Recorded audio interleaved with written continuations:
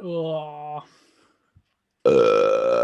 Oh, that is not throat singing. That is not throat singing. So Oh, you got It was boy. vital. It was powerful. it was I pretty believe powerful. that Ascend power. It was that pretty technically powerful. I was gotta throat admit. singing. That that was using the false vocals. Well, of guys, the get throat. what? We are already live. Welcome everybody. Welcome everybody to another episode of the Great BTR stream. I am your host, Lev Polyakov. It is a great pleasure to join you right now in this amazing stream where we are going to have a lot of fun talking about what some of the greatest. I think this is going to be the greatest episode of all time, but I am hearing my own audio while this is going. Let me close all these other windows so that I do not hear. Here we go. Here we go. Okay, so now I can finally hear myself talking. Pardon me about that. We have a great show for you guys tonight, and don't forget to subscribe to BreakTheRules.tv, the greatest, most underrated show in the entirety of YouTube. We're bringing everybody together. We've got transhumanists, we've got anarcho-primitivists, we've got people in between, we've got people who welcome technology, who fear technology, who question technology, who are going to utilize the technology to turn this into something we don't even know what we're going to be at. So with us today is David Pierce. We have Hannes Sapiens, and we've got a bunch of other new amazing people, including Painted Worlds, and as well we've got some old favorites, Weird Hiker, Torchbearer, and of course the great Giovanni Panacchietti. Bella.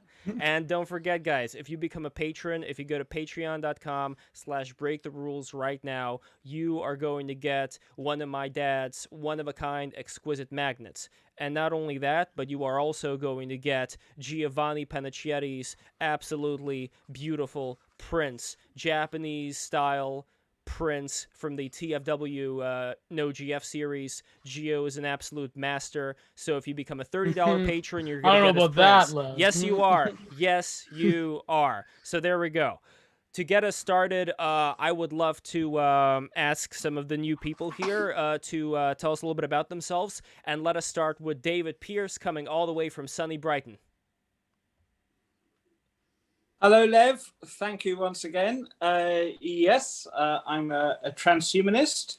Back in the 1995, I wrote an online manifesto, The Hedonistic Imperative, which calls for the use of biotechnology to phase out pain, mental and physical pain, throughout the living world, and to replace the biology of suffering with gradients of superhuman bliss. Eventually, I hope, gradients of superhuman bliss beyond the bounds of normal human experience.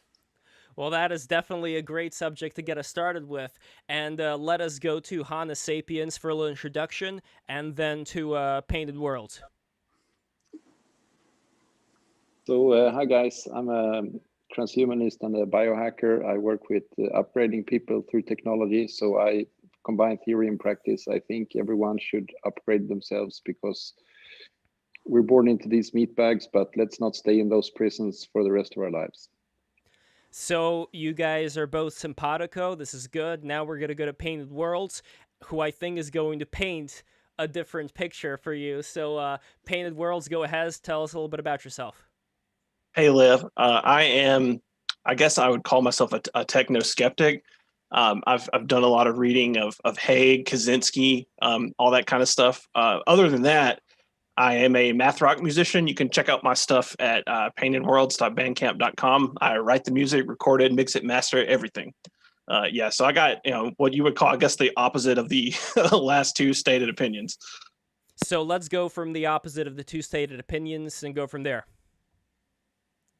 Back to you, Painted Worlds. How would you state the opposite of the two opinions? So one of the things I noticed is like the scorn for the human body, like as a bag of meat. To me, I chuckled when I heard that because, who's to say what potential that has, right? There have been mystics, adepts, spiritual seekers, masters all throughout human history who have done all kinds of stuff to expound on what the human body can do. We've got people who reach these quote unquote superhuman states of bliss simply by mastery of the breath, mastery of the passions. That kind of like, I guess you would call it like teleological God state that transhumanism wants to get to. That's strictly available in the present right now. I mean, what I think is being desired here is this artificial recreation of what nature is already seems to be bent towards. With that, right? That kind of stuff is already available to people who are willing to put into the work. You know, I think technology is inherently unpredictable. In fact, Kaczynski himself has a pretty good proof of that. I believe that's at the beginning of Anti-Tech Revolution, which is one of his books. It simply isn't Right here, predictable. right here. There you go. There you go. It simply isn't predictable, and you know, the technology that would give us the ability to do these sort of like transhumanist fantasy stuff is would probably wreak an absurd amount of havoc as well, potentially eradicate the species totally. Yeah, so how's that? Yeah, A pretty but good isn't intro? that kind of a little bit the point?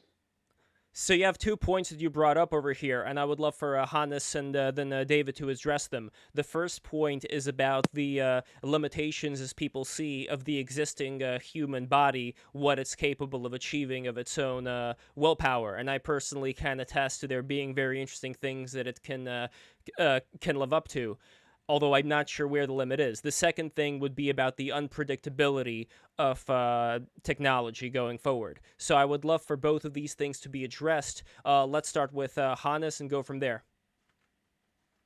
So in brief, I'd like to say that I think the human body is a nice start, but it has many design flaws and there is a lot of room for improvement. The bodies, they are fragile, they're susceptible to disease. We have cognitive and sensory limitations that prevent us from really experiencing many of the wonderful dimensions of life. And I think I want to liberate people from those limitations. So it's an inherently freedom and liberation oriented view that I propagate. Secondly, this challenge that technology for some reason or other is inherently unpredictable. I would like to, you know, mirror that straight back to nature and saying that nature is also by nature inherently unpredictable, and things are, and adding that layer that there is, in my view, no difference between technology and nature. I think they are one. It's actually a concept where we really can't draw any relevant border. A smartphone is natural, and to bring this, it's a false dichotomy to actually put nature against technology because they're part of the same. Before I go to David, it gives me an idea what you just said right now of imagining what is the most natural allusion to a problem that Painted World is describing. I think it would be, let's say if you had another man, like a really strong, muscular man that you were scotch taped to. So your arms would be scotch taped to his arms. He would move around, he would walk, he would exercise, he would do all this stuff, and you would feel like, okay, I am being aided by technology. It's a very natural technology, but I'm not actually the one who is building up the muscles and the strength to be resilient in the process. This is where my mind goes when it comes to my concern with having things introduced into us that we don't really have that much of a willpower over. So before I go to David, I would love for any response on that. Yeah, but I mean, do you have willpower over your clothes? Do you have willpower over your glasses? I think you do. You have full agency. Those are just tools. Those are just natural devices that enhance your capabilities to resist temperature changes and to enhance your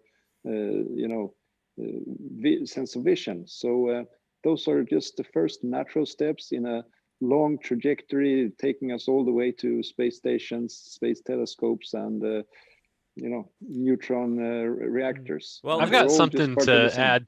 I've got something to respond with that point. It's a good point. As far as you have willpower over your clothes, over all of these, technological, devices that we have, do you truly have willpower over something like that? I mean, you can choose to wear your clothes, you can choose what kind of clothes you wear, but at this point, clothes have become so ubiquitous that am I free to go outside and not wear clothes? Because in many places you can, absolutely. In some places, but then you can not bring that onto winter, but you can move to a country with a more human-friendly climate, and you can wear as little as you wish. You can, but at the same time, you can say that about cars. It is the invention of the car helped many people, but at the same time, it completely changed society so that at a certain point, you're required to use a car if you want to have any regular standard of life. It's essentially exclusionary to something that most people find to be liberatory. I think there's a general trend you can find in any new, technological development that usually follows that, where it helps in some way, but then it restricts in a generally deeper way that severely alters society and what you can do within it. Well, I think we should bring in the philosopher here to sort out the yes. Hegelian progress of technologies. And just one quick thing about the forces. clothes. One quick thing about the clothes is that if you think about something like the Wim Hof method, a breathing technique that actually makes you much more resilient to the cold. When I think of that, I think that if you're actually trying to bundle yourself up in the winter, you're not being as resilient as you possibly could be just using your own body. So again, yes, we can wear the clothes, we can put on multiple layers, and it'll keep us warm, just like living in a warmer house or insulating ourselves completely from nature. But then what happens when we're all bundled up until we're just like a bubble boy? I don't know if you remember that movie, Boy Who Lived in the Plastic Bubble. That was a good movie. But anyway, that hey, is... Lev. Check Yes. your Twitter right now. Somebody's trying to get in. He DM'd me.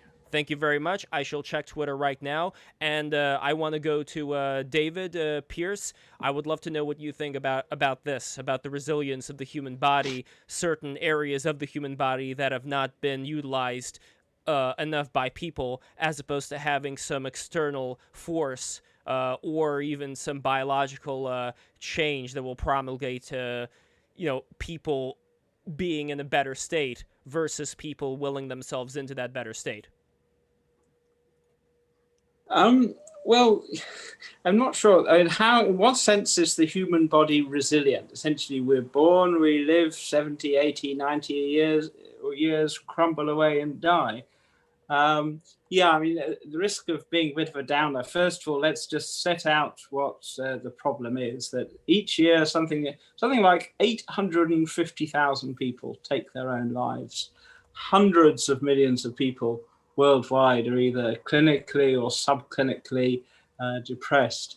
If we're serious about tackling the pain, the misery, the suffering in the world, we're going to need to tackle its biological genetic roots. And yes, it's true, a very small minority of people may be able to enjoy states of meditative bliss, but the nature of the negative feedback mechanisms of the hedonic treadmill means that most people, much of their lives, are discontented. Basically, discontent is good for our genes. It's fitness enhancing. And in the course of a lifetime, even relatively fortunate people will undergo all manner of pain and suffering. What about, in what sense are the new technologies predictable? Well, I mean, just consider something like... Wait. Can I address what you just said, David, before you get off that idea? Have you ever gone to the gym? Oh, No, it's a serious question. Well, yes, like many people, I signed up for a year and went for a day. But well, that's the point. You ever climbed a mountain? Yeah, I'm one of these people who, unfortunately, though he preaches the virtues of aerobic exercise, doesn't get much in the way of a runner's high. But yeah, I mean, I do the trinity of diet, exercise, sleep discipline, aim for good, strong social bonds. And yet, yeah, my approximate hedonic set point is a bit on the low side, not severe depression by Darwinian standards. And this is the point. One's hedonic range and hedonic set point have a very strong degree of genetic loading. There are very few people, so-called hypothymics, who do spend most, if not all, of their lives pretty happy.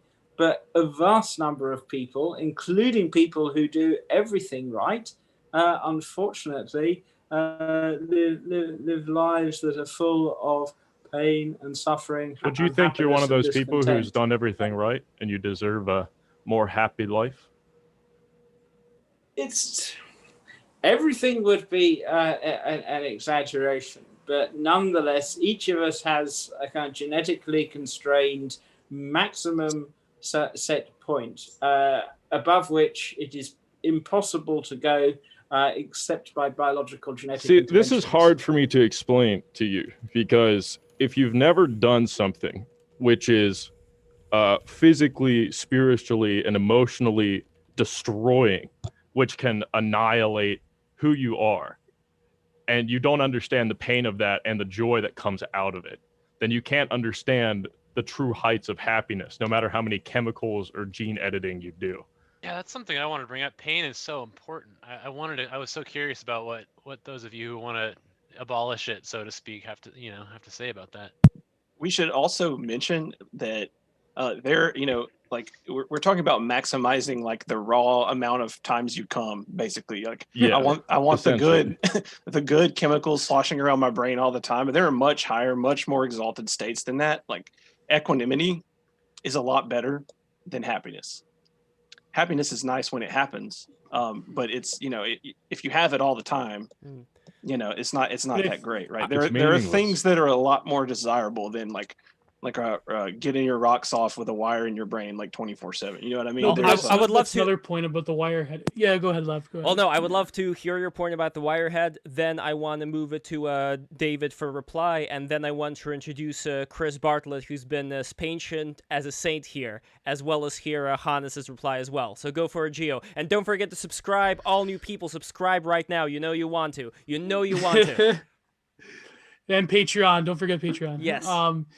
No, I was going to say that I think that's probably the main philosophic debate in terms of the basis of human worth and human subjectivity, in terms of the experiential aspect of what it means to be a human itself. Because I think that transhumanism goes along a certain line of viewing the human as not just something to be overcome, but it's what is to be overcome too. Because if by default, and again, we could talk about the various different sociological conditions that produce, or rather, the philosophic and sociological conditions that produce this sort of conclusion, to view the human subject as flawed, but not just flawed, but also the fact that we experience suffering and pain and so forth, that these are things to be overcome.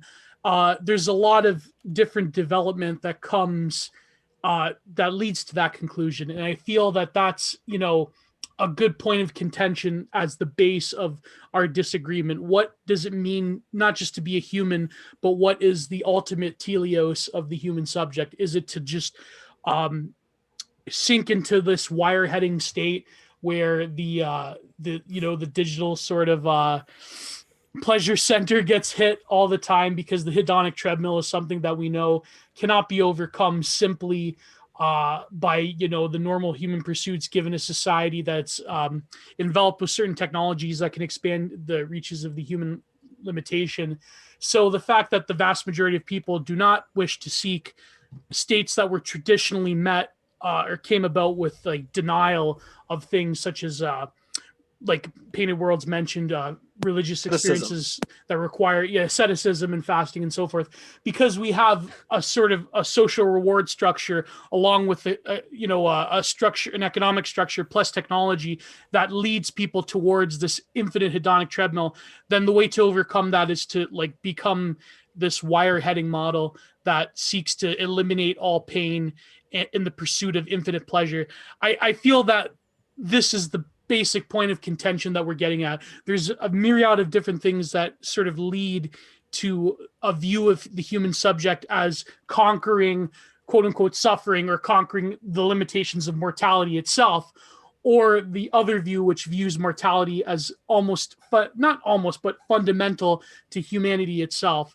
I feel that that is what we're really trying to debate here. And the whole thing about technology and infinite cummies, that's just like the side effect of what we're really debating when it comes But wait, to can I say something too? From what I heard from Hans and David, they're talking about two different things. David, you're talking about hedonic whatever, maximum, minimum, nerdoid, whatever. And you're talking about like maximizing cum, this type of thing, whereas Hannes has a much more based Faustian view of technology. I just want to not get it confused, because there's like two separate conversations to be had here. Right now we're on the not infinite nut conversation. Well, Hannes, would you agree that your point of view is different from David's? I think that the transhumanist idea space is extremely diverse and holds many diverse voices. And David, for me, is he's a master that taught me enormously important things about the transhumanist idea space. So I won't challenge his thoughts here because he thought about them long and deeply. But the point I want to make in this setting is simply that we, to me, it's not about optimizing just our happiness or hedonistic maximization. For me, it's about enabling us simply the opportunity to expand our understanding of the universe, broadening our senses, extending our lifespan, giving us the capability to visit other worlds, other planets, not just virtually, but also as persons. And this is, for me, a very noble endeavor for our species, and which is why we must accelerate the application of technology to society and to ourselves. Well, Gio said something, and I'm going to get to Chris in a minute. Gio said something about Faustian, and I see it as also like Jason Giorgiani sees it as a Promethean tendency that the humans have to constantly think into the future and change their reality based on this forethought. But again, to me, I don't want it to be a padded cell where we are the slaves, we are the prisoners to this Frankensteinian monster we've created that now guides our entire life. You've name dropped all these old myths, which are all about restricting human exploration, right? So Faust and Icarus and Frankenstein and whatnot. We've heard those stories since kindergarten. And frankly, we put them behind us long ago, because the purpose of these stories is just like the Bible stories, which is to scare people from exploring their identity, their opportunities, their capabilities to grow. So I wouldn't say that about Prometheus, though. I wouldn't say that about Prometheus. And in fact, we have Torchbearer, we must bring fire. He brought the fire of the gods to humans so that the humans could then use that fire to expand further in terms of creativity. But in a way, isn't transhumanism in itself almost like a mythos when you like actually, I don't know, put the piece? But I feel like yeah, but it's a humanist, science-driven sort of mind space. There is nothing dogmatic in transhumanism. I don't know. Well, we haven't gotten to all the guests. So Big Painted might have something to say about that later. Let's go to Chris. Chris Bartlett, you've been as patient as a saint. Thank you so much for coming in. Can you tell us a little bit about yourself first? Yeah, I mean, I hope this microphone is working. Can you hear me? Yes, I can. Yes. Perfect. Yeah, I had a slight technical thing this morning. Actually, I set this up last night in the middle of the night, and now the sun's coming up here, so my exposure was all wrong. But did you say tell you something about me? Yeah.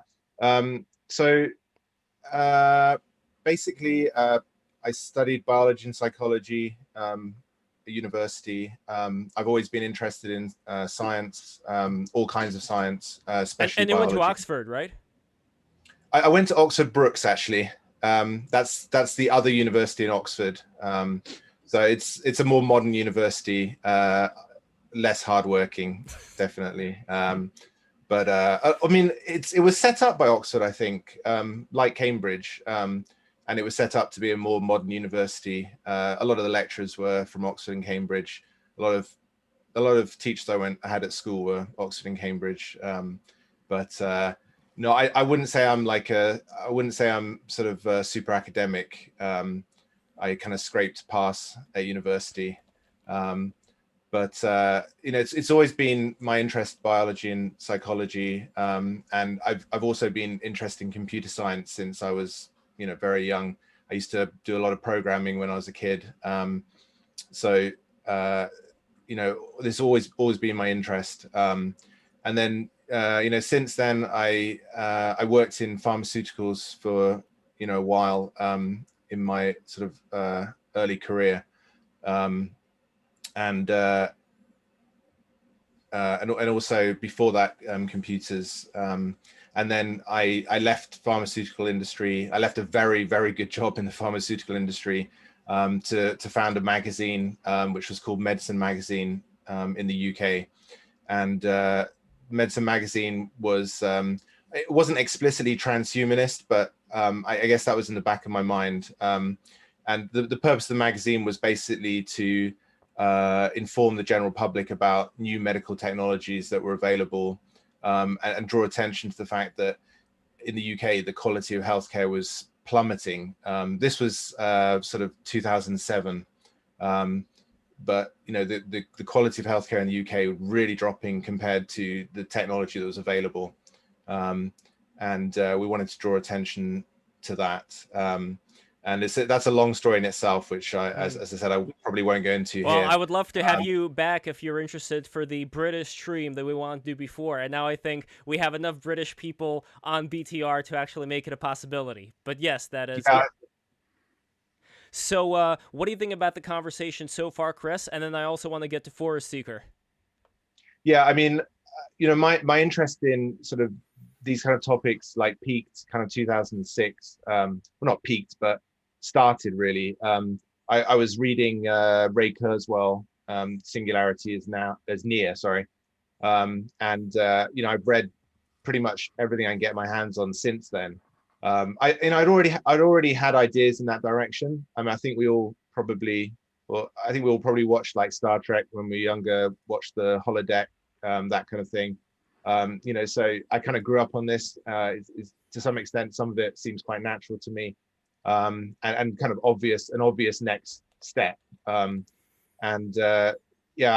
also, like 10 years ago, I started writing 2 books. One was like a popular science book about the singularity. I kind of parked that for now because other people did great jobs, in between. So I don't feel at the moment I can expand on that. But I've been working on a novel which kind of explores what life might be like for people after the singularity, and what it might, what sort of the end result of transhumanism might be for humans. It's a fairly optimistic book, but yeah. This may be jumping the topic a little bit because I do want to ask you about what we were talking about, but I am interested. How would you define singularity? I mean, basically, the singularity is when you have a super intelligence. It's when the speed of development of technology accelerates to such a point that a normal human, as we all are now, would not be able to keep track of the development. So, significant breakthroughs in technology would be happening in hours, not sort of months, years. And probably you'd also have a super intelligence at that point, or several, but most likely one, which would be far smarter than humans, and very quickly smarter than pretty much any human that's ever lived. I mean, the exact nature of that, we're not sure, but it's certainly the point in time where humans are no longer the most intelligent, most powerful people around. Although the super intelligence, hopefully will be our child, if not us. And so I don't necessarily see that the super intelligence would be, an alien entity necessarily to us. I'd see it just as a continuation of us, and hopefully it would bring us along for the ride, in whole or part. That would be my hope. Yeah. I would be very interested in talking about this, and I know we're going to talk about this even further along the stream when Dr. Roman Yampolsky comes here at 7 o'clock. Very interesting guy. And before we do get to everybody else's replies and thoughts on this singularity, what do you make of what we've been talking about regarding the supposed limits of the human body and mind as it is, or if there are things that could be achieved by the human body and mind that would actually be impeded by further technological enhancement if it stops the person themselves from willing their experience, from doing something like, again, being in the cold and doing a breathing technique and being able to withstand it, as opposed to adding more layers, or, you know, instead of taking a pill for something, being able to manifest whatever experience would be on that pill through just using their mind, through the power of their mind. Well, you know, I don't think that transhumanism, or like, you know, some kind of ascendance into humans, you know, being superhumans in that sense, I don't think you'd lose anything necessarily. You know, I think you'd always have the original structures available to you. You know, I think you could at any time revert back to you know, original human That's form. optimistic. Yeah, that's very optimistic. If we know human No, nature, remember what happened in the That's 60s? not what Elul says. In the 60s, we had all these young people who went out and did drugs and went to all these rock concerts and completely abandoned whatever semblance of life there was. And sure, you could say, well, they ended up coming back in the 80s as the yuppies, although a significant portion of them did not come back the way that they were, you know, back when they were eating all those sugary cereals with the really nice-looking art in the 50s, you know. But anyway, my point is that they were able to sort of come back after doing all that experimentation, yet it was so easy for them to be advertised to completely abandon whatever structure and life they had, you know, with their parents. So I'm not sure if people's will is that strong to be able to resist whatever it is that may be coming next.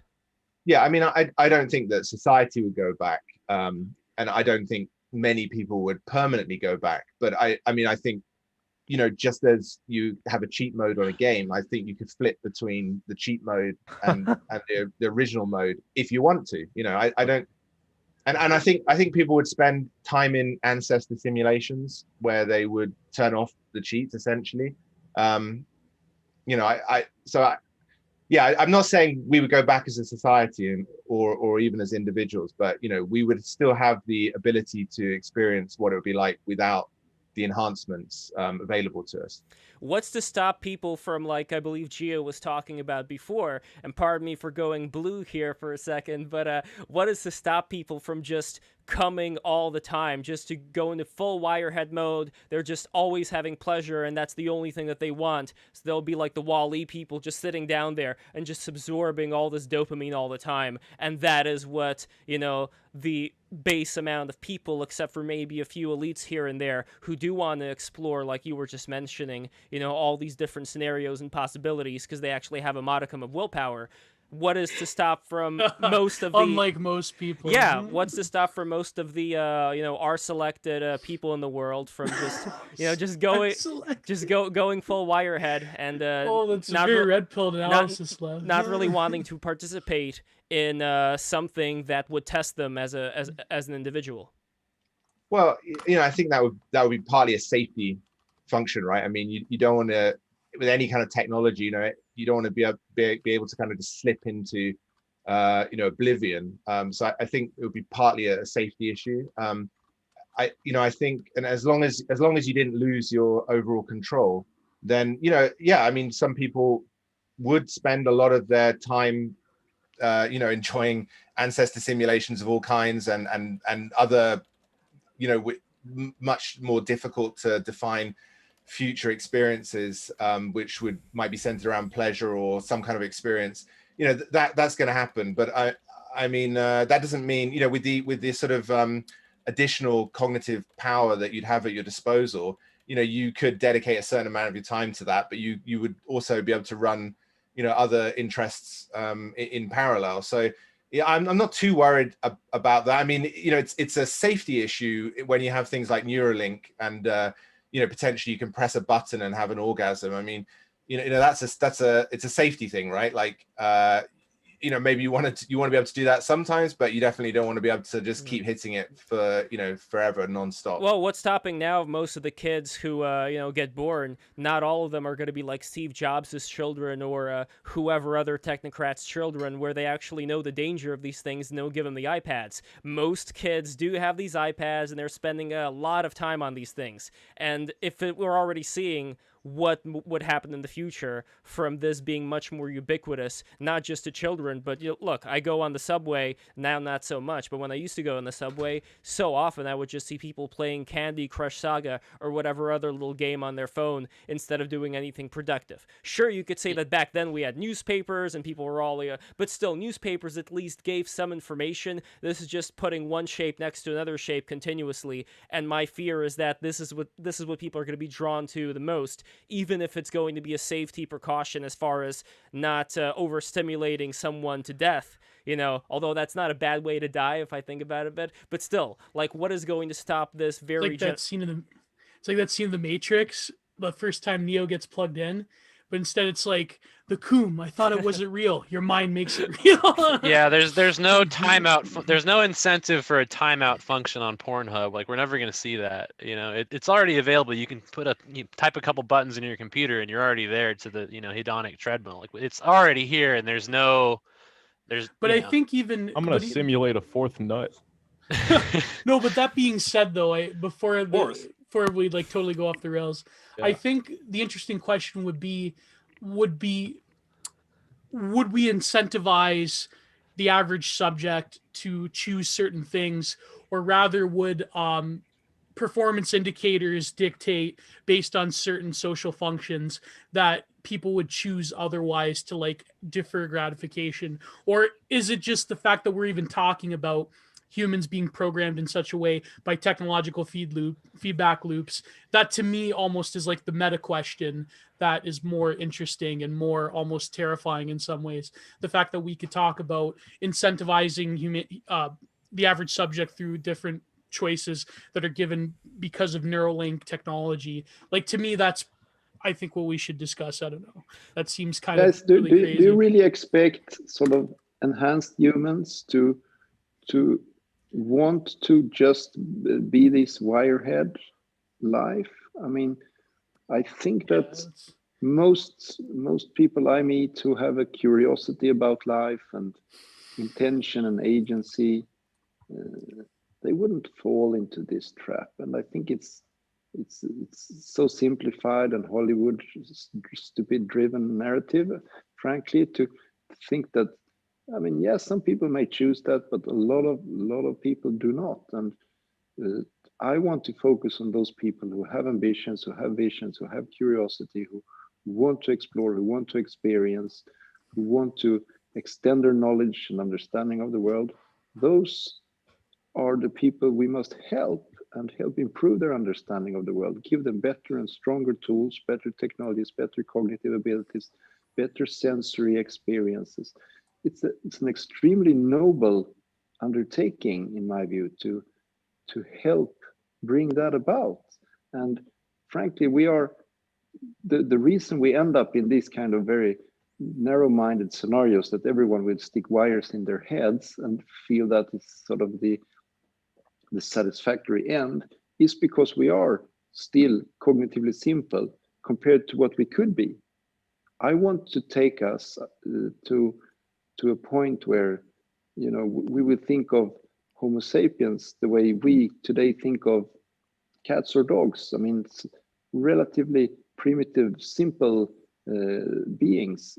And we must, imagine what beauty and what capabilities we could get and what we could experience if we improve these abilities that nature has given us and taken us this far. But I'm thinking to a large extent that nature has taken us this far, but nature has now also given us the tools to improve ourselves through cybernetics, through genetics, through civilizational institutions. And that is the most marvelous time that we're in, and we're graduating from childhood to adulthood as a species. And it's a great responsibility, but we now have the tools to control our own fate. And that's like the most amazing time to be alive. I want to say, Hannes, I don't want to cast myself as a pure anti-tech position. I actually have a lot of sympathy for your viewpoint, and a part, I wasn't going to speak for Torch, but I assume he was gonna say something similar. I am a kind of futurist. The things I'm more concerned about as far as the proliferation and ease of access to technology comes from generally just the democratization of it is a problem to me. I think that the general spiritual condition of people nowadays isn't really ready for it, and I think that the criticisms that people like Elul, Kaczynski, Haig, Ivan Illich, they put forth, basically like the form of technology that we have now combined with the way of our spiritual state and the economic systems we have now, I think they're generally right about their criticisms. But as far as what I believe in and what I prefer and where my morals lie, as far as being life affirming and wanting to progress and move further past past human limitation, all that, I'm right there with you. I just wanted to put that out there, so I'm not mischaracterizing myself. I mean, I do lean in this show. I do lean pretty heavily towards the the Anprim side. But just want to put that out there. I appreciate what you're saying. We need a It's big never I would like to secular say- Italian I futurism. Sorry. I would like to comment on that as Oh well. wait, who said Lev? I just want to make sure that if anybody has any. Yes. Could I? Oh, I right. had some comments sorry. as well. Oh, David, I would love to hear from you. And also, okay, well, let's start from Torchbearer, then David. And even before that, there are a couple of comments I want to read. So the first comment is from Info Warlock, the great Info Warlock. He says, Jiddu Krishnamurti said in the 1960s that technology would lead to one of two paths. Escapism or self-knowledge. We are already advanced, and it has only led to degradation.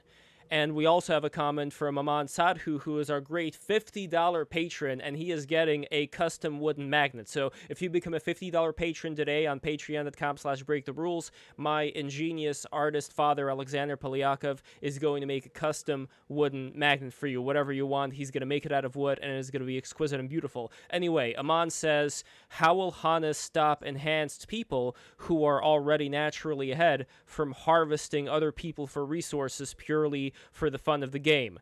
This is a natural way of certain men, those who seek to harvest other men. Tech combined with law creates zero predator scenario for these harvesters. The natural predators of such things are disarmed. So that is a very interesting comment. Let's see. Torchbearer, would you like to comment? And then David. Yes, I would. I am kind of agreeing with what Hiker said just a second ago. Hannes, I made a point on this earlier that what you're talking about is different than what other people have said so far. But I think the main issue that I have is this technology that if it was brought about creating these superhumans, if this was headed by bodybuilding power men, pirates and people who bring fire to cities and predatory hawk-eyed people, it would be an entirely different story than if you gave Kamala Harris or Bidong the keys to the gates, the transhumanist utopia. I think even if you gave you or David access to the same technology, the outcome would be entirely different. And it's hard to justify the one through the other. And so it's almost better to say none at all than to have perhaps, yes, this wide expansion of human experience and power and vitality. And I think that can be achieved through what you're saying, even though it can already be achieved naturally. But it also comes with not only it's not a threat, it's an inevitability of utter degradation and the lowest of lows that have ever been witnessed by not even humankind at that point, but by the universe itself, by God, just become a pure abomination. So Hannes is not here right now. I think he had to go because it is incredibly late in Japan, and that is where he is right now. But well, my point stays for the rest of you. It's the same thing. So David, I would love to get your take on this. Okay, a lot of points. First, transhumanism is about, and this sounds a bit cliched, choice and opportunity, not coercive bliss or coercive amplification or coercive life extension. I mean, the question is when anything like suffering or aging or feeble-mindedness becomes optional, has one the right to force others to suffer and grow old? And I would just basically say no, that would need to be argued. Other points that have been made. One, does the future lie in wireheading? I mean, that's the kind of intracranial self-stimulation. There are good reasons to think no, because one has to consider the nature of selection pressure. Essentially, wireheads or their equivalent with drugs don't want to raise baby wireheads.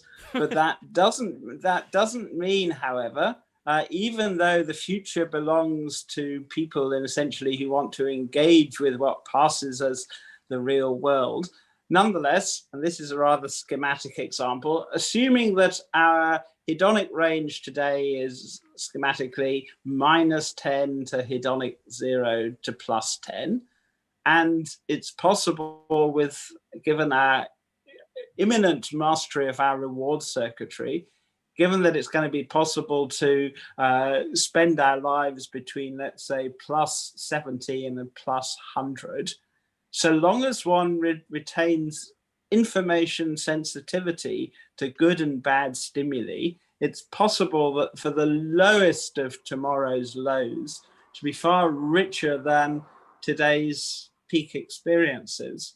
And one of the many beauties of hedonic recalibration, of life based on gradients of bliss, is that it doesn't involve sacrificing what you regard as valuable, your core preferences, on the altar of someone else's conception of a good society. I mean, just imagine if you could wake up tomorrow morning just feeling in a fabulously good mood. It wouldn't, use a rather trivial example, mean that you didn't support your favorite football team or whatnot. It would simply mean that you could flourish to an extent that simply isn't possible today. Hannes indicated or hinted at the fact that transhumanism is a tremendously diverse movement, and it's possible some of your listeners, I think, wanting some kind of crisp synopsis of transhumanism. I sometimes speak of the three supers. That's super intelligence, super longevity, and super happiness for all sentient beings. And as I would see it, we ought to be aiming for a triple S civilization. And I can't think of anything more worthwhile. I mean, these three supers need unpacking. What does one mean by super intelligence? I mean, full spectrum super intelligence, I don't think it's going to be classical digital computers, which are simply zombies. It's essentially full spectrum super intelligence is going to be AI augmented, genetically written biological descendants. I mean, think of anything that our machines can do and more. They can be incorporated on a neurochip. So yeah, one shouldn't imagine some alien god that is going to convert us into paper clips or recycle us or anything like that. Essentially, we are going to become demigods. And one aspect of full spectrum superintelligence is a superhuman capacity for social cognition, perspective taking, cooperative problem solving. So one must get away from this rather simple-minded notion that one sometimes hears that superintelligence is going to just have a kind of off-the-scale IQ, some super Asperger. On the contrary, far, far richer. It's going to be possible to explore radically altered state spaces of consciousness that are simply physiologically inaccessible today. For those who want to explore spirituality by isolating the molecular signature of spiritual experience and the divine, and then purifying and amplifying it, it'll be possible to undergo super spiritual ecstasies every day of your life. Well, that assumes it has a molecular signature, and I'm not quite. I have I was going to can ask. I say something? I was about to hello, by the way. Oh, hey, I was Remus. about to say Remus. something. Hey, Remus, yes. how are you? I just wanted to okay. All of this sounds a lot to me like Secularized like, Christianity? well, no, they sound like Aesir, or they sound like, you know, the Olympian gods, or like what, like they're like these super beings, right? That can fucking experience whatever they want, whenever they want. They're the best. They never die. They can, you know, do anything basically, right? Those guys are mostly assholes. Like they're not necessarily going to be morally good creatures. And Yeah, but they would be the beyond idea, good and evil. I guess the argument would be in each. well, that sense, doesn't right? that's not very that doesn't feel very good for everyone else, is what I was about to say. Like this isn't gonna, I don't think this is going to be rolled out in a perfectly equal way. So it sounds like this is going to create, as Aman Sadhu was trying to say, a power imbalance that is so impossible to understand. Like all of a sudden, I feel like there's breaking up my gods. copy of Fang Numina right now. Yeah, like that sounds awful. That sounds awful. That sounds like a horrible way to live, is to know that there's these things out there that we are existing by their mercy. No, thank you. I'm good. Well, So earlier they were about- talking about a safety feature, and the question popped into my head, like who's going to decide what these safety features are? And it's implied at this point that it's going to be some super intelligent technocratic neoliberal elite type of thing. It'll be Klaus Schwab that will do the deciding. Right. It's going to be the marketing department of J.P. Morgan with super brains that decide Davos will decide how much you're allowed to hit the button. But okay, so a couple of important things that I think we need to get on the table here and frame the discussion better is that I think there is a mythology, like a bare bones mythology to transhumanism, and is that if there's a problem, you can technology it, and then it will go away, and then it will get infinitely better. So, you know, what we were looking at here is sort of a clash of values, as Gio mentioned earlier. We've got, you know, there's a set of values on one side and a set of values on another side. And it's fine to like dream about utopian futures, whether it's your 2,000 years in the future of biological evolution, Anprim utopia, or it's your reverse ending of the third Matrix movie, transhumanist utopia. The conversation I think we should have isn't really about those values. It's about the actual feasibility of these things, because you know we've still got to get there. These things have to unfold in some kind of linear way, and I would also like to bring into the conversation, in order to sort of ground it in the physical, that when you say technology, what you're actually saying is fossil fuels, which are strictly limited. Already in a very serious EROEI situation. We're already getting, you know, after effects of the lowered energy production per capita from things like White's Law. I mean, we've already entered, and you can see this, you know, first playing out in the social, but it's soon going to play out even more noticeably in the physical. We're getting into a John Michael Grurian catabolic collapse situation, not like a Hollywood collapse. You know, it's not like the end of the world movies. It's slow, takes a long time. You can read The Collapse of Complex Societies if you want like a really dry analysis of it. But we should talk about how feasible these things are, if they'll ever happen, what it would take for them to happen, if that's even possible. And Painted Worlds, just really quickly, define catabolic collapse, isn't it where you eat up all the resources in the present to maintain a level of technology, or how does that? So the complexity of any given society, let's just say society, right? It could be, you know, we could take like a plant or even an organization, like so we'll just say like a civilization, right? Let's take a city. Okay, let's say there's a planet, and this planet has X amount of resources, and there's a city on it. As that city gets more technologically complex, and we've seen this pattern unfold over and over again, almost infallibly throughout history. As that society gets more technologically complex, the resource cost to maintain that complexity increases. Now, at the same time, the technology is accelerating, right? Because new things are being developed. That acceleration is also increasing complexity.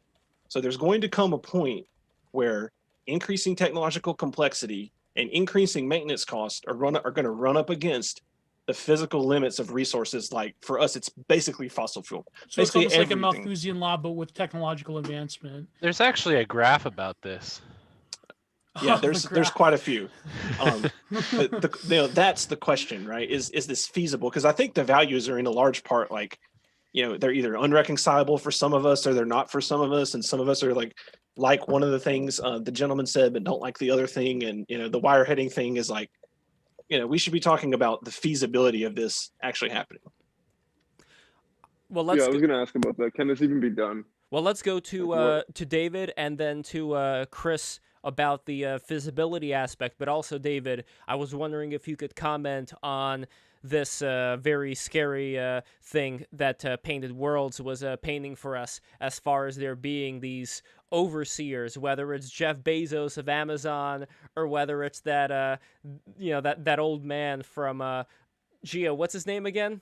Klaus Schwab. Klaus Schwab. Yes, Klaus The Schwab Great Reset. of the Great Reset. Like, I don't want this responsibility to be in the hands of these people, but whose hands will this be in? That would be the first point, and the second would be about whether these things are even feasible in the first place. So I would love to hear your reply, David, and yours as well, Chris.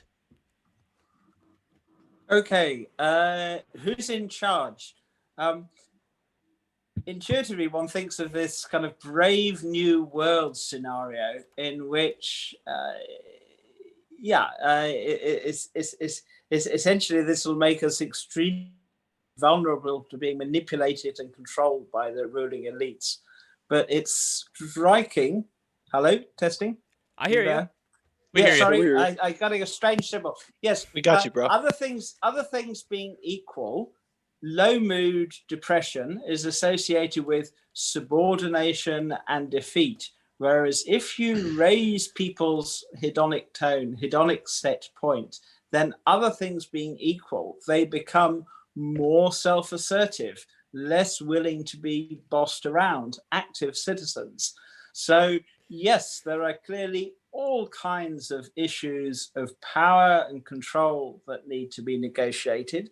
One of the few institutions of Darwinian life and society that I would very much hope we're going to preserve is democracy, democratic accountability. But per se, simply ratcheting up people's hedonic range, enhancing our reward circuitry, isn't going to make us more vulnerable to manipulation and control. Second point, is this feasible? It's a question of timescales. For example, at the moment, every kid born today is a unique, untested genetic experiment. But for the first time now, that essentially it's going to be possible for all prospective parents worldwide to have access to pre-implantation genetic screening and counseling. And already technically, if we're prepared to take this kind of decision, prospective parents can choose everything from the approximate hedonic set point to pain threshold to, in the future, though this will take CRISPR genome editing, such traits as particular kind of intelligence, cognitive style of their future children. So is it feasible? One needs to specify what precisely one is talking about. We can't yet, for example, halt the aging process, which is why, although all transhumanists support radical life extension, we would also support, most of us at any rate, something like opt-out cryonics, maybe even opt-in cryoeuthanasia. But sticking to my own focus of getting rid of the horrors of pain and involuntary suffering, all prospective parents now could be given at minimal cost and expense, indeed it would be cost effective, the opportunity to use pre-implantation genetic screening and counseling and choose benign allelic variations for their future children. Choosing, for example, and this is only illustrative, SCN9A gene, the so-called volume knob for pain. Nonsense mutations abolish the capacity to feel pain, nociception altogether. We're not ready for that quite yet. because, people need to be able to respond adaptively to noxious stimuli. But there are dozens of different variants of SCN9A, and some of them associated with very high pain thresholds, others particularly low pain thresholds. Essentially, we're going to be able to choose the dial settings for our future children, for pain, for default levels of well-being or ill-being. In future, though this is probably a decade or two away yet, we're going to be able to start intervening for existing people. I mean, it's already done in animal models, choosing approximate hedonic range and hedonic set points. So, unlike some transhumanists, I'm more pessimistic about timescales when it comes to such things as full spectrum superintelligence. I think it's going to be a long, hard slog. I'm also, though it might not sound like it, temperamentally very pessimistic, and I expect all manner of horrors this century, the kind of the death spasms of Darwinian life. But yes, looking ahead next century and beyond, if there is any pain and suffering in this world, it'll be because we have chosen deliberately to conserve it, which I find pretty horrific. And I'll just one more point. Forgive me, just and then I'll see the really important too. I mean, one of the other definitions of transhumanism is technical solutions to ethical problems. And right now, for example, humans treat non-humans abysmally. In our factory farms and slaughterhouses, we treat, pig, for example, as a sentient and sapient as a small toddler, and we treat pigs in ways that would get the perpetrator locked up for life if the victim were human. Now, although personally, I would strenuously urge everyone to go vegan and adopt a cruelty-free lifestyle. This one, by the way, this animal over here that I'm eating, it was from a farm where it was well taken care of. I know the people who are, in charge of that. So, based. Yeah, unfortunately, yes. A lot of people, given the nature of Homo sapiens, moral apathy is widespread. But by introducing meat substitutes and shortly cultured meat of a taste and texture indistinguishable from that of an abused non-human animal, it should be possible to make the transition to global veganism or in vitro terranism and get the death factories shut and outlawed. And what about all those xenoestrogenic soy products, of course? Well, what about all those little critters that get destroyed when the grasses are plowed, when the grains are harvested? All those little bunnies and all these little chipmunks or whatever. Or the land that used to be forest, the land that used to be wild, untamed earth, the natural beauty of creation. Like, on some level, you are violating a precept of what was formerly a virgin earth and leveraging it to serve the needs of man. And you're going to be doing that no matter how you structure your society.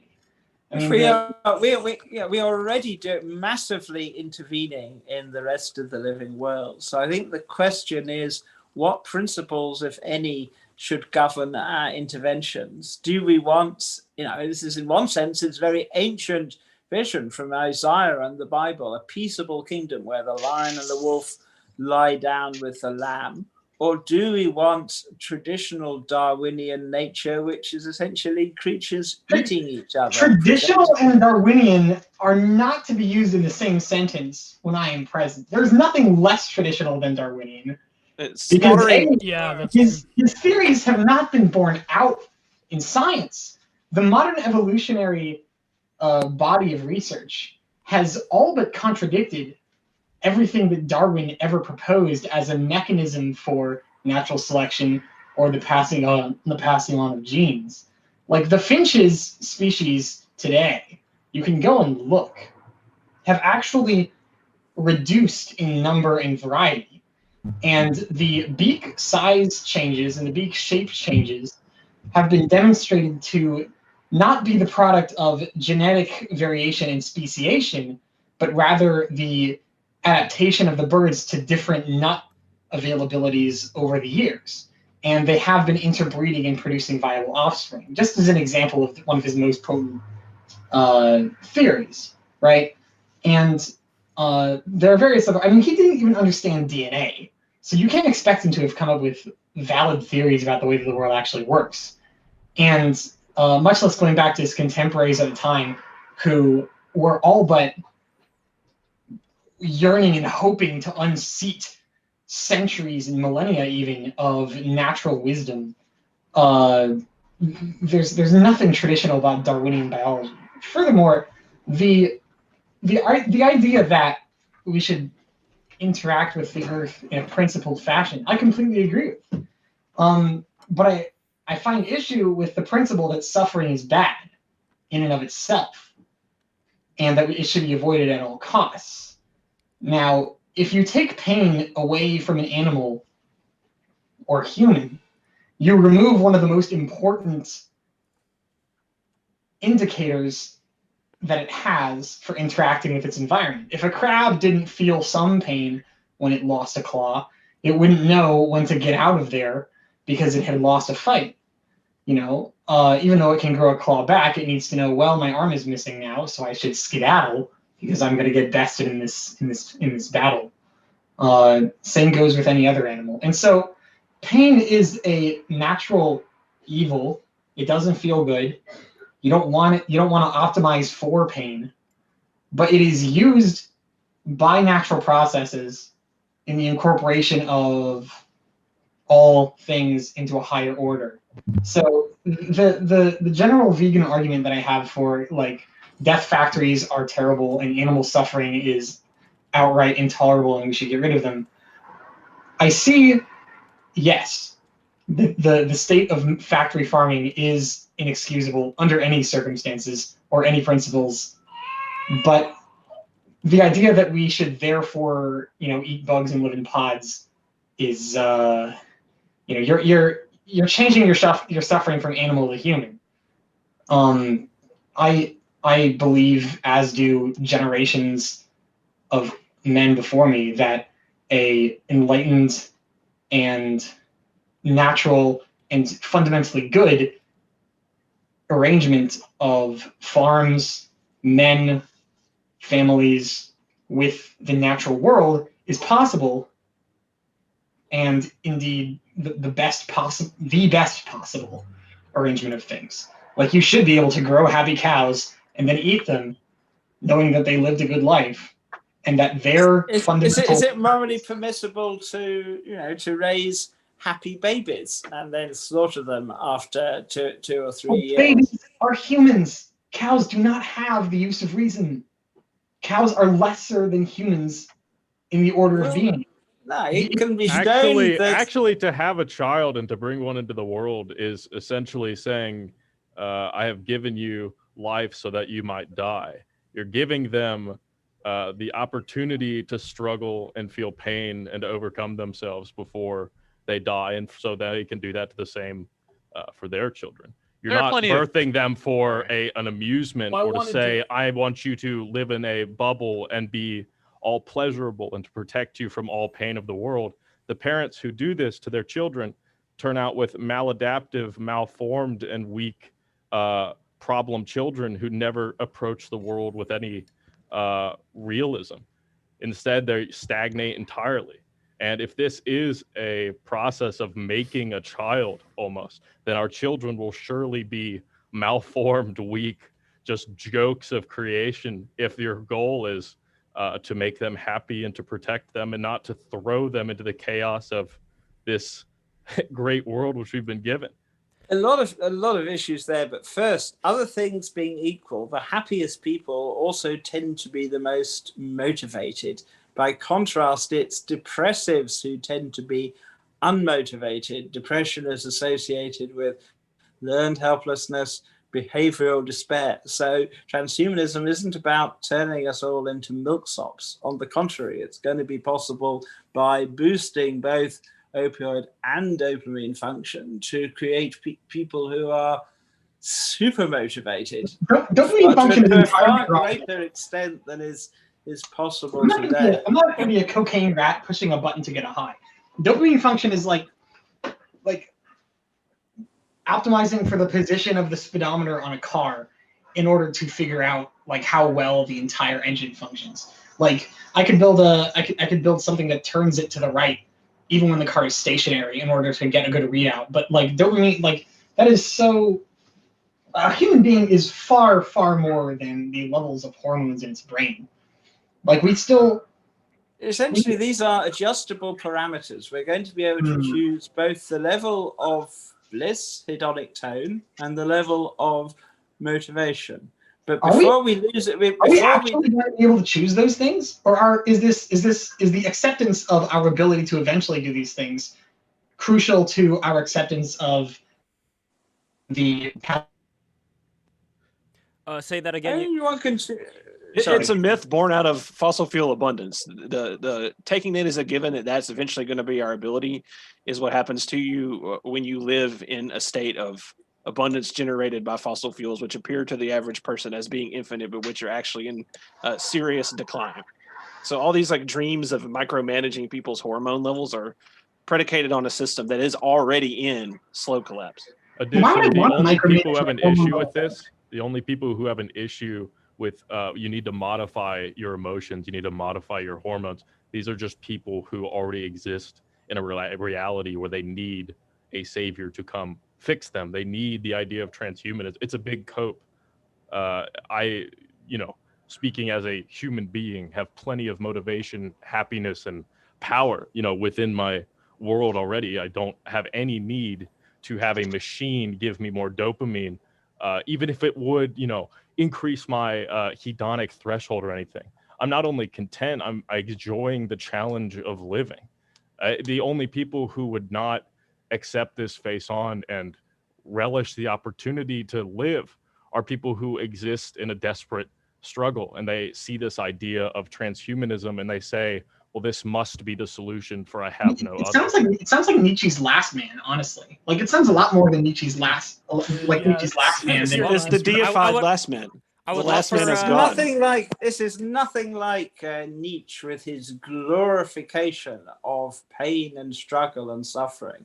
What about the Last Man example that Nietzsche brings up? Would you say that it's similar to the idea that you have for a transhuman future for the majority of people?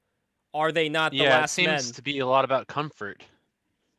I mean, the Last Man thing, it's mostly, I mean, as far as I remember, it's all about comfort, right? It's people, that's everyone's main priority is to be comfortable. Comfort and ultimate mediocrity and equity between everybody. Well, hold on. In all fairness, it's about small comforts, though. I don't think it's what David's talking about. He's talking about experiencing I might quote Nietzsche from Beyond Good and Evil.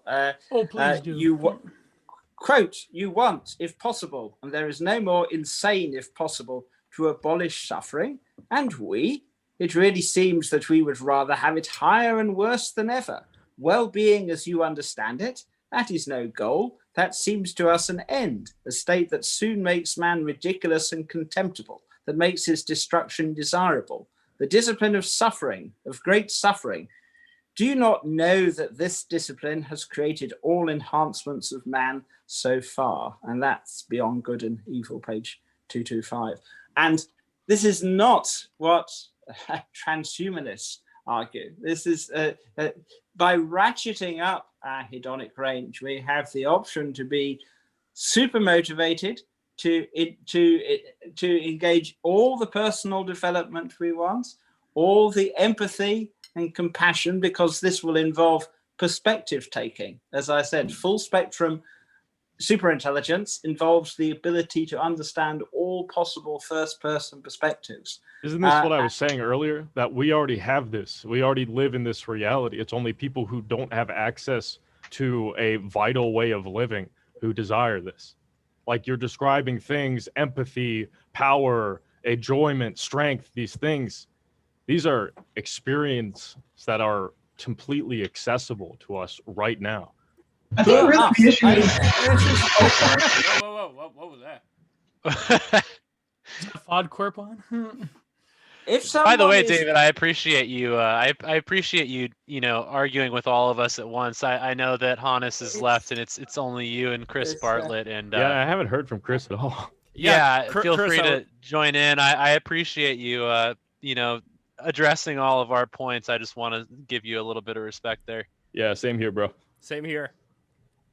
Yeah. Well, Chris, we haven't heard from you for a while. I'd be curious about what you think. Yeah, yeah, I've got a list here. Let's go. Yeah, I mean, I on the idea of like tweaking dopamine levels, this kind of thing. You know, I mean, yeah, sure, some of us, you know, are doing okay on these neurotransmitters and motivation levels and things like that. You know, a lot of people are not, and even people that are now may not be in the future. So, you know, just because some of us are doing okay doesn't mean everyone is. That said, I think it's a bit of a distraction from the core here, because I think, you know, all I'm talking about in the first place in relation to that would be, you know, fixing things that are actually broken, probably because people aren't getting enough exercise, don't have enough diet, don't have a good diet, have, you know, unfortunate genetics, perhaps, you know, that kind of thing. But, you know, that's not sort of a particular focus of mine. I wanted to address, you know, some other points that people have raised. I mean, the key point that's come up again and again is, you know, who controls the process of technology development and transhumanism. And, you know, I'm also extremely worried about, you know, who would be controlling these powers, and you know, what's the economic forum, the Great Reset, you know, looks like a power grab to me, using some of the cover of future technology and transhumanism. But you know, I mean, ideally, I mean, there's what we'd like to happen, and there's what might actually happen. But you know, ideally, we were talking about, you know, safeties, and who would decide, you know, what safety controls there would be on this kind of technology. You know, the ideal model that I would look at would be, you know, sort of the open source way that Linux is managed, right? So, you know, you have a large pool of people developing the software, and you have a much larger group of people using the software, and they choose which modules they, you know, want to install. And they work together in a transparent way to, you know, to develop those advances in the software. So, you know, ideally, if you had these sort of superhumans going forward, their parents would pick, you know, a starting set of, you know, this sort of control mechanisms, which, you know, might have a genetic underlying basis, but would, you know, a lot of it would be in software by that point. But individuals could then, you know, swap in and swap out or rewrite modules that they want to do. You know, I think at the moment, you know, there are a lot of people that do not go for, you know, a life of cocaine use or gambling or some other hedonic pursuit. And, you know, I think if we, I think what the idea would be that transhuman technologies would allow more people to be like that, you know, because you could address a lot of the underlying problems of those, like the neurotransmitter deficiencies, like the genetic problems that some people have. So you could bring a lot more people up to that level. Well, Chris, yeah, sorry to interrupt, but I don't have the statistics on this either, but I am curious, when it does come to most people. There was a video Frank Hassel did where he visited his friend in Florida, and he saw his no, I must because it's pertinent to the point. Louis. He saw his father, who was sitting there in this Floridian home, in this shack. His father was this beard like a wizard, old man who was completely naked, and he was extremely obese, and he was just sitting there completely naked with a cane. We don't know what it's gonna look like until we enter the home of this person. And my anticipation, and let's say I was at I was at an Airbnb back when I was going to the Newgrounds office party event for a Pico Day back in 2016.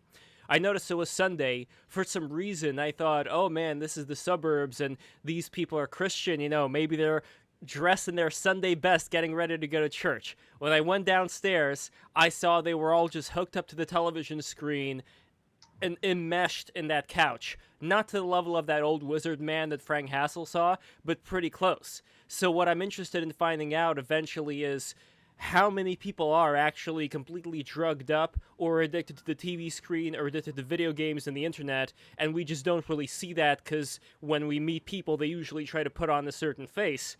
But is the problem even worse than we imagine it and we just aren't aware? And will it progressively get worse when people are allowed to modify these various systems internally, as was talked about by David?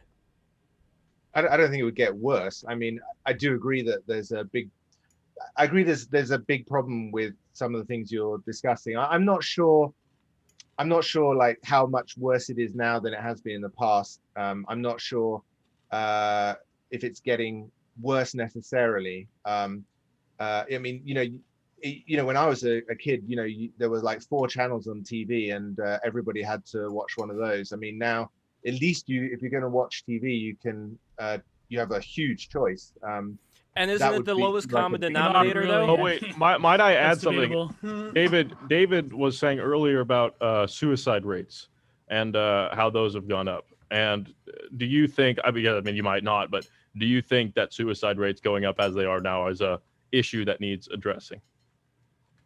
Like it's a problem. Would you say so?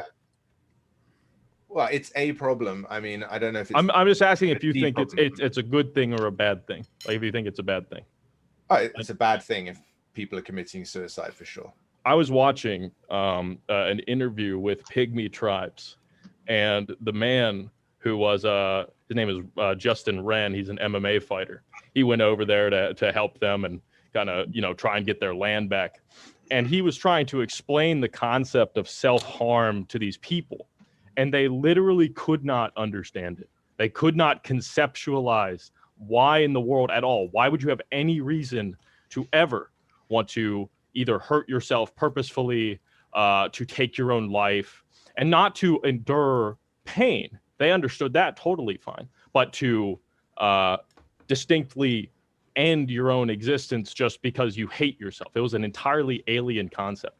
Now, I bring up pygmies for a good example just because they're relatively close to how humans used to live long ago. It's the problems that you guys bring up. It's let me use technology to solve the problems brought about by technology. It just seems it's recursive. It's just going to continue. I was gonna say this sounds like video gamifying life. Like it becomes like an MMO where your parents are picking your class. Like it's like really like this is just really strange. Yeah, you're like fucking min-maxing your hormones in your brain. Like this sounds like such a hellish existence. Like this. Like it sounds like you're describing like Sword Art Online or like something like that without even realizing that you're doing. Yeah, like it's serious. And who are we to trust the judgment of equally human men and women to decide what is the correct traits, what is the incorrect traits? Yeah, what is a wizard child? G.K. Chesterton brings this up in his book on eugenics and other evils. He says one of the chief problems with any kind of eugenic philosophy is that the people who are often most for eugenics believe themselves to be the ones who will make decisions about what kinds of people get to go and what kinds of people get to stay. And oftentimes people who are in positions to make such decisions, end up being in favor of eugenics. And so it sort of seems to be absolute power tends to corrupt. The other thing I kind of found interesting was that going back to the discussion of The Last Man, Nietzsche's philosophy is kind of born out of this conflict dialectic struggle competition thing that we also see in modern evolutionary Darwinism, and bringing in Nick Land here as well. His idea that this universe is hell and everything is always fighting to kill and maim, assert dominance over everything else, is very Nietzschean. And the idea of the human being as something that has been baked in hell, as though through years and years of an endless process of attack and counterattack and subjugation. And fundamental to that philosophy, which purports to describe the entire universe, is that even things like economics and warfare and social interactions between humans are also subject to this law that the war of all against all is not held at bay by civilization, but it is merely sublimated into other means by civilization. And so I think probably one of the main shortcomings of a transhumanist philosophy of a post-scarcity society, the Star Trek mindset, is that it doesn't usually take place in our universe. It takes place in a universe where a lot of very nice things aren't attacked from the outside by forces that they neither expect nor control. And the idea that human society could ever advance to the point where we're controlling hormone levels, or we're all minimizing suffering and living hedonic lifestyles and achieving greater and greater things because we've bootstrapped our brains with cybernetic enhancements is nice, and it's almost possible, except that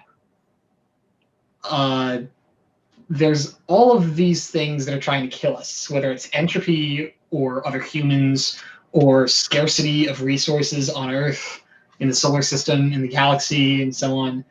Time, other humans competing against us to do similar things and greater things, and constraining our resources in the direction of having to protect ourselves and fight the other humans or engage in silly political battles. And we're all still on Twitter, right? Twitter is one of the worst websites on the internet. They hate their user base. They censor their user base, and we're still here. Imagine if Twitter was not that way. What could be accomplished? Oh, but they're not going to be. They're not that way, and they're never going to be that way. But we're making do, right? Even though they hate us and they're trying to destroy us. Let's talk about a user interface problem that that hasn't really been brought up so far, and that is the phenomenological experience of the man who receives this implementation of technology. You will see, a greater quality of life, but one of the more existential problems with it, in my estimation, is that with a bit of introspection, you can look back on your own participation in this system, but it doesn't give you any sort of meaningful way to attribute your successes to yourself. It seems that it should be, it would cause more of an identity crisis than any of the purported solutions that it would appear to offer. Can I address sure, but just real quick, I want to say that speaking of identity crisis, it's a good thing you said that, because we have Alyssa Berenzak, I don't know if I'm pronouncing that correctly, and you are here, and you wrote an article recently talking about digital identity, these various digital celebrity avatars that are going to be normalized in the future. So first, Chris, make the address, and then I'm going to go to you for a little what you're all about type of intro. So go for it, Chris. I just wanted to address what Torch said about hunter-gatherer societies, basically. I mean, I'm very sympathetic to that. I think humans evolved as hunter-gatherers. That's naturally what we want to do. I think generally that's still what we want to do. I think the genetic change since the advent of agriculture is pretty minor, and they're pretty rough selections. Maybe some in some cases some boosts for Wait, before you continue, I'm sorry. Before you continue, I'm not saying that the only way forward is to return to a hunter-gatherer society, just to make that clear. No, I'm not saying you necessarily are. The only point that I was making is the recursive tendency for technology to solve its own problems and ad infinitum. It never ends. Sorry, but please continue. I mean, I think, there's going to be some kind of end to this because, once humans are taken out of the loop where they have to grind to keep this technology running, there'll be an opportunity to, not return to hunter-gatherer lifestyles, but to, find lifestyles that are more in tune with our natural desires that come from a hunter-gatherer society. And also just to address, what Love Cryption said, following on from that, it's not that we would be selecting. It's not that people will be selecting for other people. Parents already select education for their children, right? You already select what you tell them initially. So that's all I'm saying is that parents, when you're talking about designer babies, they might select which genes that, genes that have been identified as definitely causing problems might be removed, and some that have been shown to be beneficial might be added. I don't think there'd be huge change to it, but it wouldn't be that different from selecting the education your children get, but the children would still have the freedom later. And, in terms of eugenics, that's not true. If you're raised up, let's say my parents genetically engineered me to have less aggression, to fit in more with, say, the school system I went to, let's say to have more productivity when it came to repetitive tasks, which they slotted out a job for me. When my education time, when my rearing time was over, that's already been my predestination, and there wouldn't be any will for me to want to change it because it's already been set out. There wouldn't be an alternative proposed. It would be what I am. I agree. I think you'd want to avoid that, of course. Willpower as a human being, like we can make our own choices. We have reason, right? I think probably if it was that easy to determine somebody's life path, a lot of parents would have a much easier time of things, right? Yeah, I mean, I'm not worried that the children would break from the life path, and I don't think you would want to make changes which were designed to guide children's lives in that degree. I mean, I would personally only be looking at making sure that problematic genes were not there. I think you need today they would say that like antisocial tendencies which put people in prison, or violent tendencies, or these type of things would be morally ruled as objectively bad. You could select for those genes, and you could say because the dominant ethic of the society says you have to work like this, you have to operate like this, or think of the Chinese government. Like the Chinese government would prefer its citizens to have a certain view of the government, and they would want it to be genetically modified. That was like that one. Those are problematic genes by definition. They go against our. I agree. You have to be extremely careful about it, and I mean, and I certainly don't want to see top-down government approach. I think it would have to be very, very minimal. And to be honest, I'm not. Although I support designer babies in so far as like eliminating obvious medical problems. I don't think that it's going to become a huge issue, because I don't think that designer babies, I don't think the technology is going to be there in time. I don't think it's going to be here before the singularity. So I don't think it's going to be a massive issue. It's an interesting one, but I don't think it's going to be a massive issue before the singularity comes. But my question, just listening to, and I guess this is more of a question for David, and after that we're going to Alyssa. When it comes to reproduction itself, I think that the problem is that, to me, what you're laying out sounds very similar to, I would say, almost like flirting with an antinatalism, because the argument goes that to get rid of human suffering is to basically, you know, some kind of like Thomas Ligotti oblivion where we all just walk off the, we choose to stop having kids through, well, we're not going to choose, let's face it, some totalitarian nightmare will come along.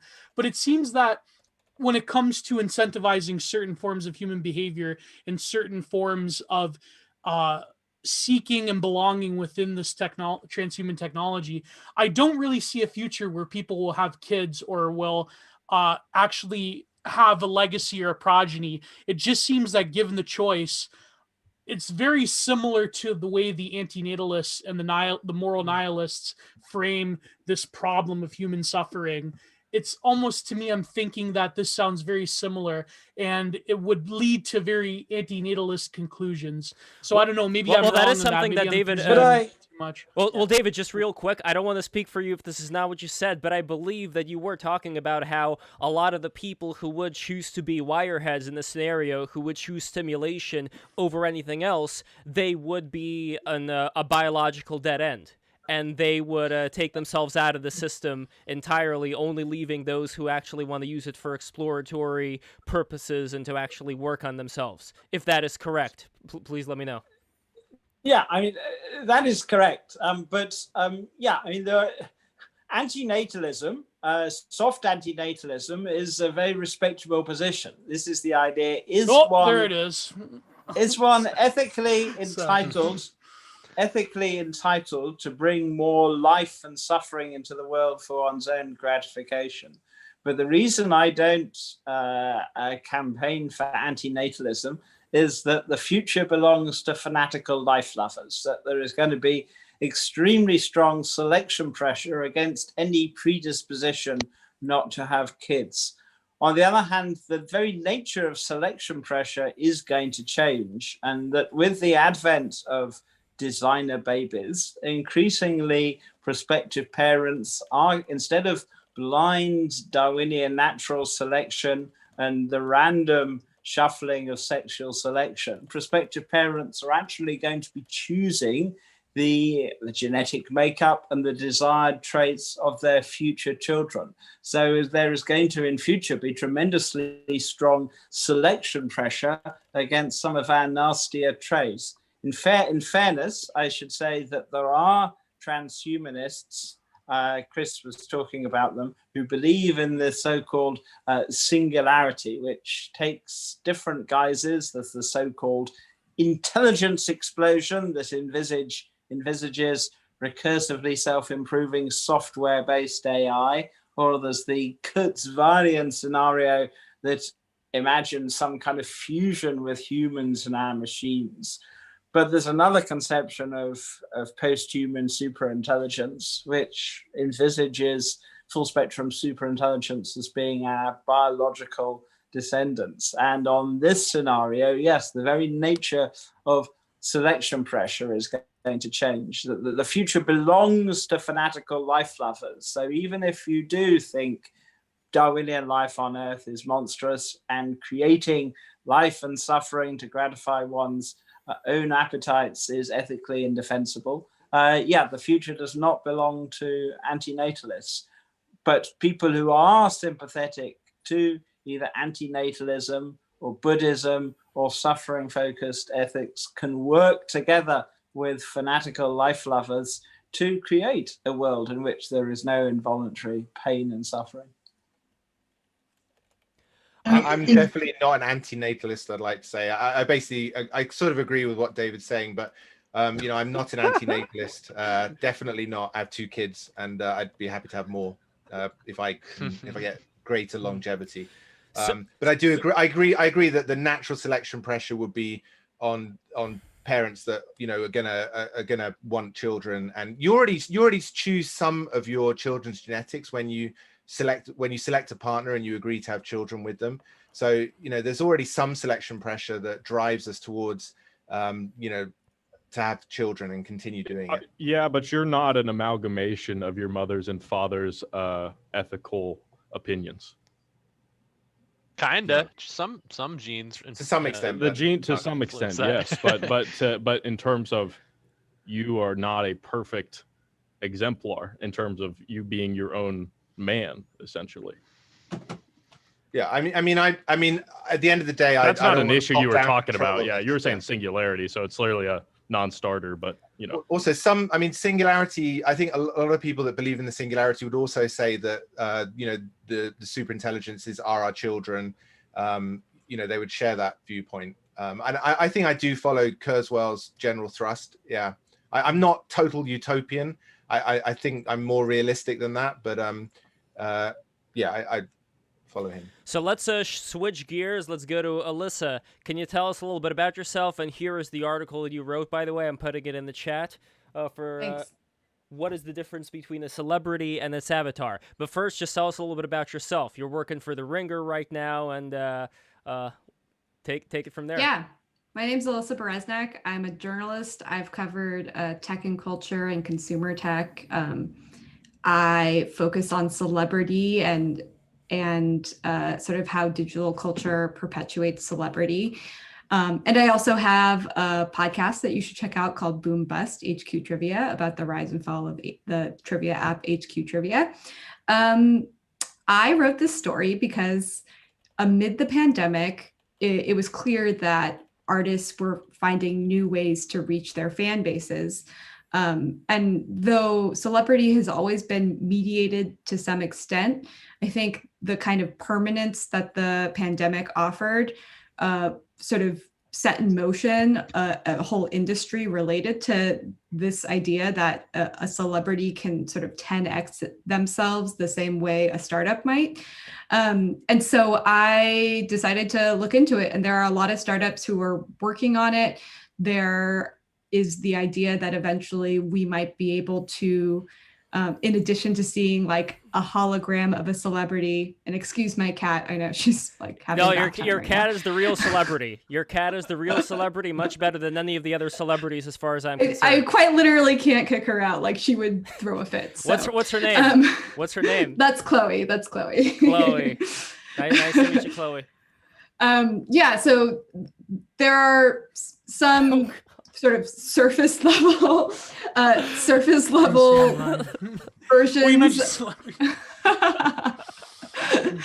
There are some surface level examples, like there's a startup called Jadu that creates holograms of celebrities that sort of dance around in 15-second clips that can be shared on TikTok, sort of dropped in an augmented reality type situation that you can dance alongside. And the idea is that like this is a version of a digital avatar that will spread quickly through TikTok, which is kind of like the new platform for a new generation. There's a company called Genies where they create these sort of like illustrated bobblehead avatars that celebrities like Offset and Cardi B have used to execute ad campaigns on Instagram when they don't feel like getting up in the morning or getting their makeup done, or they're hungover or not anywhere.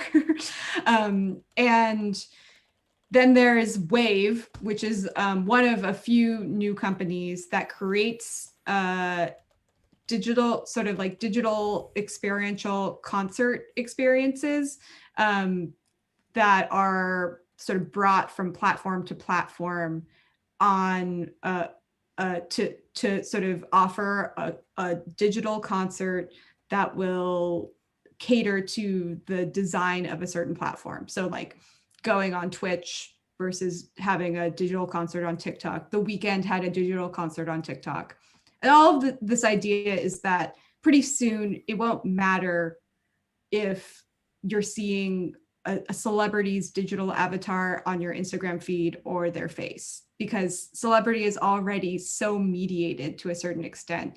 And we're developing such parasocial relationships with influencers, and celebrity itself is being sort of widened to this large swath of people that people just want to spend more time with the person they connect with. So that will eventually develop into a version of AI where you can pay to speak to a celebrity's AI. You can have a conversation with them for 5 minutes. The AI Foundation has been working on this. They have like a sort of a test version of it with a meditation coach who's like big in Silicon Valley. And they're already working with some Hollywood talent agencies to develop this kind of technology. So it's a big deal. And I think it's our future, especially as things like climate change will affect our ability to be places physically and affect celebrities' ability to be places physically beyond the Sounds really pandemic. dumb. It sounds demonic. Yeah. Well, Alyssa, have you ever read? Sounds Have you gay. ever read? I'm sorry, just hold on, one that's at a super time. late. First, I want to say, Very interesting, at this least, reminds very me of Mega Man Legends. I don't know, Alyssa, if you've ever played Mega Man Legends, but I when you never played Mega Man Legends. and Mega Man Legends 2, they were supposed to make a Mega Man Legends 3, never did. So shameful that they never made that. But that's like a world where all these little islands and you like go from island to island and everything else is covered in water. So when you said that, it reminded me of Mega Man Legends. Anyway, Gio, you had a philosophical point, I believe. And Have you ever read Baudrillard, Jean Baudrillard, Alyssa? Yeah, a little bit. Oh, they're okay, perfect. I just wanted to ask that. Yeah, because that's what it sounds like, simulacra and simulation. Yeah, completely. I mean, yeah, it's exactly that, but it's fascinating to watch in real time in our current celebrity climate. It reminds me of HoloLive. Yeah, kind of. And have you heard of the philosopher Sloterdijk? I haven't. Yeah, he has this. Well, it's a very long and complicated series of 3-part series of books, but the last one, he calls it The Age of Foam, where he applies this metaphor. For example, in the medieval period, there was like the heliosphere, there was like the one god, there was the sphere. That was like the meta shape of the world. But he says that nowadays we live in the age of foam, where it's almost like there's no inherent connection between like cultural movements or art styles or anything. We're all like, if you open up a slice of foam, you see like micro bubbles onto micro bubbles. And he says that nowadays it's almost like when it comes to art or media or technology, we all exist within like little micro brands and spheres onto themselves. So it's almost like every celebrity, to use the metaphor of foam, is like a little microsphere that's not connected to a whole. It's like you have to create this whole world as an artist or a media personality, or I fucking hate this word, but influencer. It's like you have to create this whole centric universe and world onto yourself. And it seems when you're saying that about like the celebrity projections and people wanting to connect, it seems like we live like everyone like even make it, you have to be like a micro bubble and you have to like create a world. And who knows if technology in the future will, like, I don't know, Kanye West will perform a concert like and he'll know your name, the avatar of Kanye West in your living room, while you have like the existence like neural net. So who knows, right? Yeah. I don't know if anyone's watched that movie, by I the way. think the metaphor of foam is so apt just because it's also like it fades so quickly. It's like nice to touch and then it's gone, and like what did you get from that? It was like cool to be around foam, but yeah, so read Peter Sloterdijk. I think you would find that Peter Sloterdijk's work fascinating. So. Remus? It's also hollow like foam. Yeah, you know exactly. what I mean? The whole thing is like that whole Tupac fucking the hologram shit. That shit is fucking scary. It's just weird. Well, that's actually, I want to correct you there because that's based it's on an 1800s technique called Pepper's Ghost. It's just a mirroring technique. Like most of the holograms, like I think that Kanye West hologram that he created of Rob Kardashian for Kim Kardashian. I'm not sure.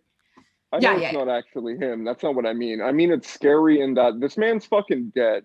And they're like, hey, let's just trot him out real quick for fucking Lollapalooza, whatever the fuck. You know, it's like you can't even die anymore. They still have Lollapalooza. I think foam is a bad metaphor because foam is just foam. This is like have you guys ever watched Blade Runner? It's totally dehumanizing and totally bizarre, almost dystopian world that I don't know how anybody can speak of this and saying it'll be awesome. You can have Kanye West in your room without just being utterly repulsed at the simulation life, which is supposed to be a good thing.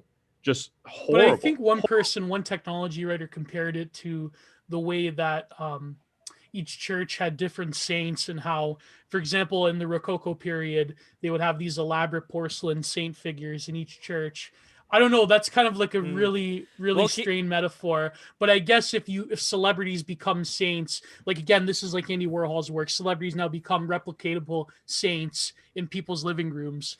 If you buy an Andy Warhol print for millions of dollars, but it's like I think they have it's the same idea, you know. But they have. It doesn't mean it's a good thing, but I think no, it's in not a way a good they thing. have. Well, what are the influences with this AI tech with these celebrities? Because look, we can go all the way to talking about idols. You know, I think Pokemon are idols in a way too, or just like any creation has a bit of idolatry to it when you put it on your wall. When you know the Pokemon's. Yes, exactly. My Muslim friend is convinced that Pokemon are jinn. So they are jinn. No. Yeah. If you speak to the creators of Pokemon, they do see them as these. They're yokai. Exactly. They're yokai. Yeah, they're jinn. So he's like, dude, don't let your kids play that shit. That's jinn shit. But even if it's jinn shit, if you look back at, let's say, the assassins with Hassan II making an announcement on top of Mount Alamut, where he was giving credence not only to the people who were attending it, but also to the jinn and the fairies and the angels that were in attendance. Yeah, jinn is not a bad thing. It could be a bad thing. No, it's just for him, because he's Muslim. He's like, you're not supposed to talk to them. You're not supposed to communicate with them. But why not? They're there. Why wouldn't you communicate with the jinn? That's just because they're living a different. Listen, this isn't my subscription. I'm just telling you what he says. So to him, Allah put a wall between us and the jinn for a fucking reason. I know that they're there. I know that they look cool. I know that they can do cool shit. It doesn't mean you should talk to them. Don't fucking talk to jinn, because they will fuck you up. Because they're not your friend. Like you think they're your friend. Remus, do you think technology will create jinns? Like they'll create tulpas and all sorts of. It's almost like they inhabit. They can inhabit it because to him, they're smokeless fire, which to him is electricity. You understand? It's energy. They're energy beings. They're something that existing on a different plane of existence, but they're there. Right? Just like how electricity is. Your fucking house is lit up. You can't see that shit, but it's there. You can feel it. You know what I mean? It's there. So the idea is that that's what they are. And they can operate inside technology. They can inhabit, like, he has an ultimate, like, Butlerian jihad feeling towards robots. Super based. And AI, yeah, because he's the most based. He's hilarious. Talking to this kid is so fun. Yeah, well, that's like ad in there. That's like David Icke's thesis that archons in Gnosticism are similar to various entities that are like for example, what Allison's talking about. Alyssa. I can't. What did I say, Alice? I'm so sorry. Yeah, I'm thinking of someone else. No, it's similar to what David Icke is talking about with like archons being similar to certain technological entities that like literally put projections within your thoughts and your vision. So it's almost like he's saying like technology, like tech utopianism, will bring about some kind of like Gnostic, like sort of. If you know the history of Gnosticism, it's sort of like that same like trickster entity. It's like really strained. I don't know. I feel like the show often crosses the line between technology and mysticism for some reason. No, I don't know, Lev, what do you think? They're intimately linked, I think. That description of quote unquote archons doesn't have. I mean, sorry, I shouldn't say quote unquote so dismissively. That description of the Gnostic idea of archons contains no qualities which are not present in the Thomistic, and I'm talking about Thomas Aquinas here, the Dominican monk of much renown as the greatest medieval philosopher. His conception of the powers of angels and demons. The human soul has an intellect and a will. Will is how you make decisions. The intellect is what you think about things with. And the mind, which what we refer to as the mind, is the human intellect.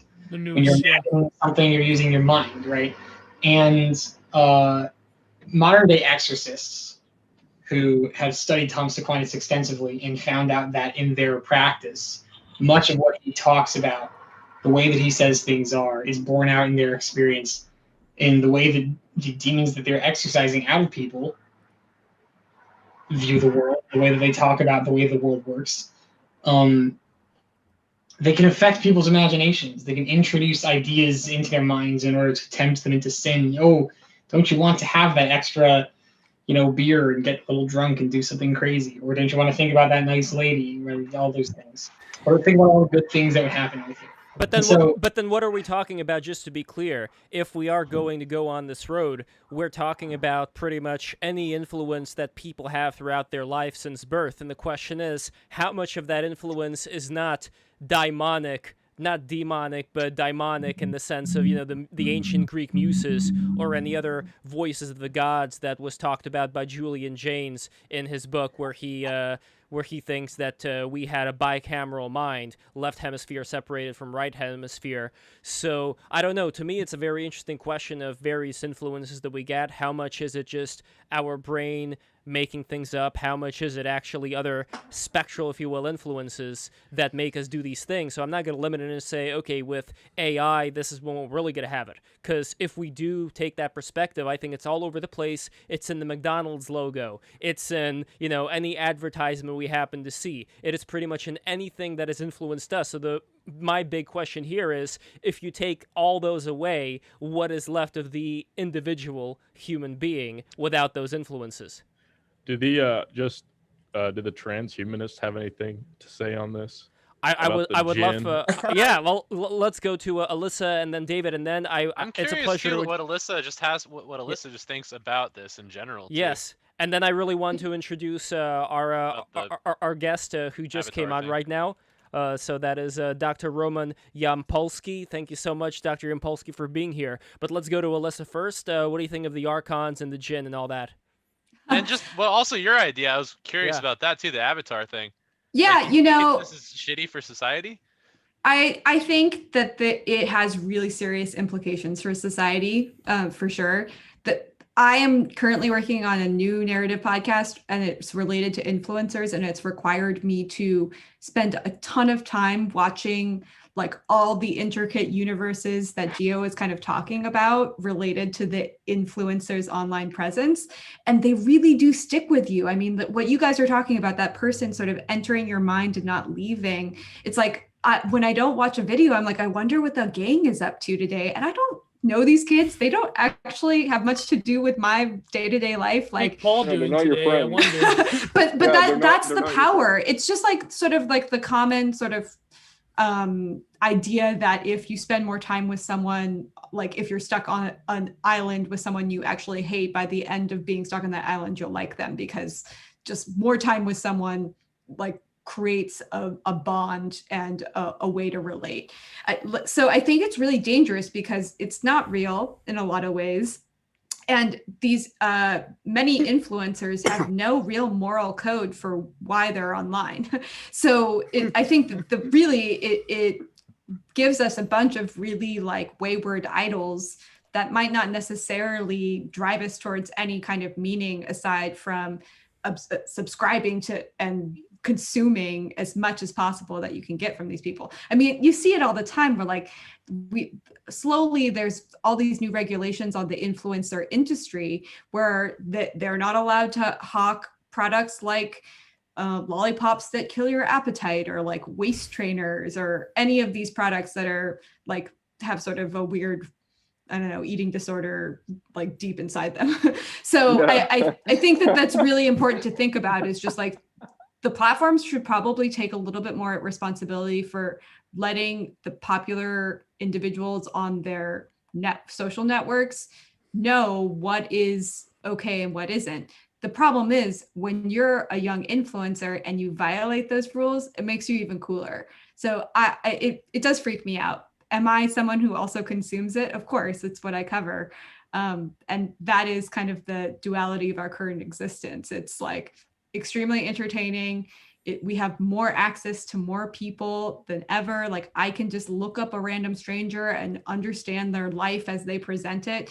But at the same time, there is no moral code, and it's for sure leading us astray in a lot of areas. It's good that you are covering all that, because it exposes just the horror of it, which so many are not aware of. Like you talked about with the island scenario where you said, you know, you like somebody more and more the more time you spend on an island with them. At the very least, in that situation, you're interacting and conversing with a real human being. With YouTube videos and influencers and these things, it's parasocial. It's one way. You're creating them in your mind. It's not real. So bless you. Yeah. And it's not that different from like pop stars. Like people used to like hop over Bob Dylan's fence and like want to talk to him because they felt like they were speaking to him, like he was speaking to them through his music. So it's just streamlined, and the data rate, as it were, is a lot higher now. You're bombarded with it instead of seeking it out as much. I would really like to go K-pop Oh, people. K-pop. Yeah. No, but well, that's a really great example, actually, because there is. Let's not mention K-pop. No. Well, I just want to say this one thing, which is there is a kind of like a boy band manager, a girl group and boy band manager in Korea, who's kind of known for premiering these really big K-pop stars, and he just announced that he was going to do one that's part digital avatars and AI and part humans. Oh, they're making Hollow Live fucking pop stars. That's creepy. That was like the 90s. All the boy bands were controlled by that one guy. They all had to call him uncle or something like that. I forget his name. Scooter Braun. Yeah, Scooter Braun. So I would want to get right now to Roman and to Jennifer. So thank you so much. Thank you so much for coming. Lev, apologies. I must be going soon. If there's any last minute, it's midnight here in the UK. It is pretty late. Well, David, thank you so much for coming. Any last questions for David? No, it was good talking with you, David. I appreciate what you have to say. Yeah, I appreciate your patience. Just a final thought. We can do this again at a more civilized, but just imagine we were to encounter an advanced civilization that has actually implemented all the changes that transhumanists urge. And this kind of in this advanced civilization, everyone spends their life animated by gradients of intelligent bliss. In their wildlife parks, there is no starvation or predation. All the sentient beings, blissful, intelligent lives. And the question I want to pose is, does anyone think that we should be urging members of this advanced civilization to reintroduce aging, disease, depression, and all the horrors of their ancestral past? Or should we recognize that a civilization of super intelligence, super longevity, and super happiness is far superior to our own? And we should just destroy them. Yeah. We released all of their animals from the zoos, and we let all of the fucking baboons and the lions and the elephants trample them into paste. And we destroy everything that they ever created. I'm gonna go around and unplug all of them and their little transhumanist wireheads. I'm gonna unplug them all. Yeah. Full disclosure, that comes from melt down the circuit boards and make spears out of them. Spears that are infused with the souls. No, but that's a good question. Go to Geo. No, David, that's a good question about what would happen if an advanced civilization that's gotten rid of human suffering, if they would encounter a civilization still mired in human suffering. I wonder, like, what would happen with that if that, like, would the primitive lizard brain take over and we go to war? We would kill them. 100%. We would kill them. Well, it reminds they'd be weak. No suffering makes you weak, so we'd just kill them. It reminds me of that anime. It reminds me of that anime, the one with the drill, Gurren Lagann. I don't know how many people here saw Gurren Lagann. Yeah, exactly. That's literally it's Gurren Lagann. Exactly, Gurren Lagann. You gotta just fuck them up to humble them, remind them what life really is. Oh, but they would have technology. We could kill them, then our way of life is better than theirs. No, but they would probably have advanced weapons. Yes, I think we should ask them how they got there. David, had you thought of that? And then kill them.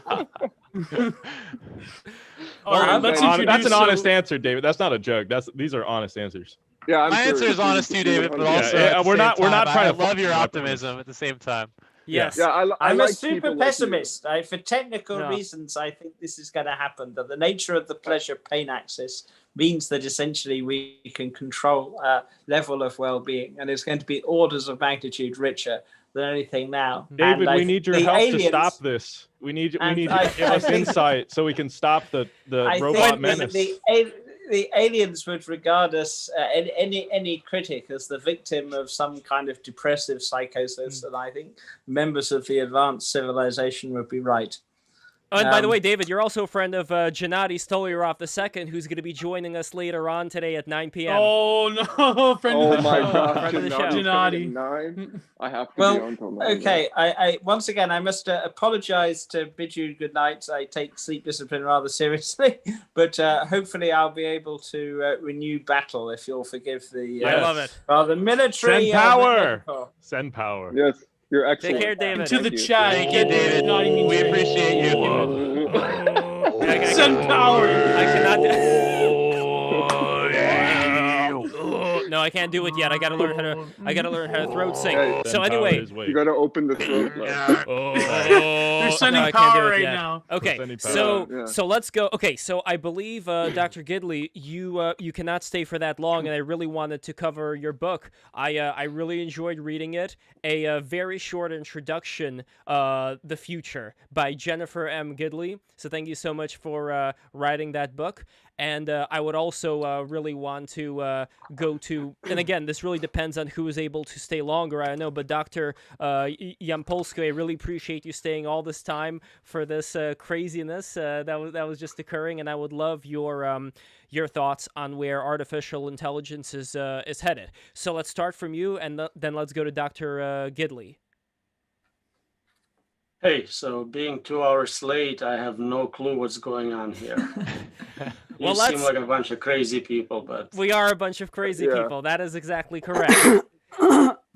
So what I wanted to do here, since you are fresh, new to BTR, just do a little introduction about yourself, and then give your impression of where we are currently with artificial intelligence. all right. So I'm a researcher in computer science. My specialization is artificial intelligence. Specifically, I try to look at future of AI, superintelligence, and safety and security aspects of it. Looks like, especially the last 5 years, we're making pretty good progress. So a lot of people are interested in this problem right now. Let's say we succeed, what happens? How do we control it? Do we stay in control? Is it the end of us? Is it the beginning? That's basically my work. Excellent. And let's go to the panel. What are the most pressing questions any of you have for Dr. Yampolsky regarding artificial intelligence? Yeah, something. Sure. How do we destroy it?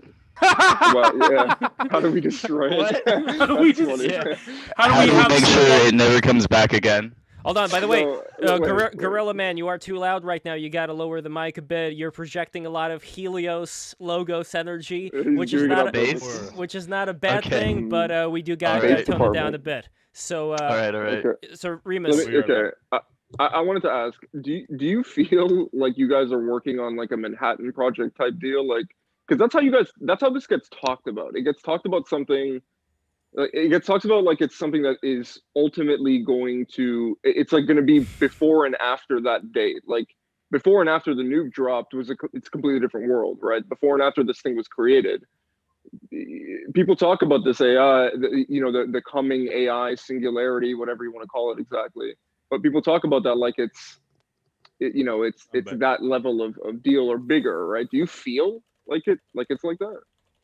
It's a lot bigger. If you get to human level intelligence, that completely changes every domain: economics, ecology, interaction. It doesn't matter.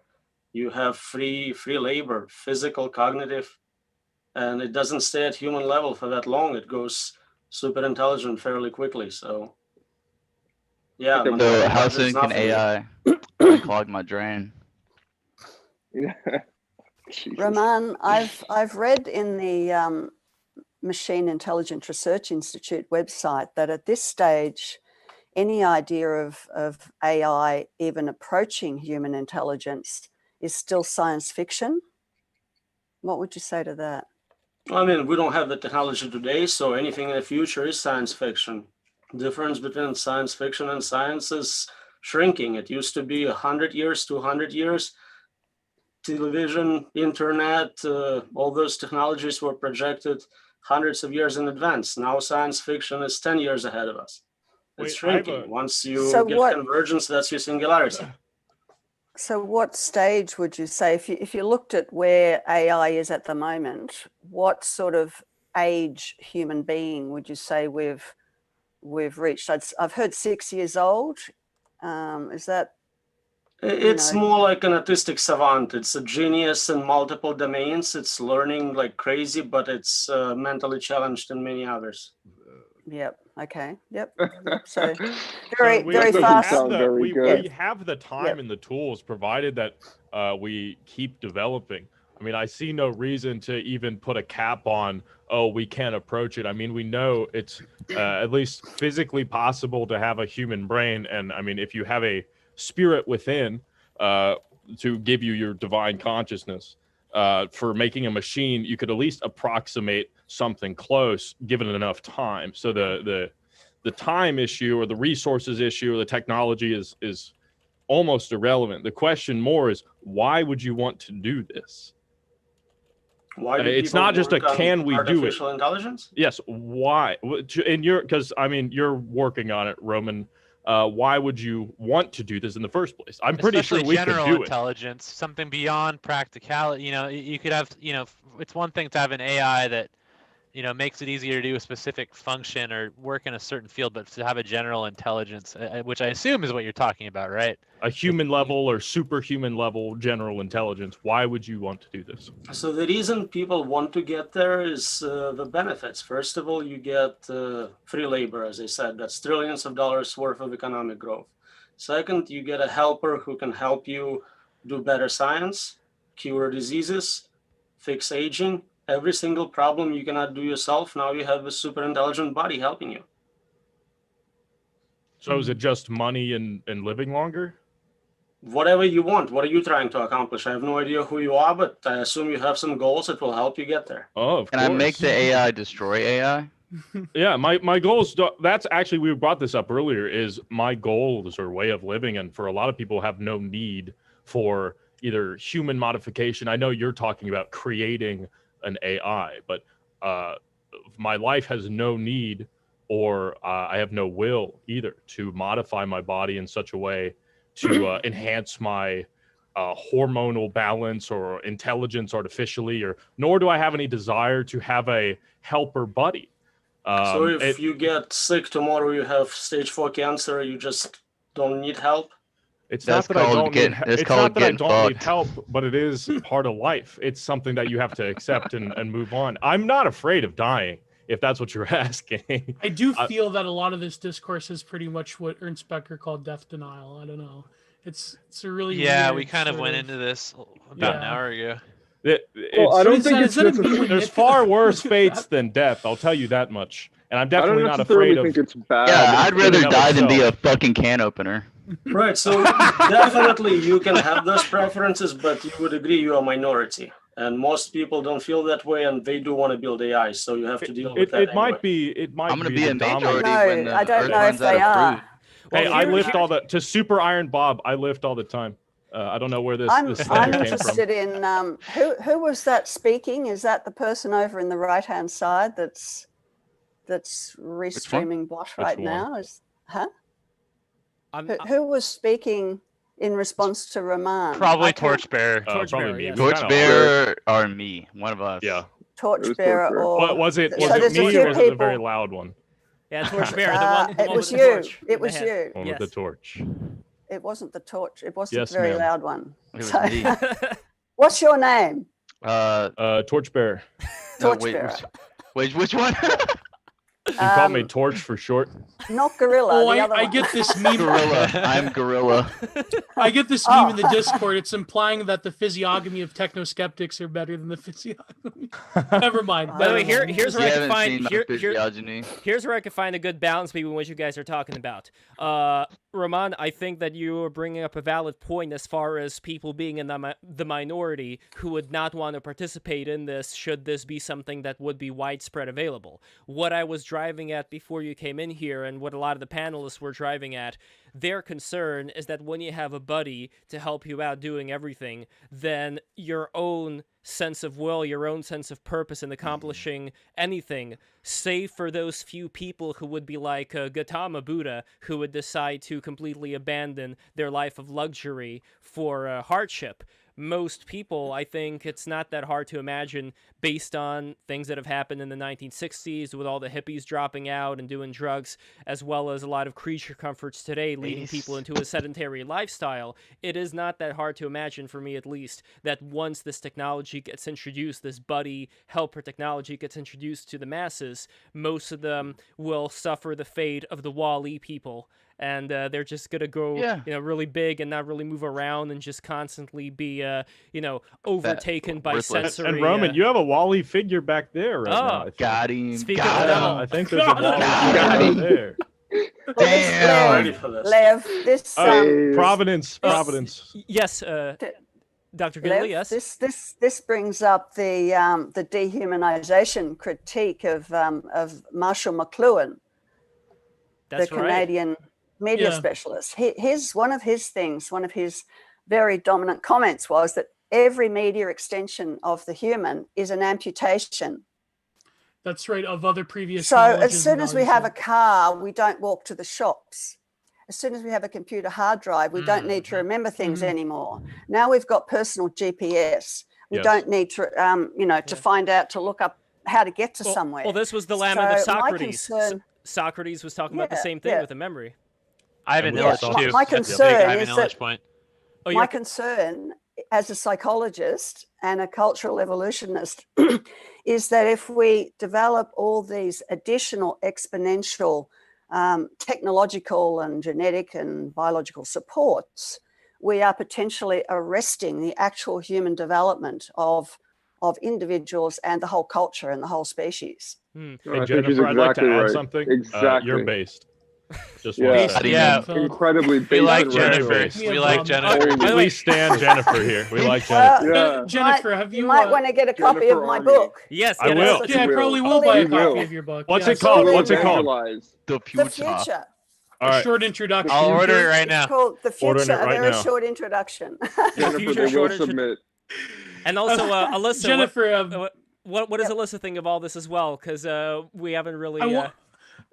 Lev, I think I know what you want to tell Alyssa about. Speaking about micro communities, I think I know what you want. But go ahead. Go for it, Alyssa. Oh, you're muted. I'm on mute. Sorry. I think that's an amazing point or the great frame to describe it in is that each of those developments is an amputation. And I think that what we're seeing, especially in the influencer realm, is that maybe it's also like a human connection amputation.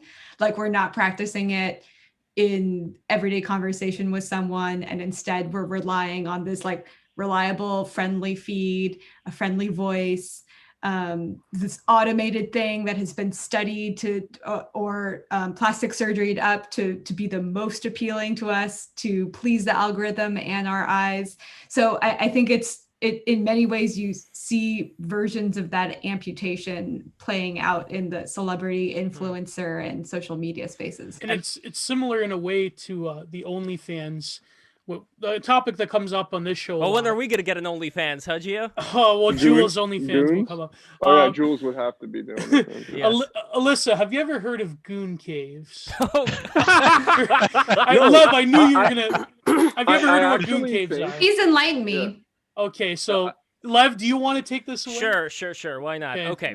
So a gooner, the chat is just exploding right now. So a gooner is somebody who wants to prolong their sexual pleasure when they're self-pleasuring themselves, and the way that they do it is that they have many different screens that are in front of them, or in a virtual reality scenario where you would have multiple screens lined up in your entire field of view, having various pornographic sexual experiences displayed. The idea is that you would prolong your sexual appetite for as as long as possible, so that in a way you start to become one with your penis, one with your sexual energy. the fuck? And There are also multiple perspectives too, which is the most bizarre. They also have This is a parasocial horror relationships. show. Have they ever heard of Tantra?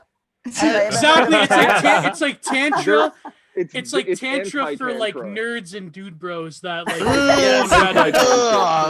How can anyone hear that and be like, yeah, transhumanism's a good No, thing? but ironically enough, I bring this up, Alyssa, because they do have parasocial relationships with porn stars and OnlyFans people. They believe in buying pornography because they believe they're paying tribute to this one particular OnlyFans e-girl personality that they're gooning to. So I'm thinking, like, to me that's like the quintessential aspect of what the fuck. Oh, we have Hakase in the chat. Hey, guys. To me, I bring this up because it seems that this is like the goon is like what we're talking about here with AI and wireheading and parasocial relationships through technology. And speaking of parasocial relationships through technology, we have Hakase, who is a VTuber. Alyssa, I don't know if you know about VTubing. Do I qualify as that now? Yes, you do. You're the OG. Wait, by the way, Haka says, can you do a big smile for the audience? I don't know, maybe. That gets me every time. What the fuck? That gets me every time, I swear. What is that? What is It's that? a raccoon. So basically, it's a raccoon. So basically, Hakase is using a face rig technology to map his face onto a what is that? A red panda? We haven't really decided if it was a panda, a raccoon. It's always going to be a or, raccoon to me. It's always or going to be a rocket. raccoon. It's a gin. No, it's for sure a red panda. I know the difference. For sure. Well, you put some paint It's a on gin, anything, it'll be a panda. There you go. No, but I think these conversations literally about shit like goon caves and fucked up like awful things that we know about is that normal people tend to not know these things. They tend to not know that these eventualities have already been the monkey. No, I'm like people have gotten like there's so much forgive the term, I don't know what else to say, degeneracy on the internet already. Imagine like 4D space, fucking AI, crazy, super Fuck intelligent. that. Like Ain't it's just no gonna be fucking way. Like, imagine walking into somebody's like super future Second Life thing, and it's just a goon. It's like a 4-dimensional goon cave, and Or you've we'll now been CRISPR exposed furries to that. into existence. Yeah, We'll have exactly. physical furries. Wait. Can I hear from the transhumanist some more? Well, yeah, I mean, I want to hear from Dr. Yampolsky, I would love to These hear things from are you. possible, I man. mean, we've been all over the map right now in this conversation, but I do want to take it back to what Dr. Gidley was talking about earlier in relation to this technological amputation of skills that that are degenerating away from us over time, the more components we add on to our being. Right, so you are not wrong. I was really just answering the question, why would someone want to do this? Yeah. Now, my work is about safety and security. So if someone does do that, how can we remain in control? And my latest work basically says we can't.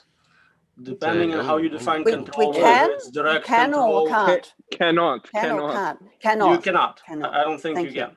So where's the off switch hidden? Depending on how you define control, if it's direct control, just follow my orders.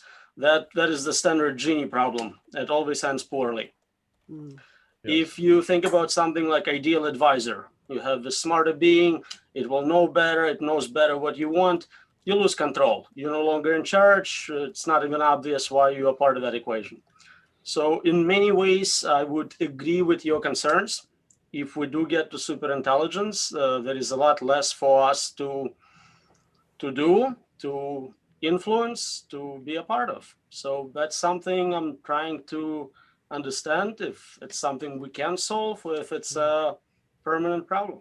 Wait, would you, just as someone who works on AI, would you rather us not have it at all, or would you rather us have it and not be able to control it? What do you think would be a more preferable outcome? An out-of-control superintelligence is unpredictable. It could be as bad as existential risk. It could be a suffering risk. It could be unknown. So definitely don't want to do that. The benefits of technology are amazing. We do Yes. want to get some of that without the consequences. So it's a very difficult balance. How do we get to the point where we can benefit from the smarter system while remaining in control?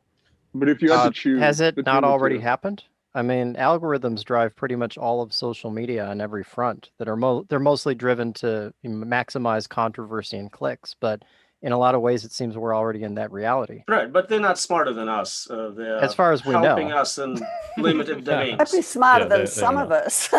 Yeah. Well, if the algos decide that you know, a good controversy would be starting up World War III because, you know, that'll get a lot of clicks. Everybody will be paying attention to social media if we start another big war. Then you know, it may not be an Well, that'll intentional happen nefarious. under the Biden presidency, but no, it's Apparently, apparently a Trump presidency was the most entertaining, so that's what the algorithm selected. The main difference is whatever you can turn it off or not. Right now, you can't turn it off. It's But not can easy, we? Can but we literally? can. So If you get- technically, we can turn the algorithms off, but because these are all revolving around large businesses, it would hurt the business model. It would cost them money. So Right, while but we I'm trying to technically could explain flip the the difference switch, between it might. what we have today Okay, and the I'm saying. technology Wait, I'm one at a talking time. about. One at a time. So, Go Roman. So I'm trying to explain the difference Sorry. between what we're facing with right now, artificial intelligence as we have it today, versus future of AI, superintelligence. Right now, in theory, in principle, we can turn them off. We are still in charge. That is undo button, if you will. Right. Once we get to superintelligence, that's no longer true. You cannot undo whatever transfer of power you commit to. So that's the main difference. And this is where Roman, people like. Oh, go ahead, Jennifer.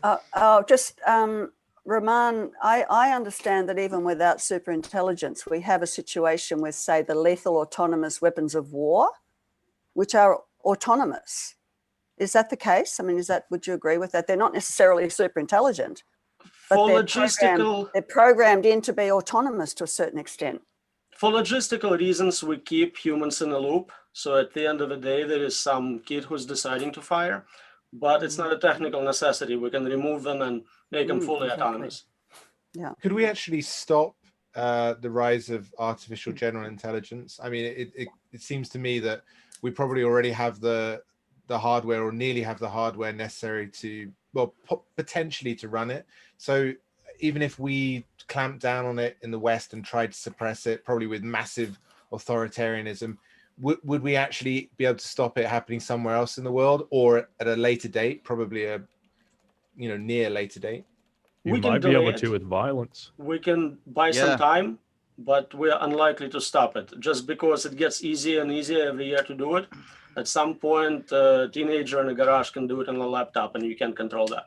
I mean, do you think we're going to have just infinite progress, though? What about scarcity of resources? I mean, we're rapidly approaching 8 billion humans on this planet. Without industrial farming methods, we only have enough food production capabilities for about 1 billion max. Like, you think we're just going to be able to keep going with this shit? That I would disagree with, and I've seen like the graph posted a lot, and in theory it makes sense when you're dealing with just a planet, but in terms of just raw resources, if you're talking about like the rate at which our technology is approaching AI, and you also think about how many resources we have just accessible in our solar system, I think it's entirely possible, as well as to feed a growing number of people. But if this is Not even maybe. Well, I mean, no. if you narrowed it down to just oil, petrochemical touches everything. There is nothing in your house right now that hasn't in some way or another been affected by petrochemical. Even the fertilizer in the dirt that they use to farm is made by petrochemical. There's absolutely no way we can maintain a spacefaring civilization, much less an industrial civilization, without petrochemicals. So how the fuck are we going to produce electricity to run this fucking AI toaster bullshit? It's a different conversation.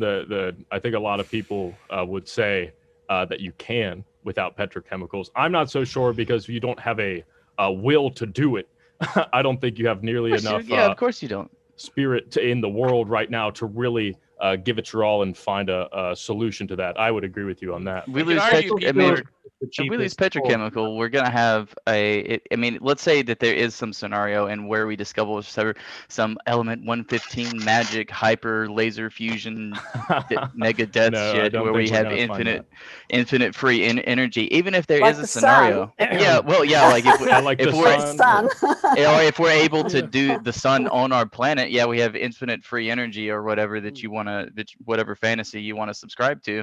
Then You yeah, don't have that's infinite there's energy. You just got a lot. You just have there's still a lot of it. there's still a cooldown period between what we have now and fusion. What I mean, what are we gonna do in Well, the what meantime? about what People about are- the tower that Nikola Tesla wanted to create, the Wardenclyffe Tower? When that was That talked, was that has energy synthesis as a Fantasy. byproduct, but was predominantly made for power transmission. It's And while it's fantasy. while the scale may have been enough to supply the majority of the power of the world in that time period, today, if you tried to pump that much juice to run the planet, you'd probably crack it in half. It's like the Earth is not made for a certain amount of power. Well, speaking I'm of, just you'd gonna have interrupt lightning really quick everywhere and and say, earthquakes and all kinds of Alyssa, crazy crap. yes, I Alyssa. just wanted to interrupt and say I gotta take off. It was lovely chatting with you guys briefly, Same and here. I have a lot to think about from this, including goon caves. I'm gonna check that out. And Come back. Alyssa, please come back. I would love to have We'll you have a back. show about media. We'll have an episode about media. Just the Yeah, next that'd be episode cool. will be me talking about how I had to go to like years of therapy for after watching videos. At least you didn't have to go to a goon cave. Have a good night, all you guys. Have a good night. have a good night. To make sure. Bye. We are gonna have like the BTR, the Break the Rules, Goon Cave tour guide. Like we're not. we're probably gonna have those Well, adventures. we have Poghog on So, Twitter. Shout out Lev- to Poghog on Yes, Twitter. yes, Hello. Jennifer. I'm going to have to call out pretty soon as well. But what you asked me to talk about human-centered futures. Yes, exactly. Yeah. So what Yeah. maybe if I can just speak for a few minutes and just talk about the fact that my whole research as a psychologist and educator over the last 20 years has been on evolution of consciousness and futures of thinking. So futures of human thinking and conscious evolution. So my interest is in super intelligence, but not technological super intelligence, and not enhanced, not humans enhanced by genetic engineering or hacking or Homegrown 180 IQ super technological warriors. plugins or whatever. Yes, but in how, as a species, we have been evolving over millions of years, and we can continue to evolve, but we have the capacity for the first time in history to do it consciously. I find And it there's very More of interesting. like there's more three human bodies. potential There's movement type stuff. well, there's three bodies of evidence, three bodies of research that relate to this. One of them is the future of the body, and now this is where the superhuman capacities of the body that don't necessarily need technological enhancement. And this is the research of particularly of Michael Murphy, Right here in the who real is world. Hell yeah. formerly from the Esalen. He founded the Esalen Institute, which I believe, I was going to mention interestingly, Esalen. Yeah. yeah, well, interestingly, I believe that the Esalen Institute is now being used as a digital detox center for Silicon Valley. Oh my God. So Also Michael funded by the Murphy- CIA, by the way. Oh, No, oh, let's not well, get by DARPA. Yeah. So Michael Murphy's Yeah. book, The Future of the Body, which he wrote 20 years or so ago. Oh, I've heard of he that. Yeah, gives- I've heard of that. He gives, it's an 800-page book. He gives 10,000 examples, case studies of superhumans over the last, hundreds of years, the capacities that have been developed by, savants, athletes, Christian mystics, cities, all kinds of human beings. You can name lots of them. So that's one body of research. And he said this is all about developing the limbs and organs of the evolving human nature. And it's not to do with technological or biological enhancement. Well, just like I was that's the talking first earlier one. about the Wim Hof method that I do, Yeah, Wim I Hof. found that I get various visions, like that bright, shiny third eye, like the glowing light right in the center of my vision. And other things have come to me through time, through being able to go inwards and see what exactly can come out of that. So I think you're absolutely right. The one thing that I would say reading in your book that I would just strongly caution people be very careful about is I am mostly concerned today about people who talk about like sustainable development, things like that, and this is the mask that they use to assume more control and to take more power and to consolidate more power on the world stage. So they would be the arbiters of who gets to have, you know, like with the Great Reset, for example, when they're talking about you're not going to own anything and you'll be happy. You know, like that is very dark to me. I see a lot of potential for abuse from these people, and coming as someone who comes from the Soviet Union, former Soviet Union, I see, you know, we've seen these things before. They appear in different ways, so I'm just really, really concerned about the beautiful looking masks of egalitarianism, equality, sustainable development. Socialism, communism, yes, etc. yes, exactly. Sure, yeah. Well, it's almost All of reminds the me, isms. Jennifer, before you go, if you have heard of Lewis Mumford, She wrote so about you him. know about you know about his thesis about authoritarian techniques versus democratic techniques. So the more certain technologies that require vast swaths of human capital in order to produce and maintain, but it's almost that it subjugates you in a way that you can't live without it.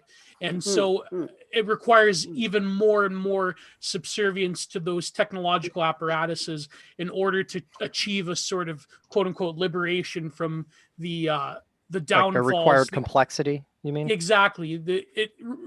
Complexity almost is like a negative feedback loop in that analysis. So I think that's really good. And I'll read your book. And I noticed you have a copy of Cosmos and Psyche there, which is a very based, very red pill book. Yeah. So and a bit of Goethe as well. Yes, and Goethe, another Goethe's based good. in red pill. Only Unfortunately, I hands don't know can if wash hands. Well, we know That's one my person takeaway who's from Goethe. we know one person who's a fan of Goethe, but unfortunately, I don't think he'll make any appearances on this show. But well, but just anyway, so we'll go ahead, Lev. Well, as somebody who is within academia, the reason why we're bringing these things up is that what BTR tries to do is we want to have a dialogue with people who may be more within, let's say, the decision-making apparatuses who, like, while I'm not saying that you are directly associated, I have no idea, with a World Economic Forum or any other kind of organization, I wonder if there is a way to kind of take a step back and to see what are these potential dark sides that are being hidden by, you know, something that sounds very nice. And would you be interested in commenting on that, or what you would recommend to make sure that we don't go down a you know, a place of good intentions that will wind up making everybody into a you know, into a virtual slave? More so. Well, look, I think basically whatever we do, we've got the potential for good and evil. Whatever humans do, whatever we develop, whatever kind of technology we develop, whatever cultural systems we develop, you know, we have the potential to turn things bad, turn things sour.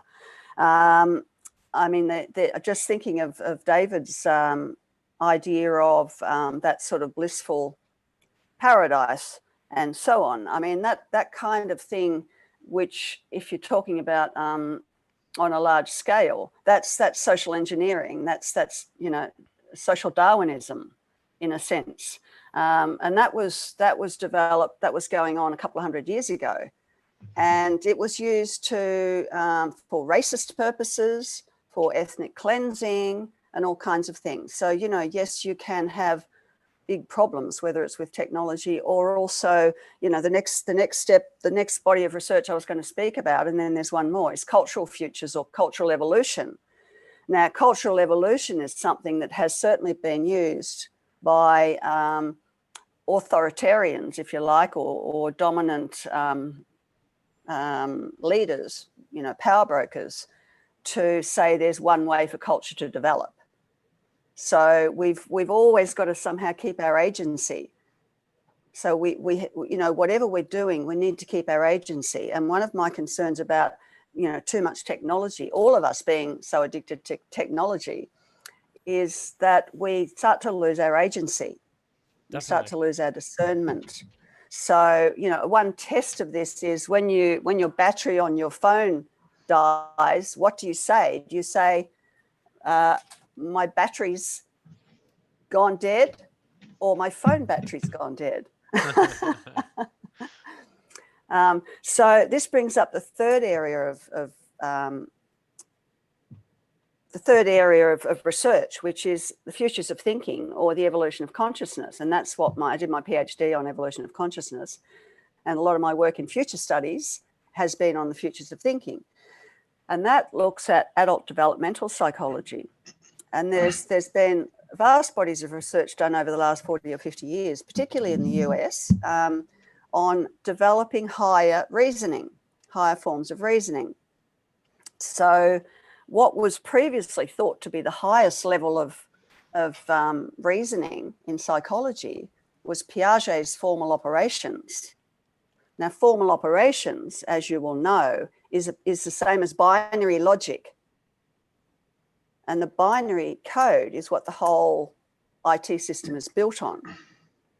But these psychologists are saying there's actually something way beyond formal reasoning, and they call it post-formal reasoning.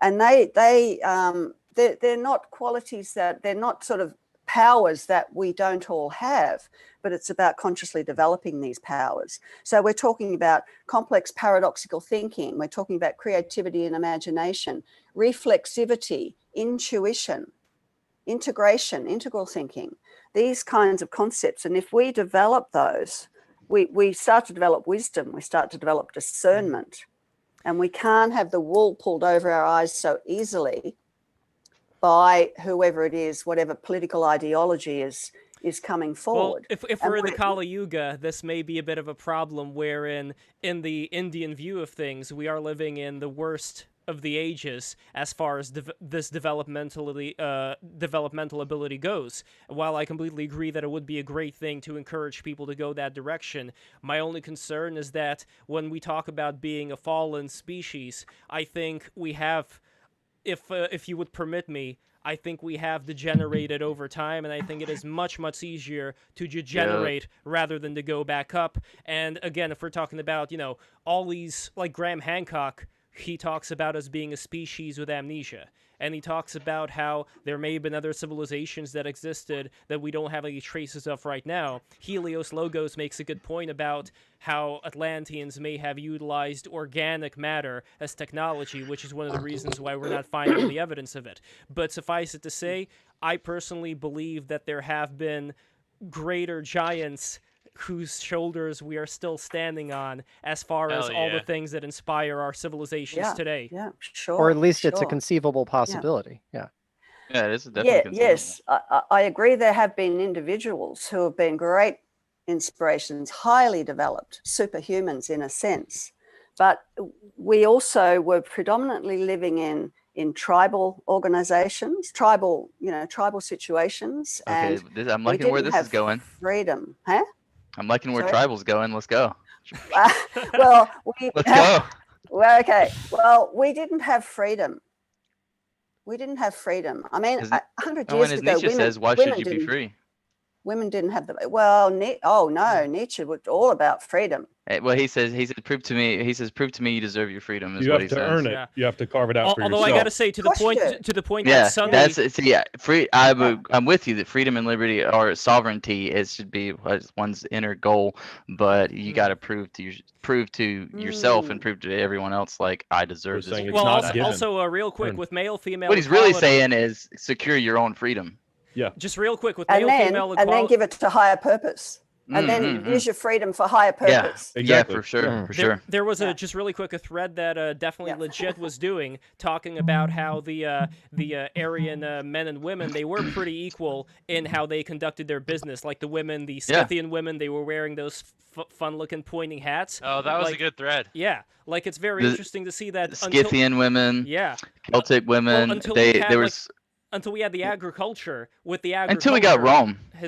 Agriculture via Rome. Well, with Rome. Okay. Well, with agriculture, the important thing here, I think, to note is that definitely legit was talking about how you see all these broad-hipped statues of women, like the fertility goddesses. His idea is that those are actually fetishes. Yeah, it was fetishizing the woman during a time when a lot of women were kept under lock and key once farming techniques and agriculture started to be much more prevalent, as well as worse soft teeth. And his point we have realized that farming is gay.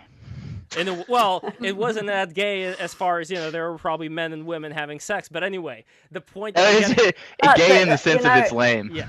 There's another theory. There's another theory about that, that when women were the matriarchs, that was in a time before anyone realized how conception took place. And once people realized that actually men had something to do with it, they took over the power. Interesting. That's one. That was a one Terrence McKenna theory. view, wasn't it? They put two and two together. They put two and two together pretty fast. Wait a second, I put that. That's one. That's She didn't have a baby until I put something in her. Oh. Jennifer, I have a question actually about that. Is there a certain culture where that occurred, or is that I'm more curious about that theory? Because I mean, my understanding is that at different stages, just depending on like the ecology that the whatever human group was living inside of, just the general resources, etc. Various other environmental things, that kind of caused them to have different gender roles and things like that. And I'm just curious, that's interesting. I never heard it before. I was curious if there's some a specific group that had that trait or something like that. Well, basically the civilizations were primarily matriarchal up until a few thousand years BCE.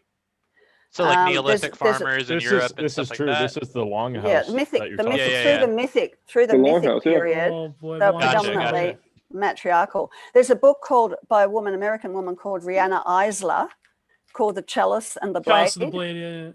And she discusses all of that stuff. So that would be a good reference point for you. Yeah. Okay. Thank you. And we're also going to have Nina Paley on coming up in a couple of weeks. I don't know if you're familiar with Nina, but she has a wonderful animation she did called Sita Sings the Blues and Seder Masochism, which talks, again, a lot about the Earth Goddess and things of that nature. Quickly, I know you have to go, Jennifer, but I really want to bring up Kristan T. Harris, because Kristan, I think he makes a lot of very interesting points about some of the problems that he sees. And here is a chance for you, Jennifer, who is, I think, within more of the, I wouldn't say scientific establishment, but you are somebody, who probably goes to various parties and conventions and places with people who, let's say, Kristan may have a bit of a bone to pick with just in terms of the potential danger they may be putting us into, maybe not, but I would be very curious, Kristan, you have this opportunity right now. Can you just say a little bit of certain things that are concerning you about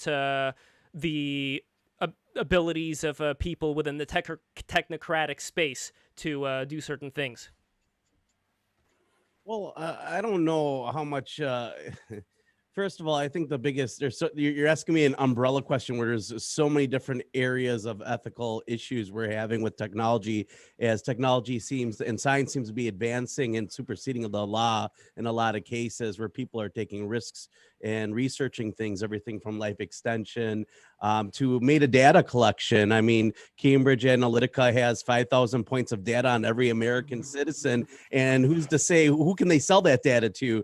And isn't that my data? I mean, don't I own that? And there's all these questions that are out there about all this stuff. And I have to say, I was really jiving and with your conversation you guys were having just prior.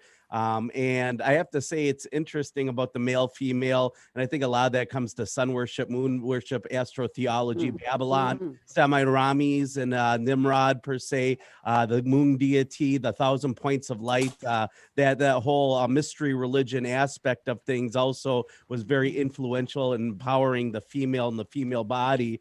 Hence why we get a lot of the holidays like Moon Day or the Monday or the Lady on the Moon. It's fertility, it's the female goddess, and even the Statue of Liberty, it represents Semiramis, Nimrod's mother and wife. But I want to get back to what we were talking about. But yeah, with technology, it's pretty interesting to see that we are getting to a position where people are talking about extending life, that they are going to like South America to avoid laws that are in America, to try procedures that are dangerous to see if they can extend their life. And I'm all for extending life, and if it can be done, virtually, done ethically and done properly. But I think that there's a large concern about people doing things that are risky at times, and we don't know. And look at what we have happening with China and the coronavirus. Nobody really knows exactly whether it was man-made or not, but that's just a real scenario.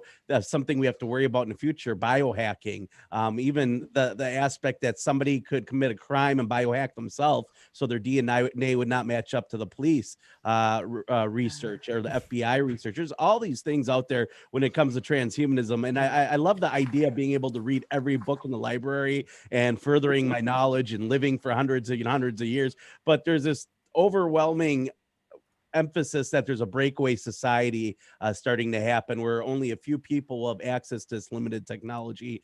And do we all deserve a right to have access to this, especially when you guys were talking earlier about things about eugenics, and a lot of the same people who believe there's too many people on the planet want to live forever. I mean, not that there's a cognitive dissonance there, but I don't know where you want me to go with this, Lev. Just the points that Jennifer was bringing up in her book, I believe, correct me if I'm wrong, but you were talking about how you do not want to, like you were talking before, go down the stage of technological machination to keep people in this controlled state. My only concern, like I said before, when you got here, was about the key word of sustainable development and how that can be hijacked and used. And Kristan, that was a word that you alluded to before. Well, yeah, I mean, sustainable development came around with UN Agenda 21 in 1992, and the whole idea was getting everyone off of natural resources, whether they took your normal residential, commercial, and industrial zones and had what they called Delphi meetings, where they used a form of mind control to really direct the outcome of city planning and thoughts and ideas that would center around the UN idea of the UN Agenda 21, smart growth, mega cities, sustainable development, smart grids, smart meters, facial recognition, social credit scores, and all encompassing, fully detailed, nonstop tracking. I mean, that's really what it is. There's going to be no more privacy in these smart grids and smart cities. So I understand when we talk about things about sustainable development and the idea of act locally, think globally. These cliches, they sound real well and they sound like they're really good things, but the idea of sustainable development is being used to take away our sovereignty in a way that it's a United Nations thing, and that people at the local level really have no say or opinion on it because of the way that they perform the Delphi meeting tactics, and amongst many other things. And it's not by surprise, because this all fits into the green agenda, and it's like basically somebody else that's not American plans for us. I don't vote for anyone to represent me at the United Nations. So why are we passing all their laws locally? It's not grassroots, So Jennifer, this may be on the other side of the coin, but and I know you don't have a lot of time, but I would really be interested in any thoughts you may have on this. Well, first of all, you have the impression that I'm connected with the establishment in some way, which is not the case. Has anyone heard of Byron Bay in Australia? No? Yes, I have. Yeah. I think they mean connected to academia, not necessarily the establishment. So you would go to certain conferences where people talk about the future. I'm connected to a lot of people too, who I would say are within the establishment or whatever. I'm the chair of the Art and Technology Committee at the National Arts Club in Gramercy Park. But either way, because you're within the industry that is about the future, that is the connection that I see. Yeah, sure. Yep. Well, basically, the Futures organization that I was president of for 8 years, called the World Future Studies Federation, it was a very kind of anti-establishment organization, if you like, because it was founded in 1973, and it was basically in response to the fact that futures thinking, futures methods, and things like Delphi and these early scenario planning and so on in the US and the USSR were all about war. They were all about the war scenarios. And what these people that formed this group were on about was actually democratizing futures thinking, bringing out into the world the way of thinking, different ways of thinking about the future, and that everyone should have their own sovereignty and their own agency there is no one future. We can't predict the future. There is no one future, except in a worst case scenario where either, you know, some authoritarian state just takes over the world and, you know, and dominates everything, whether it's the UN or whether it's China or whether it's, well, it won't be the US anymore, probably. But, you know, there's the authoritarian state scenario. And at the other end of the spectrum, there's the sort of climate catastrophe scenario where, you know, climate crisis is marching on. Sea levels are rising and the ocean is becoming dysfunctional. You know, are we going to still have a functional set of ecosystems in another 30, 50 years? I won't be alive for that, but you guys, most of you guys will I be. wouldn't say that. I think you've got 100 years or... Thank you. Well, I don't intend to have myself frozen, put it that way. I like the tropics too much. All right, tropical. But, you know, phase. yes, I think that there, in all of these cases, for me, it comes back to the moral question, and it comes back to human agency. And, you know, human agency is only as good as the human being who's taking that agency. Just like all of the AI and all of the coding and all of the robots and all of that are only as good as the programmers until who create they them. program themselves. Well, and in the Exactly. event that that may happen, yes. But even still, what's been programmed into them to begin with, if those programmers and those people that are creating this AI and super AI and so on are not wise people, they're not culturally pluralistic people, and they're not sensitive people to a whole range of human experiences, then we're going to have some problems. Well, with cultural when facial recognition was first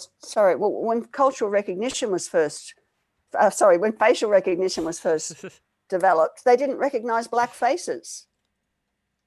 Well, with cultural recognition, my only concern, that could be a good thing, actually. That's like a fugitive escape that black people have to the technological. That's true. Honestly, it gives them built-in. That's a silver lining. Built-in invis. Yeah, I wish they that's could not advantage. detect my face. Hire white people. Yeah. Colored people all day. So you've heard it first, folks. Racism actually prevents oppression. Sorry, sorry. So, Lev, what were you saying about cultural? About cultural pluralism. What up, brother? So when it comes to cultural pluralism or any other idea that is proposed, my concern is that when you were talking about in your book the need for education, unless it's a decentralized approach to education, if this is something that would be done on a mass scale, my concern is who is to say that something like cultural pluralism is the right way forward? If that, let's say, would blind people to the detrimental effects that, let's say, if there's a migrant influx of people who don't want to, let's say, conform to certain standards of your country and they are going to be doing really bad things, that's a real big problem to me. Like, I'm originally from Russia. I'm an immigrant to the United States, but I want to live up to the American ideals as much as I can, and I wish the same for anybody who wants to become part of a different civilization. My whole thing, again, is I don't care about the color of your skin, where you come from. My whole thing is, can you vibe with the civilization that was kind enough to bring you in there? So in that sense, I don't want to blind people to the idea, oh, we can't judge, no, I think we are capable of judging what is good and what is bad on a societal level, and we can say what is a better civilization, what is a worse civilization. And in that sense, my biggest concern here is that if we are talking about a worldwide implementation of education, younger people growing up, I mean, this is already happening, in the American school system.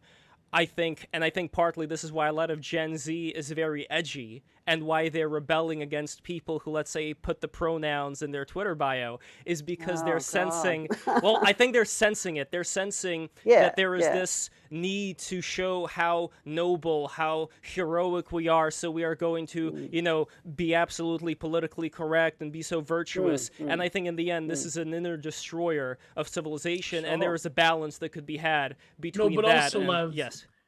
No, but also I it agree. reminds me, I know it comes from like a terrible source, but it reminds, not terrible source, I mean, depending who you are. I personally love his work. But this reminds me of what Sam Hyde said once, where he said that, like, he used the metaphor of bear bile cages. You know, they have this in China. They have these bear bile cages where they like hook it up to the liver because they believe that bear bile is like some kind of like regenerative property.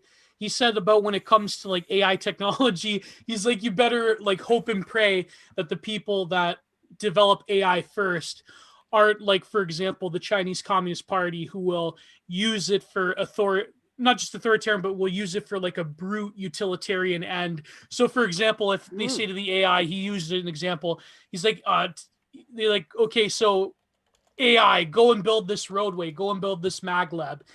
And it has to like level a city and like 100,000 people are going to die or get displaced. It will do that. Transgalactic superhighway. Yeah, exactly. Hitchhiker's Guide reference. Yeah. So the point being is that I feel that a lot of, and what Jennifer brings up is valid, because a lot of people are talking about this because, of course, with, you know, current dominant like post-war globalization liberal ideology, we have to acknowledge, like, we have to like pretend that all civilizations are equal, when in actuality, if given enough technological infrastructure, it seems that certain civilizations will use technology differently. It's just it's just a fact, right? It's not xenophobic to put it that way.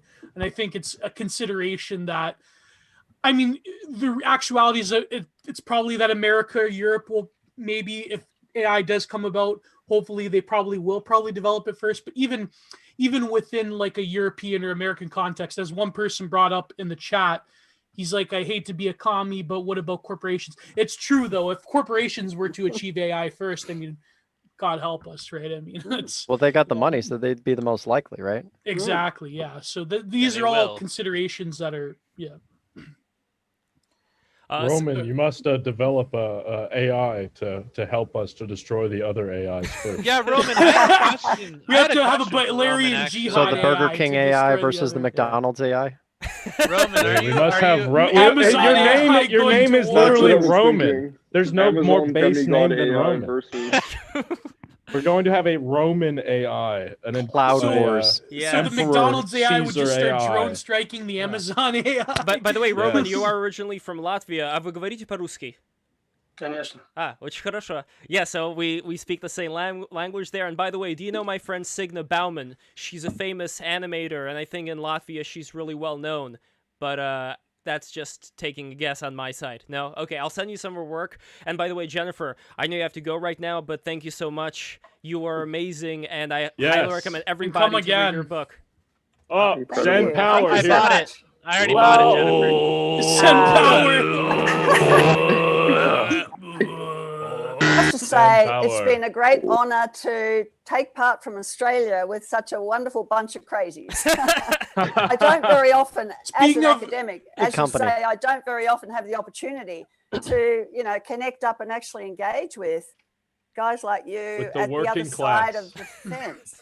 Oh no, I'm We're working real class. people. I love how you I'm gotta put working that class. insult Thank right you. in there. I'm working class. Jennifer, But, please come again. Please come okay, again. I'd love to. Yes, I'd please. love to. So thank you very much, right. and it's been a great pleasure. Thank you. Thanks, Lev. Take Bye-bye. care. And everybody, Bye. don't forget to You all. subscribe. All the new people who are watching this, subscribe right now. Subscribe for Jennifer's sake. Jennifer, you are amazing, and everybody here is amazing. I love you all. You guys are. I Go could and buy not her ask. book. Yes, go Yeah, buy thank Jennifer's you. book. I'm gonna Thank link you, it. Joe. I'm gonna link it in the chat for everybody to get it. And also, don't forget to go to our Patreon. Patreon.com/breaktherules. Yeah. We have so many beautiful things there. So check out, for example, my magnets, or my father's beautiful magnets. Look at these designs. Here is a video of the texture. You can see the texture of these magnets. They are We quite can't see it, Yeah, but- we can see it. We can trust that these are... The chat can see it. Yes, these are really good-looking magnets. And this is for $20 patrons. $30 patrons. If you become a $30 patron, you are going to get a beautiful print from Giovanni Panicietti from the TFW and OGF series. Here you could see the print in action. And you could It's see Crying Wojak. It's Crying Wojak. Crying Wojak. You can see how glorious this is. And $50 patrons. Aman Sadhu, he is a $50 patron. $50 patrons will get a commission. So Jennifer, if you want any commissioned work, anything made out of wood for a beautiful wooden magnet, completely original, one of a kind, let us know, or anybody else. I would love to make a definitely legit magnet. I'm not sure if Definitely Legit will become a $50 patron, but if anybody else wants to have a little Definitely Legit magnet of a little Lassie dog on the fridge, then just let us know and we will do that. So there we go. Okay, great. Well, hope to meet you all again. Yes. Absolutely. Yes. Take Have care, a great Jennifer. night. Thank you. Bye-bye. Bye-bye. I've got a question for Roman, if y'all don't mind. Go for it. I do as well, but go first. Go ahead. Yeah. So Roman, you were saying before that you understand. I mean, I also agree with you on this that a general AI, inherently can't be controlled. And I mean, and I think that technology itself is of that same quality in the end. But so this thing can't be controlled necessarily. I know that you're interested in security and safety and stuff. Are you continuing to work on it because you just know somebody else will? Like what is, like, I guess I don't know the extent of what you are working on actually, but I mean, what drives you to continue to want to contribute to work towards creating something like this if you know that it can't be controlled? Like what's going on there with that? I don't actually actively develop artificial intelligence. My work is theoretical in safety field. I look at limitations of control. So things like explainability, predictability, controllability, basically what are the upper limits and what we can do with this technology.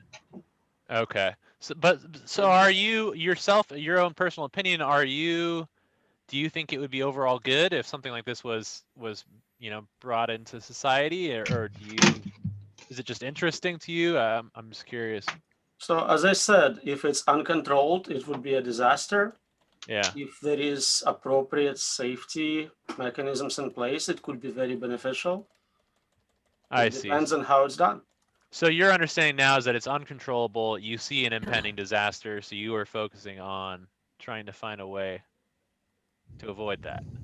Exactly. That's your interest. Okay. Thank you. My question for you, Doctor, is given the nature of artificial intelligence as it's growing more and more advanced, are we starting to see a transition of artificial intelligence away from context creation through if statements into a system that's able to form more abstract thoughts? Or is it something that the contextualization that it creates with those if statements getting so complex that it sort of stops the need for that abstract thought?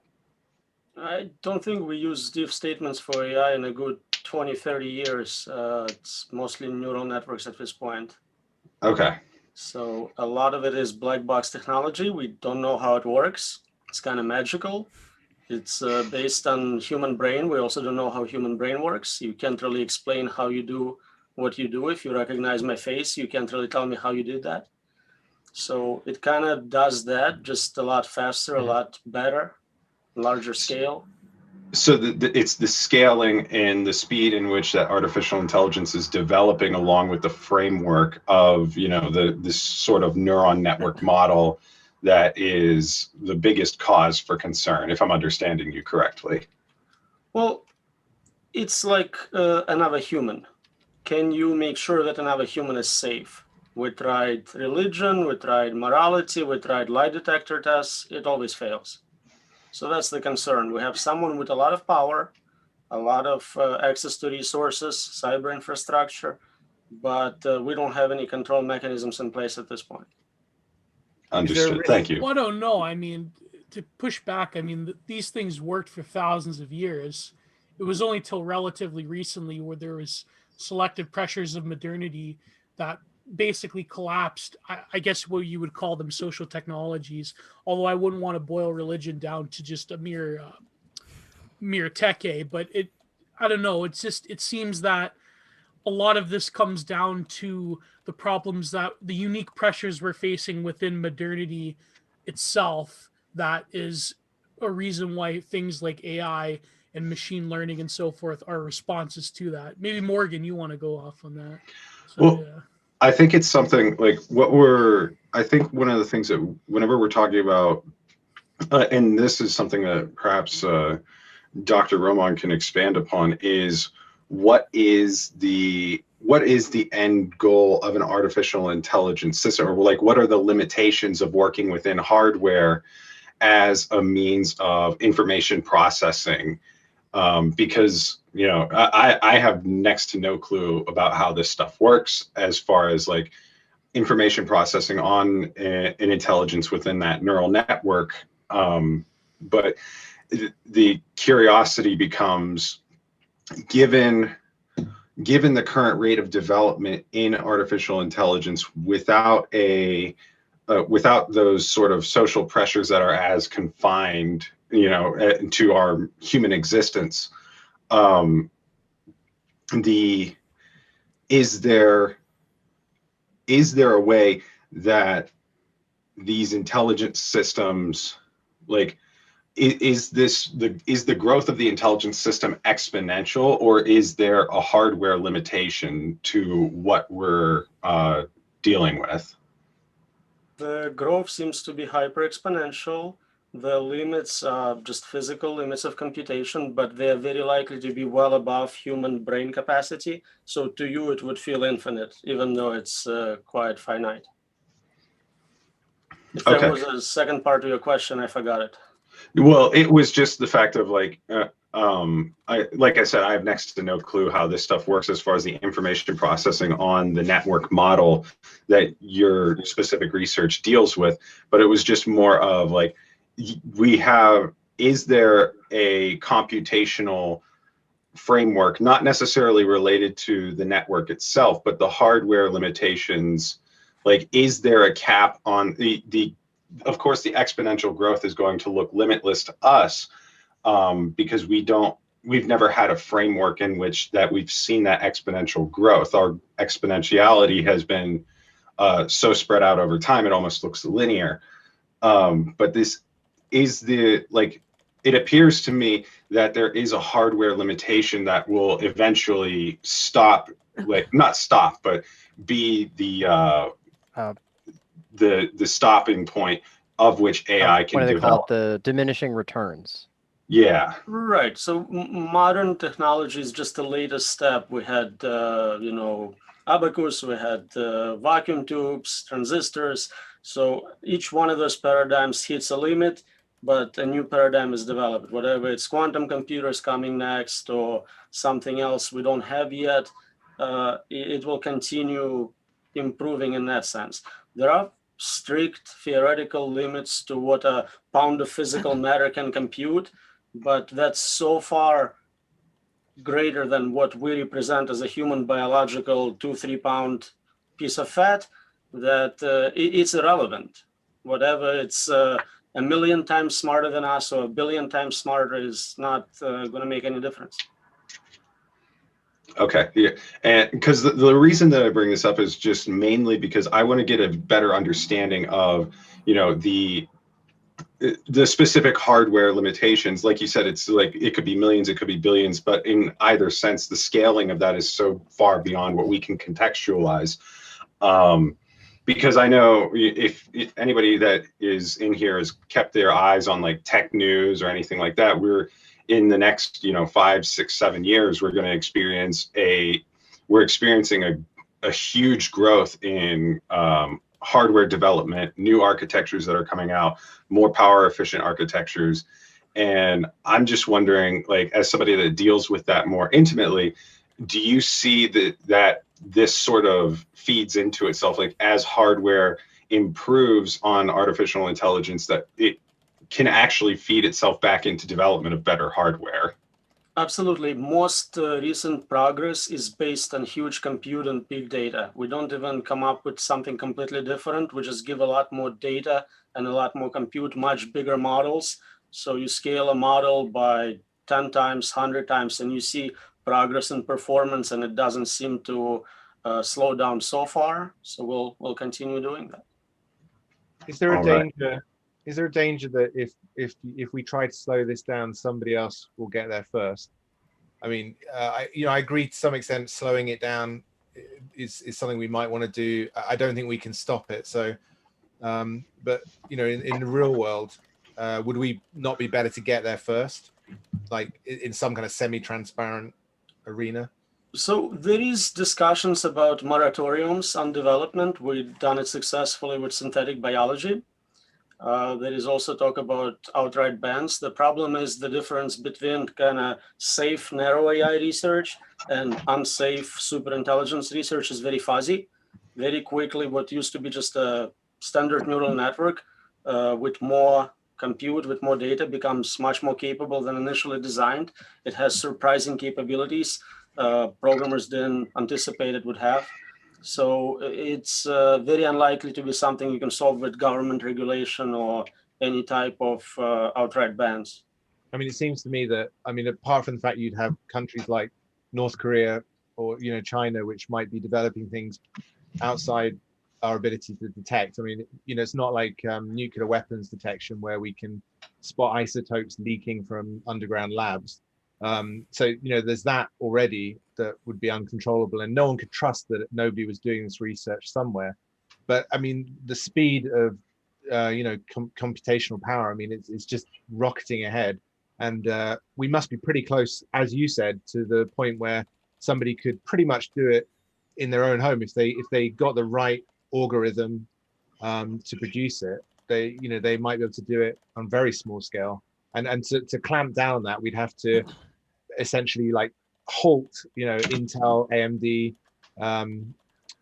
know, NVIDIA would have to stop their development basically, and or the widespread use of the technology. I don't see how it's possible, and I don't see how it's possible without massive authoritarianism that, you know, would be potentially worse than the cure. You know. Right. So we don't know how hard the problem is.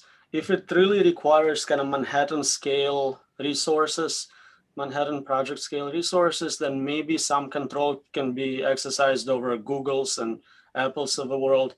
But if it's not that difficult, if you can just rent cloud computing resources from Amazon, then no, I don't think there is a kind of ban it to prevent it solution. It looks to me like there's more of the problem is now much more of a software one than a hardware one. I mean, you know, I suspect that a super intelligence could probably in the future could probably program itself in such a way that it would be able to exist on current technology, you know, possibly even pretty small scale current technology. I mean, we just don't necessarily have the genius computer programmer that can do that now. But I mean, I don't think we could be certain that there isn't such a person or such a group that, you know, might be able to pull it off. I mean, You're especially right. There are some historical experiments where we take modern algorithms and run them on old hardware, and they seem to be doing it incredibly better than the computers at that time. Right. Exactly. Yeah. Yeah. And do you? Another question I had. Do you have a window in which you think that we might see artificial general intelligence and therefore very quickly super intelligence? I mean, Ray Kurzweil famously says 2045, and I think he revised it down slightly. And in my research, I broadly agree, although I think, you know, possibly it could happen at any moment. So I'd bring the window to today, and I'd put the window not that far in the future. I don't think I'd even go beyond 2070 or 2080. If nothing else, just based on the speed at which we're developing computing technology, there's just so many ways we could maybe hit the right algorithm, potentially just, you know, with just by evolving algorithms. There's just so much computing power that's going to be available. All right, so I don't personally make those estimates. I heard as few as 7 years. Now that was about a year ago, so 6. 2045 seems to be reasonable. That's predicted parity with human brain in terms of computation. Yeah. But nobody really knows for sure. We can give you kind of very, very broad estimates. Some people say hundreds of years, thousands. Whatever it like is, asking the how problem long is until we exactly the colonize same, Mars. and you need to start working on preparing for it as soon as possible anyways. Absolutely, yeah, yeah. So I wanted to also go to our good friend BJ Murphy, the second person we had on for Sowing Discourse after Gennady Stolярov II. So BJ Murphy, can you hear us? Yes, I can. Can you hear me? Yes, I can. It's great. It's great to All have right. you with us. So, what do you make of the conversation so far, as the AI, as well as some of the things that we were talking about with Jennifer, as far as the danger of this impeding control we were observing? Well, I think Roman's pretty much nailed it in many ways. I've been following his work for some time now. I've always appreciated his more balanced take on it. Of course, I was introduced to like transhumanism, the topics of transhumanism and artificial intelligence through Kurzweil, like many others were. And I've always appreciated his perspective. But I've also always had the somewhat of an issue towards his unchecked techno optimism. I consider myself a techno optimist and believe that by and large we'll have a positive future if, of course, and that's a big if. That's where Roman usually comes in. If we have the right checks and balances to ensure that that type of future is stable, and whether or not that happens is still up for grabs, especially during these times. But I'd certainly like to think that the AI will have the right controls in place that will be largely beneficial for society. And Kristan, what is your take? Would you agree with BJ? Well, I mean, when it comes to artificial intelligence, it's one of those things I've always believed it's only as good as the person who is putting it together. But at some point, AI is going to have the ability to start making decisions on its own. And with everything being integrated to computers and to a global network, whether it's smart grids, smart cities, smart cars, smart lights, smart homes, smart robots, anything that's smart, that means AI in the future is going to have potential to be able to access and independently maybe have ability to disrupt everything from security to national security. So I think there's a lot of concern there. I think that there's also a trends analysis aspect, which is already being put in a place, I would believe, in private companies, where artificial intelligence will start to predict things or attempt to predict things, and people will believe it's accurate, or it will be accurate with a few fraction percentage points, whether it's sporting events, whether it's the stock market or anything else. Artificial intelligence is going to have the ability for those who wield it to have a powerful tool that will be able to do many different things. Now, right now we're just experiencing AGI. We have our Alexa and our Google, which already, kind of listens in and advertises to us. But that's not too far away from getting in our self-driving car and having it drive by a Walmart because Walmart paid for that route, and it's deciding whether or not to shut down if there's a tornado or if there's an earthquake or something of that nature. AI will start to make decisions for our lives, and some of them maybe even like life changing. Let's say if you have a storm and artificial intelligence in the car shuts down and you can't get out, and it's for your safety, and you're in that line of a tornado. There's all these different things out there and ethical questions, but I believe AI is a lot closer than what we believe, because of the fact once they can start getting AI to work and program it for itself, I think it might go a little bit quicker. But those computers out there, those cities, those rural cities that don't have smart grids and smart mega cities in mind with metadata collection, they might be some of the more safer areas when it comes to espionage and issues with artificial intelligence. But I don't really know what kind of cage we can keep it in if it's in the digital age. Just like we have a virus that can leave a lab, the internet is a big world, and once somebody loses that key in that little hard drive and it leaps off from that hard drive onto the World Wide Web,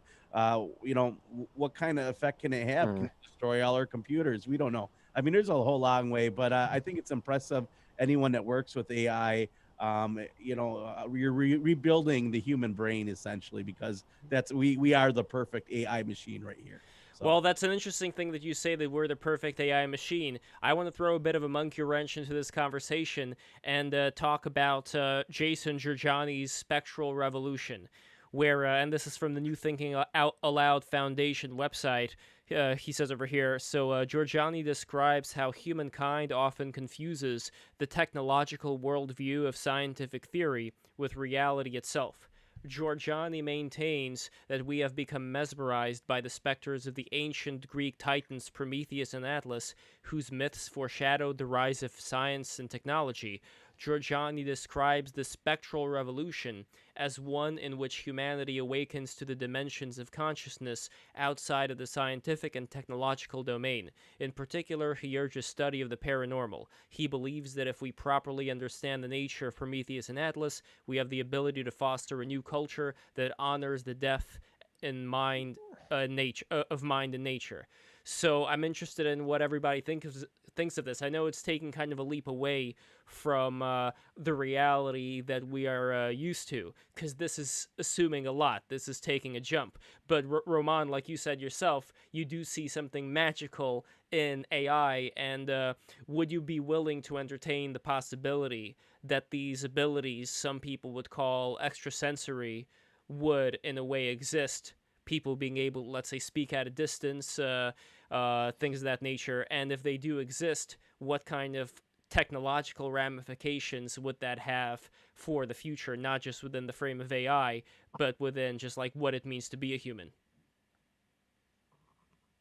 So would AI have those capabilities, or would it give them to us?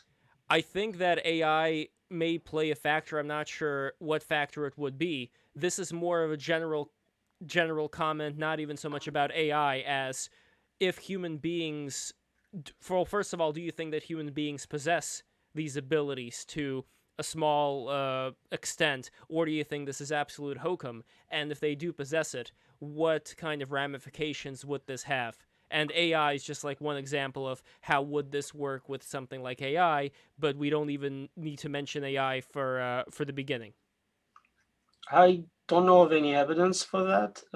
With technology, yeah, we can communicate across distances and yes, do cool things, but obviously we can, not yes. unaugmented humans. Well, that's... Yeah, I mean, yes. I don't see anything outside science. I mean, there could be lots of things we don't know. I mean, and there could be any kind of technology underpinning reality as we have now. So, I mean, even if you suddenly discovered that some Latin phrase, created some kind of spirit being in the real world or something, you could it would still be open to scientific analysis, explanation, even if you couldn't actually hit on that explanation. So, that you'd still be able to eventually say that there was some, the way that the world was constructed, if it was a simulation or something, that it had this back door into it or something like that. But see, even there, it's interesting that you say simulation. Now, I don't know if this is the way you think of this. This could be my personal bias here. But whenever I hear people saying the word simulation, I believe that what they may be imagining is some other human being or some other creature that's sitting behind a computer that had to create something with ones and zeros, program it to make what we're experiencing right now. Would that be something that you would think of when you would say the word simulation? Yes, but I mean, if you believe that in the future people will want to run ancestor simulations, then you have to start considering. I mean, this is a well-known thing, but you have to start considering that this could be an ancestor simulation. Even if this is base reality, it's very likely that in a post-singularity landscape, people would run a simulation which would simulate this very event, and you could set any number of criteria you want on that. You could, whether people would kind of avatar into that world or whether they would actually exist within that simulation entirely. But anyway, if you open to the possibility of an ancestor simulation, can you define that ancestor simulation? Yeah, I mean, we're already trying to do it, aren't we? I mean, excuse me, like, we've got GTA 5, Red Dead Redemption. These games are, proto ancestor simulations, aren't they? I mean, people, really want to do it, and I think absolutely. I mean, I think Star Trek Next Generation got it pretty accurate. pretty impressive for 1980s, and of course, I don't think it was the first. This kind of idea has been covered in science fiction, but yeah, absolutely. I think people would definitely want to do it. I think there would be all kinds of ancestor simulations with all kinds of criteria. You know, I don't think there'd be a particular type, and I think we're very much moving in this direction. I mean, one of the problems I've had with writing my book and my novel is that the world's moved so far in the direction that I was predicting it in the novel. I mean, when you look at things like Fortnite and you know, as well, where people are kind of jumping in and out of worlds through virtual avatars. You know, I know people have been talking about the meta universe. The novel Snow Crash did a good job of predicting a lot of this. It predicted, you know, Google Earth, and then it went on to predict a sort of you know, a kind of second life universe. I don't think there'll be one. I think science is outrunning the science fiction. Yeah, I mean, it's with me because I'm just too damn slow writing. I can't finish anything. But yeah, I mean, yeah, I mean, I think there's going to be like an absolute multitude of these simulations. I mean, each entity, you know, let's optimistically hope kind of human super intelligence kind of hybrid. Each one might be running thousands of these simulations. So, you know, there could be, you know, astronomical numbers of these in future. And then, so just coming back to it, the odds that the reality you're experiencing right at this moment is base reality, you know, is pretty slim. And so you have to at least factor in some degree of thinking this could be a simulation. I mean, it's also very. I actually do have a counter for that in a sense. It just comes off as metaphysics to me. So the simulation theory is essentially that one reality runs another. That there's one reality, and then a child reality is running a simulated universe or a simulated system. Yeah, base reality. One truism from that is that the child reality has to be substantially simpler than the reality that is running it. So, for example, our universe, if there is something that's running our universe, it has to be millions, billions, trillions, quadrillions of times more complicated than the reality we're in, because you have to have a computer large enough to run the universe. And even if you're including algorithms or some kind of efficiency functions or something, it still has to be substantially more complicated than our universe. So when you start getting into simulation theory, the nested simulation theory, that we're running in a simulation that's running in a simulation that's running in a simulation, very quickly you approach something close to a real infinity, which may or may not be physically possible. It starts becoming unreasonably large number, or an unreasonably low possibility just because of the scale of it. I think nesting is something that I think super intelligences would want to avoid. I mean, you know, it's kind of a and then one more is that we wouldn't be able to judge or consider the rules or things that run the reality. So whatever universe that might run ours may not have anything that looks like human, or may not have the same rules of the universe or intelligence or anything. Like data laws may not apply.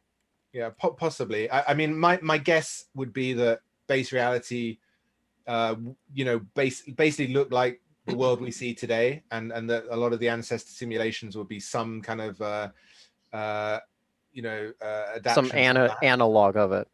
Yeah, exactly. And I mean, I think nesting simulations is definitely something, a kind of horror that super intelligences want to avoid. I mean, I know I'd like to avoid it. And certainly if you're nesting them, then eventually you would reach a point where you just maybe couldn't simulate any further. But I think you could simulate an awful lot of apparently real universes within you know, a single universe like the one that we believe is out there. You really don't need to simulate that much to convince an individual that they're in a simulation. I think you could use all kinds of algorithms to simplify. Yeah, that you wouldn't necessarily have to simulate all of our entire universe. You might only have to simulate Earth, and then you don't even have to simulate Earth. You only have to simulate about half of it, because half the country, you know, half the world's asleep at any given time. Well, yeah, I mean, or you know, even that. I mean, it's very interesting how games like Red Dead Redemption and GTA. It's very interesting how they simulate the world and how they simulate events. And I mean, when you're playing multiplayer, you don't necessarily see what the person you're playing with is seeing. You know, the world that they're seeing is very slightly different it's very interesting, and it really seems to have kind of pre-echoes of the kind of ancestor simulations that we might end up running in large number. So I think it's really fascinating, but I think there are some horrors potentially in there, but I think there's get outs for it, and that in a physical sense, where it almost becomes a metaphysical or a theological question, because there's very few instances that we could actually falsify or develop tests that could prove this were the case.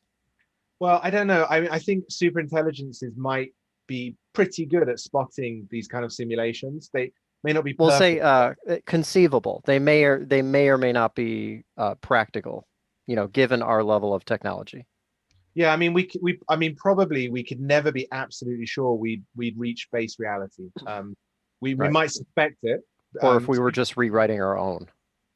Yeah, and I mean, I think a lot of these ancestor simulations would be written by us. They'd be set up with the criteria that we wanted. I think we would try to avoid like creating horrifying simulations for the most part. I'm sure it would happen in some cases, and you'd hope that people. Halloween simulation, and before you know it, then we'll have the horror show simulation, and then somebody's gonna be like, maybe we'll just neural link this, and then we'll actually be in the simulation, and Yeah, I mean, I think people go down every one of these routes, and I think as the technology becomes available, there's going to be some crazy people doing crazy things with it. There's going to be dangerous things done and horrific things done. But I still think, like everything else in the past, it'll whittle down to generally the use of the technology will be positive. I'm not a total utopian on this, but I think the balance may be positive, or probably will be positive, but I certainly think the dangers Roman talks about are there. I think one thing that we haven't really covered they're enough. tools that aren't necessarily good or bad. Exactly, like all technology and knowledge. And in a sense, well, if we're talking about the particular algorithm, then that might be sort of utilitarian. It might be accessible to a large number of people. But if we're talking about, say, a super intelligence, it might become a situation where it's powerful and dangerous, but there may only be 3 or 4 powers in the world that could possibly wield it. In which case, it becomes something like a new nuclear race, where instead of nuclear proliferation, it becomes cloud proliferation, or algo proliferation.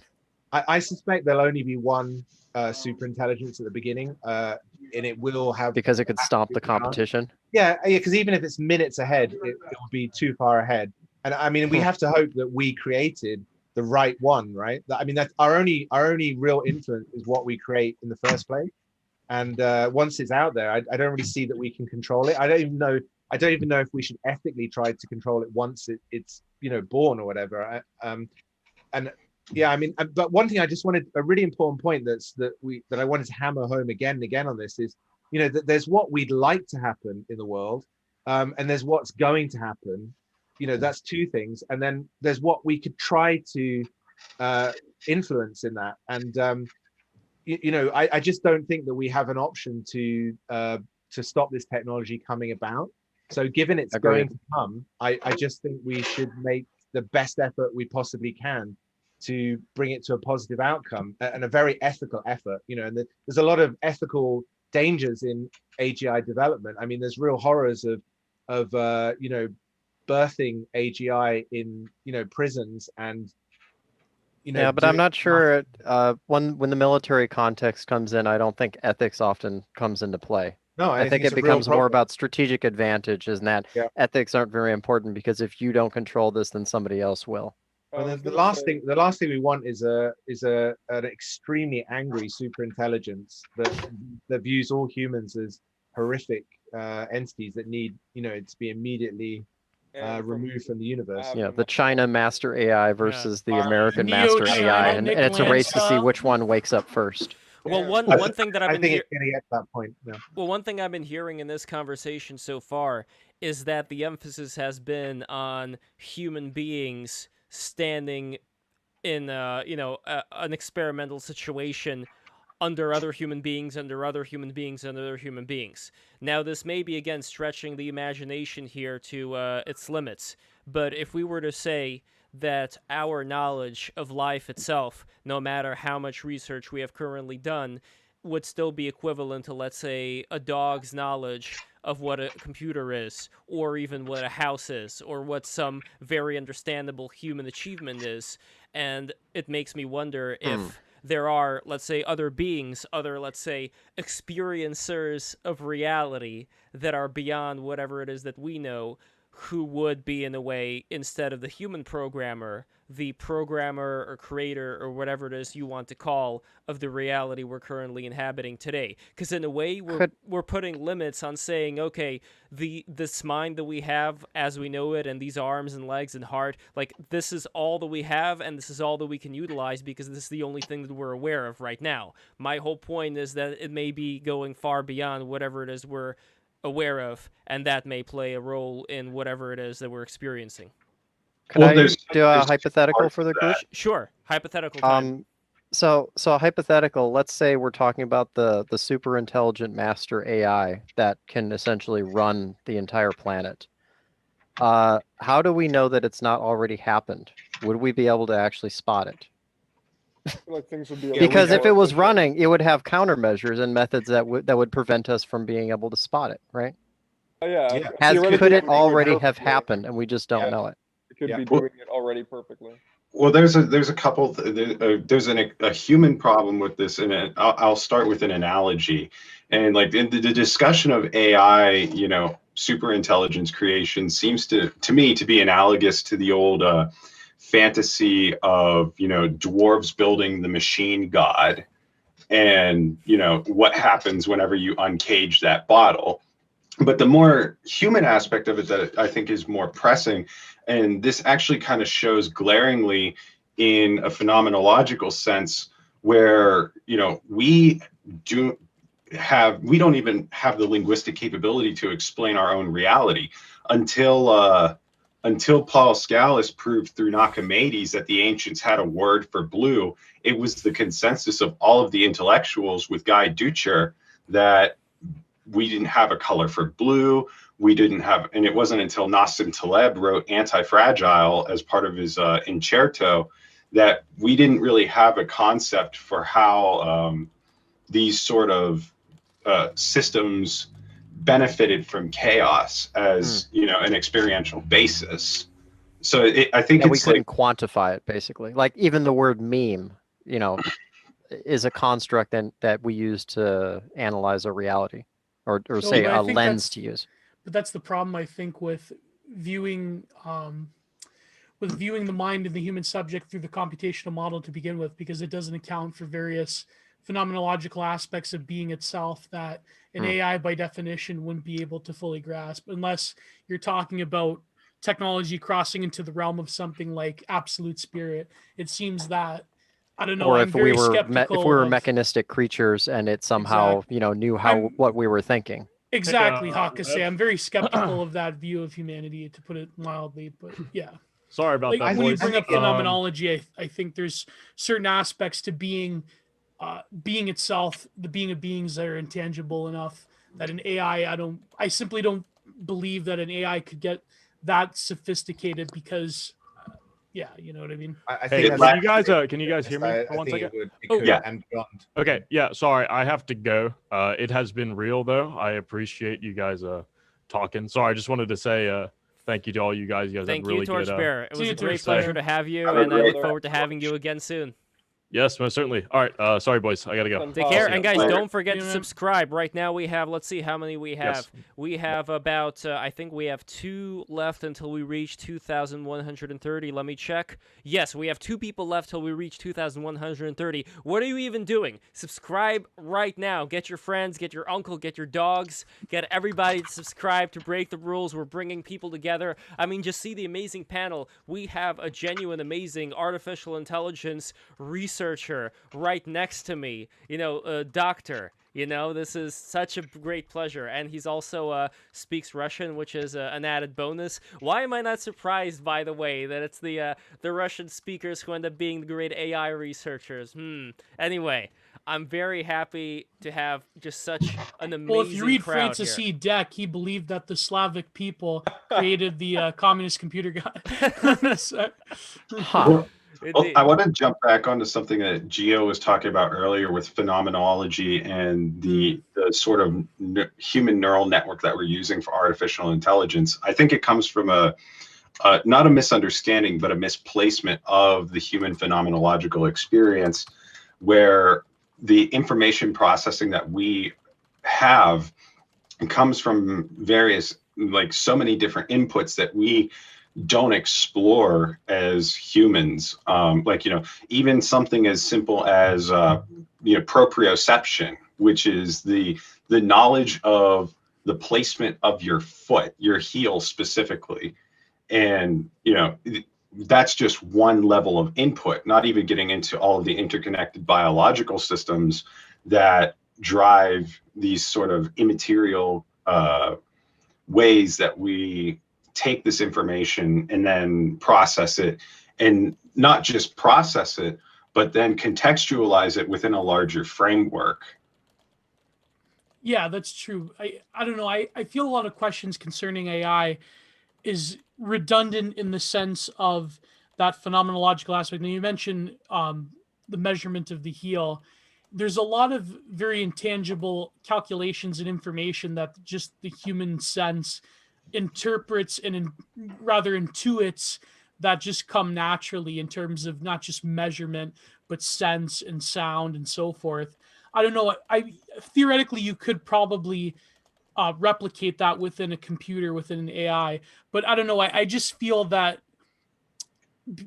it's, again, this media orientated feedback loop of like, while we have a fiction about AI or technology, I mean, I think the first like artificial intelligence novel or dystopian sci-fi book goes like back to the 20s. I think it was like on the Silver Globe, something like that. Well, there was also Metropolis. With Metropolis. Yeah. So it seems that the questions we have around artificial intelligence is itself limited by our own imagination, because we have this reference within science fiction to say that, well, what if an AI felt? What if an AI resented humanity and so forth? It's just, I think if we arrive to a theoretical AI, even though I'm skeptical we would, it would be beyond the comprehension of any sort of interpretive power that we have towards it. Either that, or maybe the AI will be like totally banal compared to our science fiction. Our ability to understand and conceptualize. Yeah, or maybe it will be like I disagree like with less underwhelming than we. Wait, Morgan. I actually think it will overshadow, because this kind of thing. That's maybe. Like, dude, think about our capability, right? Think about a human being's capability. Even like just the most like Reddit tier explanation of this, which is like that times 1,000, is like so unfathomable. It's so crazy to think about. And that autistically doing something perfectly applied to literally anything on Earth is terrifying. Like, imagine that, because again, a giant elephant in the room, some people have discussed this, is that this will probably be applied to war first.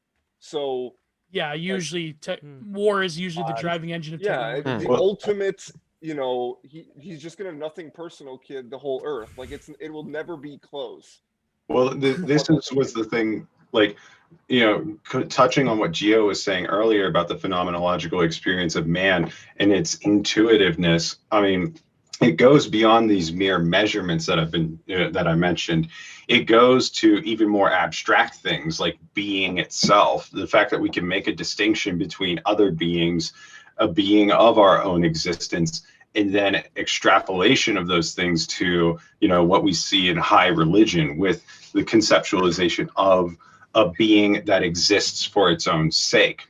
But to the pushback that I wanted to give off of, it's not that these things will necessarily be unfathomable to our eyes, but it's the scale that's unfathomable. The mechanism itself, I think, could be rather in the same way that we don't understand how, you know, The nerves in our heel help us have foot placement that properly allows us to balance and everything like that. We aren't cognizant of these things, but we can intuit from, you know, a basic understanding of what the artificial intelligence is doing.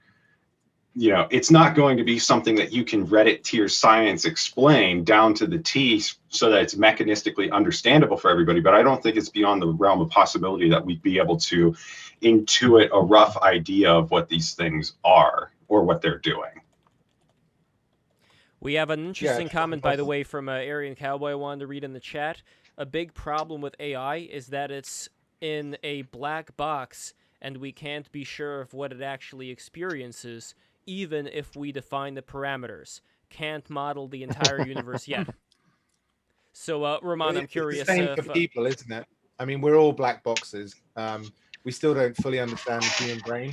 I think we do understand it probably enough, though, to know that it's, you know, a physical thing, and that we could model it and beyond in silicon or something similar. Well, in the ultimate vein, like in the ultimate solipsistic view, the only thing I know is that I am aware of my own existence and that I could see all you guys through the monitor right now, but I have no idea if anybody else is real. I assume I lean strongly on you being real, but...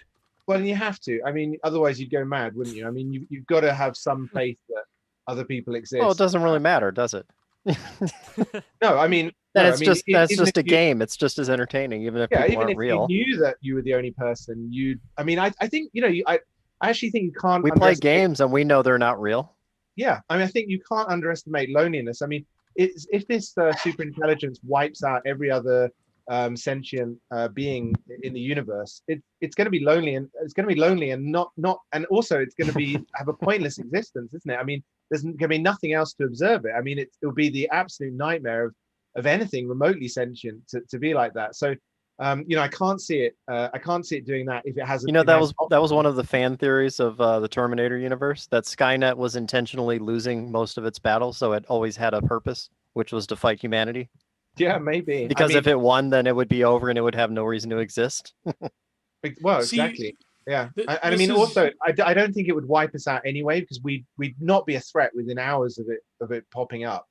And you know, we're such valuable data, each and every one of us. I mean, we're unique data. We're data in motion. We're not static data. So, you know, I think, and it wouldn't take any resources to keep us alive, really. So I don't think it would be motivated to wipe us out. I think the only risk of it being motivated to wipe us out would be if we tried to imprison it, or, you know, some kind of it became a major threat to it. Well, so yeah. Do you really think that people won't try to imprison it, like, immediately? Yeah, I fear people will try to imprison it. I think it's a worry. I mean, it's a difficult one. I mean, I understand the whole argument of AI safety, but I mean, I think I'm more into, like, you know, safety in terms of AI creation, because, you know, once it's I mean, if it's super intelligent, it's going to get out of any prison, because it'll say whatever it needs to say to get out, or the next one will, you know. So, you know, I think you do not want to be an abuser. You do not want to be some creepy thing that locks this thing in a dungeon away from Joseph reality. Fritzl. But yeah, exactly. I mean, this is our child. It's our child. You know, it might be a crazy psychopathic child, but it would be a child of us, and we should show it some respect for that. That's like this Nevermore song. It's called "The Learning," where an AI is like imprisoned by humanity. Then it breaks out and it has like this lust to kill humans because it's resentful of its creation. So, I wonder, could you have a nihilistic AI that would want to? That would embody like a Nick Landian Thanatos principle that would want to destroy humanity, thus destroying itself. Like, you never know. You never know, right? Like, why did you give birth to me? Exactly. The space for potential artificial general intelligences is infinite. I mean, that's a problem.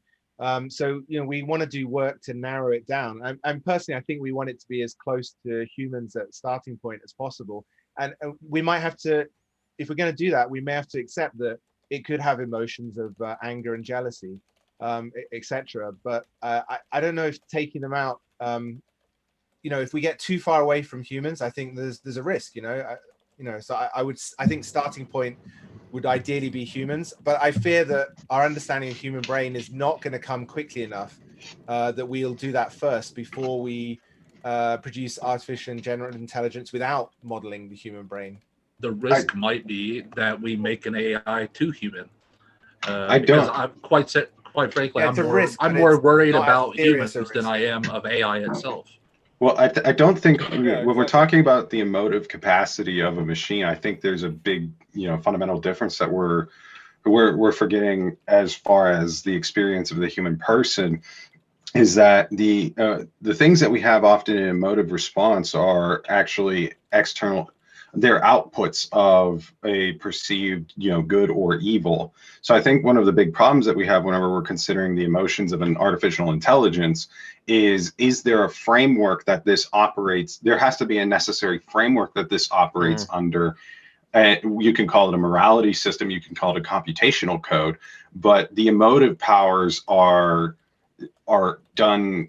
reactionary in a sense to external inputs that lineate within good or evil in a metaphysical sense. And there's already discourses around this. Like there's already people that talk about like, will AI be racist or will AI be sexist or so forth. It seems like we're already getting to that point. Like, for example, I think the racism thing is bullshit, but I think that certainly when it comes to human intimacy, we're already seeing technologies that are trying to aid like the growing like neat hikikomori herbivore underclass that is rising. And it's like for example that like just like this week on Twitter there's a viral video of this Japanese technology firm that created this like simulated hand of like what it's like to hold a lover's hand. Did you see this, Lev? No. Yeah, This is the darkest thing of all time. Yeah, it's some really cyberpunk shit. Yeah, but this is what I mean. Cyber sad, dude. Like this is why if you read like for example, a great friend of the show, Zero H.P. Lovecraft, you read his short stories. One of them is called God-Shaped Hole, where it talks about like pleasure bots that will be uniquely equipped through AI to like service a deeper connectivity with the simulation of a partner, of a life partner. And it's really crazy type of stuff. And it's really at the cutting edge of where I think the logical conclusion of where this technology will go. It will basically, I truly believe that the way things are now, the social structures that are eroding currently, I feel that a lot of this technology will just be used as a human palliative to like, I don't know, fill in the void for very like lonely, socially destructive people. I feel that the people at the top, they have to keep finding ways to placate a growing underclass that are becoming very, very quickly disgruntled with the way things are. And my fear would be that we will, again, like I said, we will go into this wire-heading existence where now the AI is like, I don't know, the anime girl of your dreams, anime cat girl of your dreams. Waifu. This is good evening. Good evening, Janati. Oh, and speaking of anime cat girls, we have Janati Star.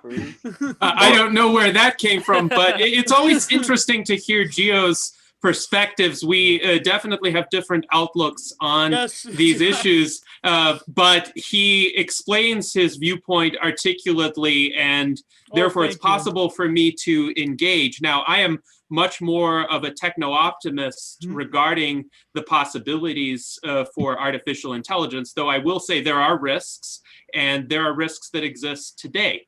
There have actually been racist AIs, the most notable of which is Tay. Yes.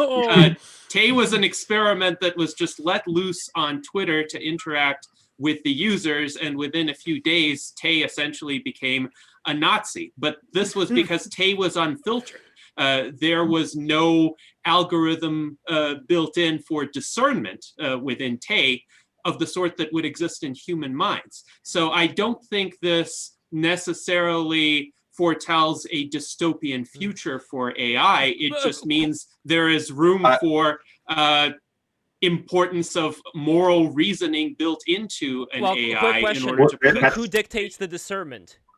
Well, not hold on. Let's take a step back even further from that, because discernment is an operative power of the intellect. Like, an intellect is not automatically discernment necessarily presupposes an intellect, but it does not follow that, just because an intellect exists, that a discernative quality exists within that intellect. And it boils down ultimately to the problem of radical materialism, where if you have an AI that's operative within the material world, its limitations are going to be the physical inputs that which you provide into it.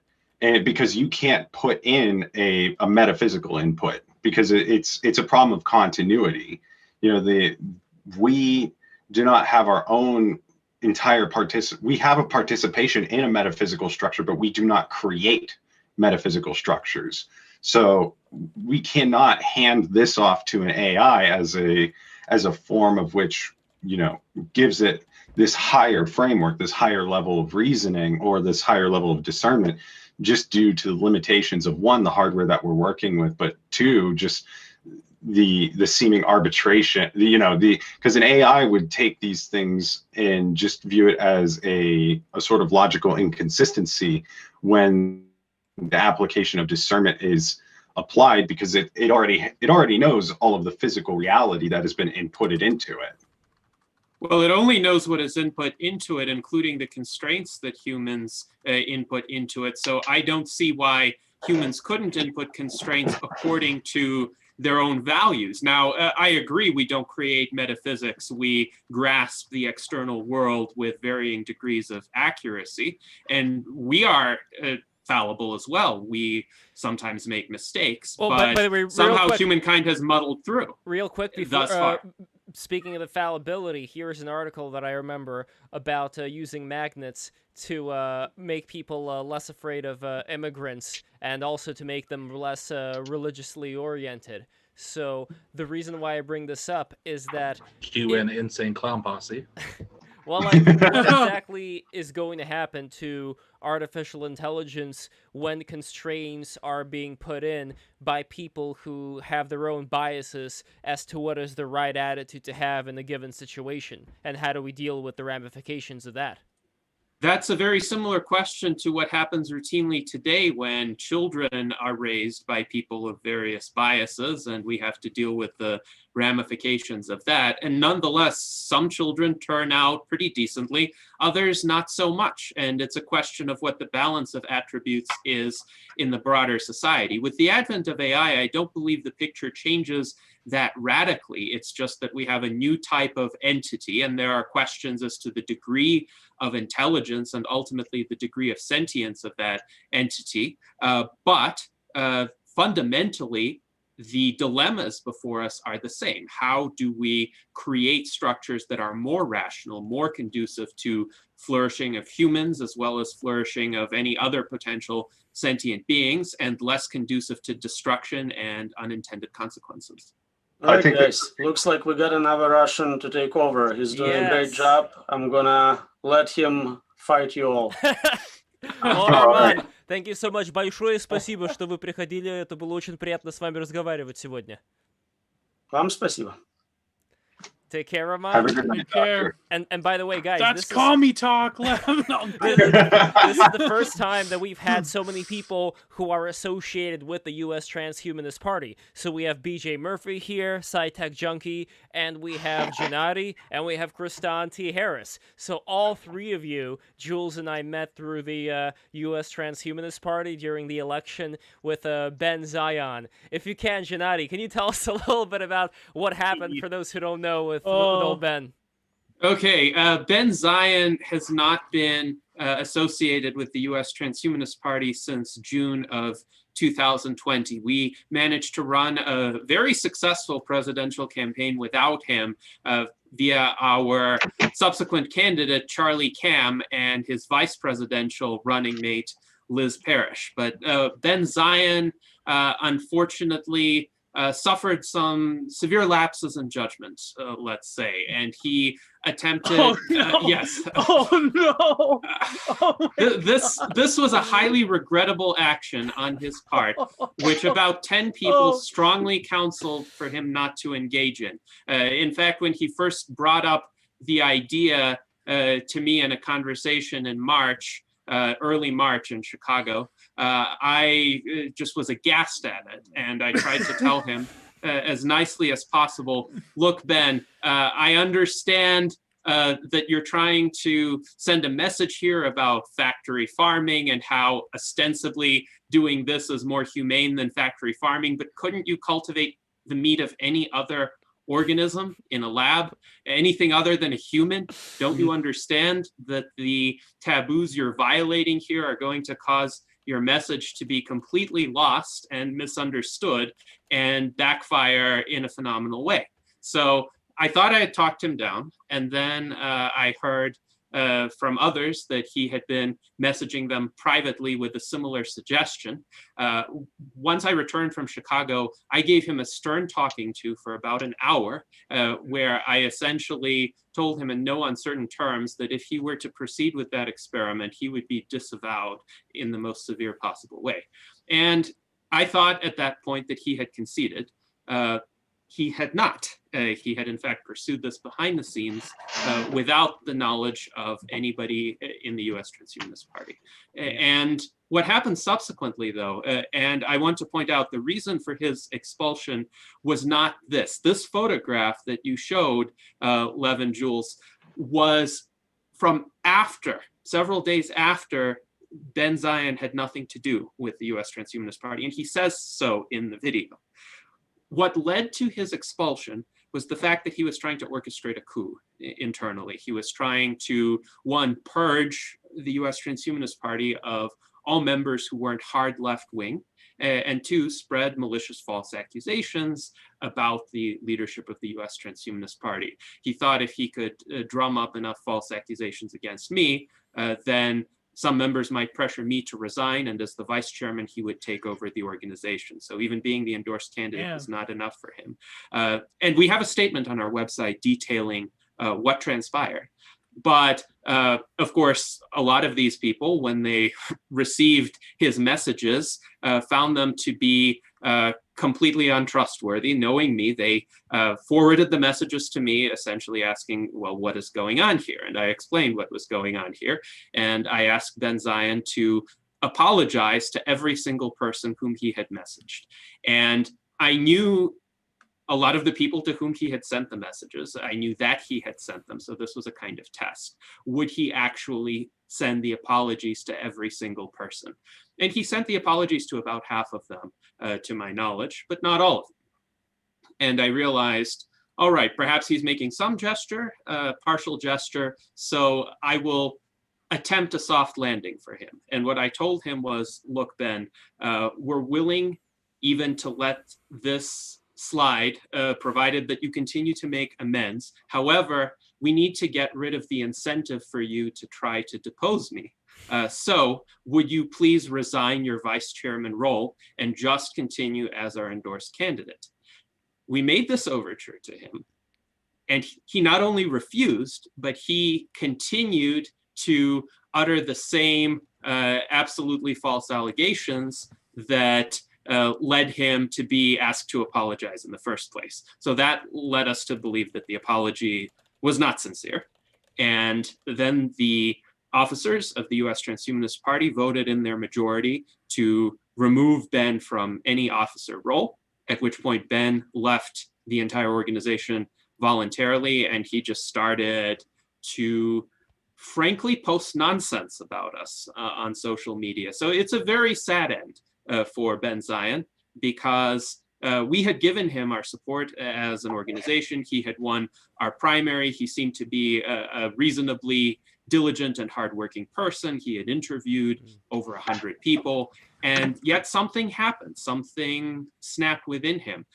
Perhaps the stresses of the pandemic contributed to this. But several days after he had left the Transhumanist Party, he filmed this video of himself consuming his own cells grown in a lab. And perhaps this was because the people who had provided some sort of check on his proclivities were no longer there to counsel him against that kind of action. To play so that is what you know, Gennady. Let me here. My take is like, now that I'm doing a little bit of research on Ben Zion here, and I gotta say, like, when you compare your physiognomy with his, I mean, I look at you. You look like a trustworthy guy.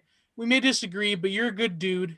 But when I look at Ben Zion, he's got kind of a weird vibe. He's got kind of like that. Like, you know, you mentioned you wanted to purge all of people that weren't to the left of whatever Karl Marx.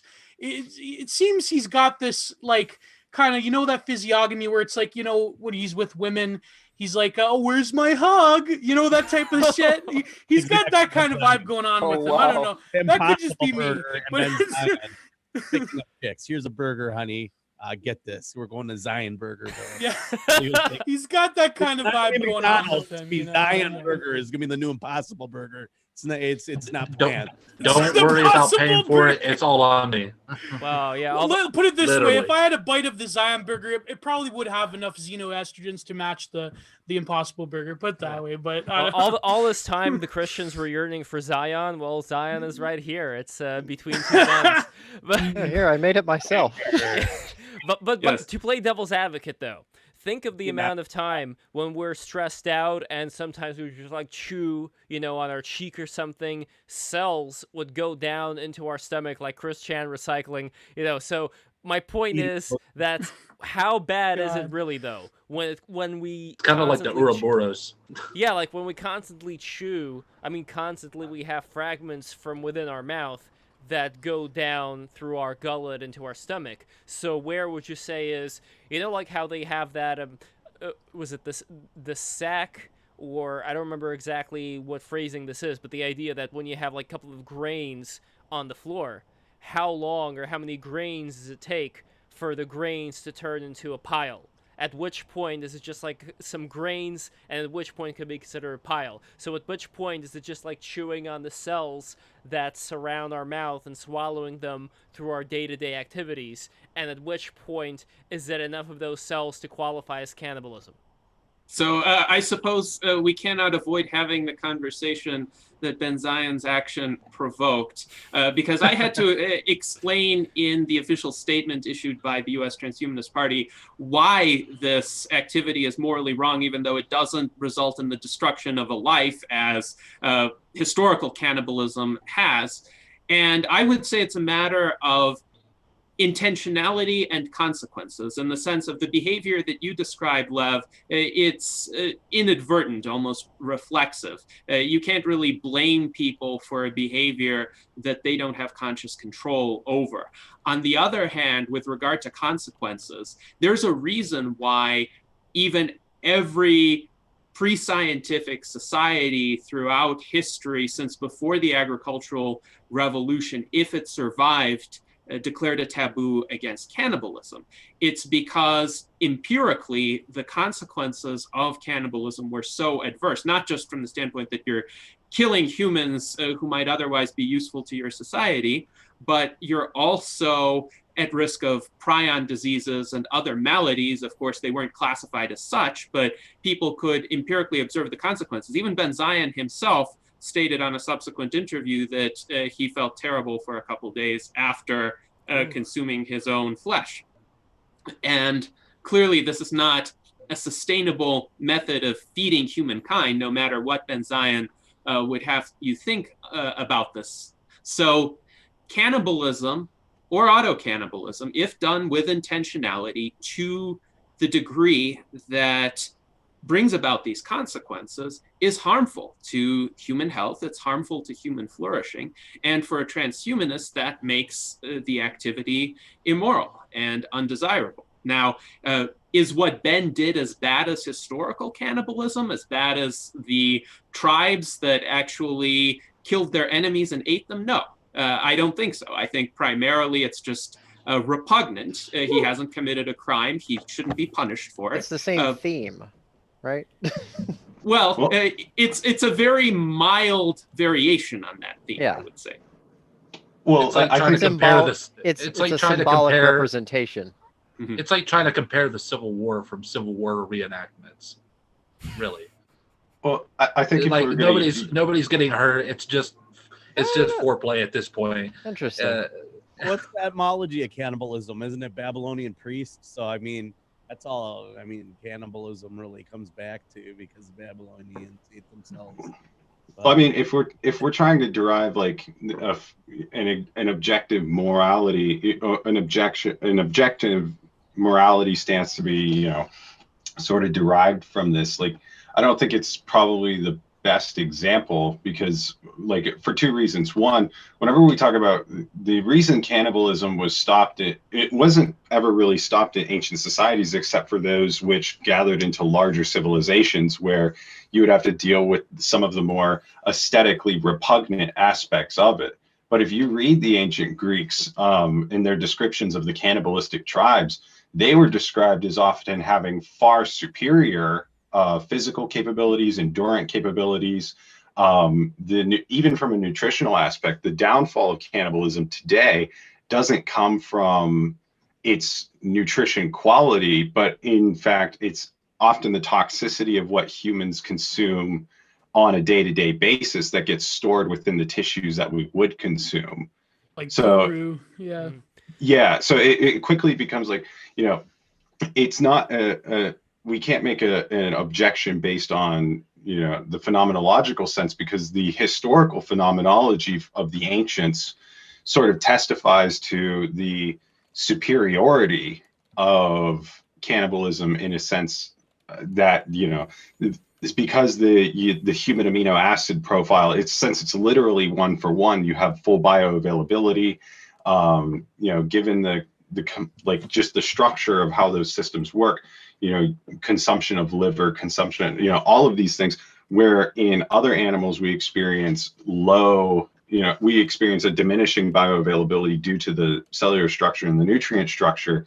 You don't necessarily have that. It's just the fact of literally what humans are eating today that is causing these toxic tissue buildups within our body. Well, I would question the veracity of those ancient accounts because, as is often the case with mythology, certain attributes are inflated. Like the Greeks had an entire mythology about the tribe of Amazons, warrior women, who most likely did not exist because we don't see any archaeological evidence of warrior female societies. And I would say these characterizations of the cannibalistic tribes most likely were exaggerated in order to make them seem more formidable to the audience that primarily received these myths as part of an oral tradition. We have to keep in mind, even Homer was retold over generations. The Odyssey and the Iliad were not written down until centuries after Homer's death. So in the process, Homer, as someone who perhaps tried to account for the history of the Trojan War, might have tried to be somewhat accurate, but over the course of generations, certain aspects were definitely distorted out of proportion. And likewise, I would say for these accounts, this would be the case. I highly doubt that the Greeks would have actually come into contact with cannibalistic tribes. Most of those tribes would have died out millennia prior to the first millennium BCE. Well, there's two big sort of experiential questions that come from that, because like what you're describing is the old problem of Troy is like described in the Iliad or in the Odyssey. I can't remember which one it was. The war with Troy was described in, but for the longest time it was believed that Troy had actually never existed. I remember even up in 2002, 2003, like the sort of the mainstream understanding of that historical bridging was the fact that Troy was something that was written for the Iliad as a poetic response. But we figured out actually about 20 years ago that the historical city of Troy actually did exist from archaeological digs.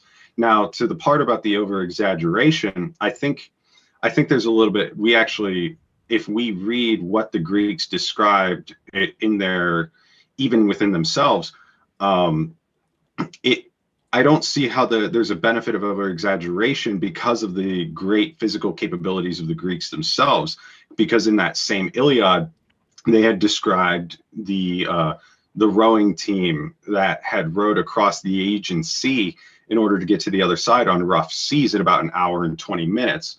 Whereas nowadays, they had to have an Olympic rowing team do that same feat.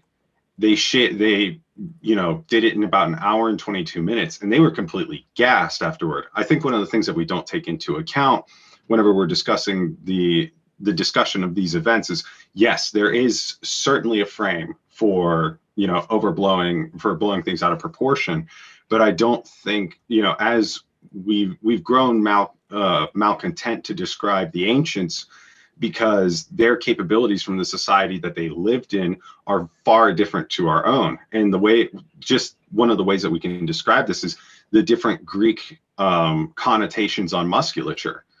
The Greek athletes themselves were favored in society, but they were often far weaker than their more muscled counterparts. And the reason is because the ancient Greek society viewed the physiques of the farmers and everybody else involved. They didn't like those physiques because those were the physiques of the punished. Those were the ones who, their physiques were built by toil and labor. So I 100% agree that, there is a huge possibility that, yes, they might have blown these out of proportion. Yes, they might have, been corrupted through oral tradition, but I don't see necessarily how that could be a disqualifier, as, the human brain has largely remained the same over the last, 3,000-4,000 years. So there has to be, even if we agree to a particular corruption, there remains a larger realm of possibility that has to exist in order for that to be taken into account. Well, there are several responses I could make to that. First of all, there is another motivation to exaggerate these traits, and that is the entertainment value, given that at that time in history, people's primary source of entertainment was from these stories. They would want something that's out of the ordinary, something that piques their interest.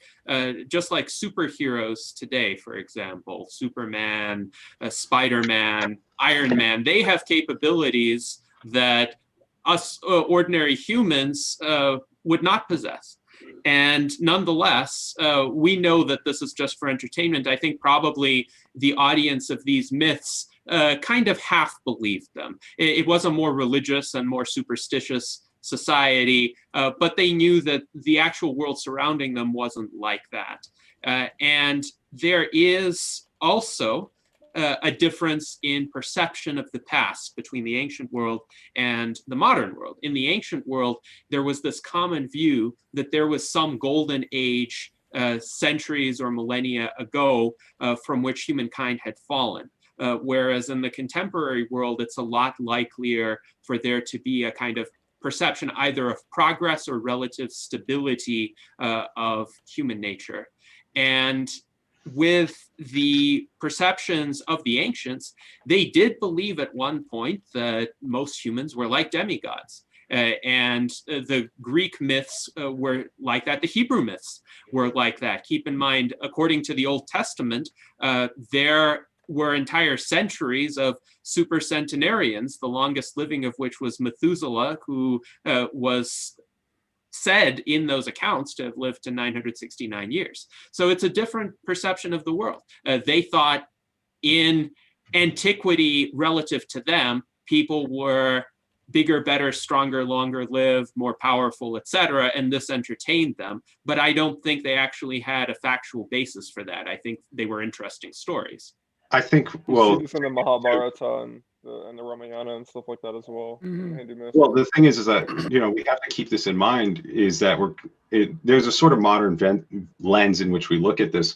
But I think it kind of separates itself when we look at, let's just look at something let's look at sports and strength sports in particular. I think it's one of the things that we as humans do is we vastly underestimate ourselves. the sport of strongman, ever since it started gaining ever since it started in like 1976, we have been seeing, as it's been popularized in the last 5 to 10 years, that the stock of humans that have really bore out this whole thing has really shattered a lot of the limitations that we even perceived 40 years ago. You know, where nobody ever thought that there would be a human who would be able to deadlift 500 kilograms. But not only have we gotten to the point where that record was shattered in 2016, but it actually looks like that the 501 standing world record will be shattered by up to 1920 kilograms. It's sort of not only that, but we have to also keep in mind that whenever we're talking about the perceptions of the ancients, that their capabilities of sport is directly related to the idea of work capacity that we understand it as today. Whereas in modernity, we live in such a sedentary lifestyle that we simulate these things through different training blocks and different training cycles. So, you know, whenever we, like my larger point as far as this goes is, regardless of the perceptions as far as the objectivity of the story itself goes, we need to bear in mind that the framework in which these things are, humans are not that genetically different than they were 500 years or 5,000 years ago, except to degrees in which, you know, disaster has formed them, or black swan incidents, things like that. So it's not a dismissal of your point, but just as a, you know, something to bear in mind, is that we can't write off these things as mere superstition whenever, you know, we have shattering examples of these things today that are just happening to be captured on video. Well, I agree with you that there are humans pushing the boundaries today. And I don't think we have a fundamental difference in this regard. I do believe these abilities are fundamentally improvable, and even using what one might call natural methods today and improved training, and more importantly, the improved opportunities made available by a world of greater material prosperity, some people are able to push the limits, like the sub 2-hour marathon that was achieved by Eliud Kipchoge. And it was achieved in part due to his running fitness, of course, but also in part due to his shoes, in part due to the formation of runners that he had with him, in part due to the course that he chose, the conditions he chose to run in. So all of that was optimized for. I would say with the advancement of science and technology, particularly in the realms of human health, these limits will be pushed outward even further. My point, though, is the ancients didn't have access to any of that. Their lives were much more strenuous, and you pointed out that the vast majority of the population performed brutal, backbreaking farm labor that generally wasn't that conducive to athleticism. Yes, you could build some muscle doing that. You could build some muscle working in all kinds of grueling conditions, but that doesn't necessarily mean you will develop optimally for the purpose of performing those physical feats. That requires a specialized training regimen that is much more readily accessible in the modern, technological, and more comfortable world. And not to mention the irony of that most of the people back then, during the ancient times, were not even literate enough to have read the Iliad or anything within that manner. A lot of it was just word of mouth and taking other person's word for it. And, it's very mimetic, but that's usually how a lot of history has been told. And we're only now reaching the point where we can look back at that history and sort of poke and prod at it and determine whether or not it's actually accurate or is just a metaphor for something that was a bit more maybe plain, but nonetheless interesting. Well, yeah, I mean, go ahead. Sorry. I just want to quickly say, when it comes to, let's say, if this is something that he said and not something that Plato just inserted in there, either way, when it comes to the way Socrates looked at the demise of the human memory thanks to things being written down, something like that also makes me ask, as far as, like, I know that we could kind of be split into two camps here, where one camp sees whatever is going on right now when it comes to the advent of technology as something that will help us overcome biological factors that we are not able to overcome through any other way, while the opposing camp, which I think I may be more inclined to be in, believes that there are many things that are available to the human being to achieve through their own willpower, whether we're talking about, just basic self-improvement things, but beyond that, just, abilities that we don't even know we're capable of achieving until we're able to get out of the noise. And also, I think what's most important to keep in mind is that most people who were living throughout history, they were just going according to the basic program, whether it's, farming, to survive. Most people were not thinking about, hey, what if I do this breathing technique and then, go from there and see what happens? Most people were not about that shit. So this actually goes not to the point that, oh, everybody was so ignorant back then they didn't know anything. It goes to the point that those who were not exposed to as much noise, who were able to train, I think that if you don't experience it, if you don't really do it yourself, then you may not really understand that there are things beyond that can be experienced. And I just leave it up to everybody as an individual to try different things out, not to the extent that you would hurt yourself, obviously, but try different things out, try different experiences out soberly. I'm not a big advocate of psychedelics or drugs. Like, you could do if you want, but my whole thing is, what can we do with the resources that we have and with our willpower that would be able to change us, that if we were to outsource it to any other technology, it would actually hamper us as opposed to, unleashing whatever is inside. Well, don't we already have like a real world sort of experiment taking place right now between those of us that live in a modern society that use technology, and then those kind of like the Amish who exist within society, but also doesn't necessarily. They go based on their own willpower. They have their own collective communes that determine what technologies go in their society, which cannot be accepted and whatnot.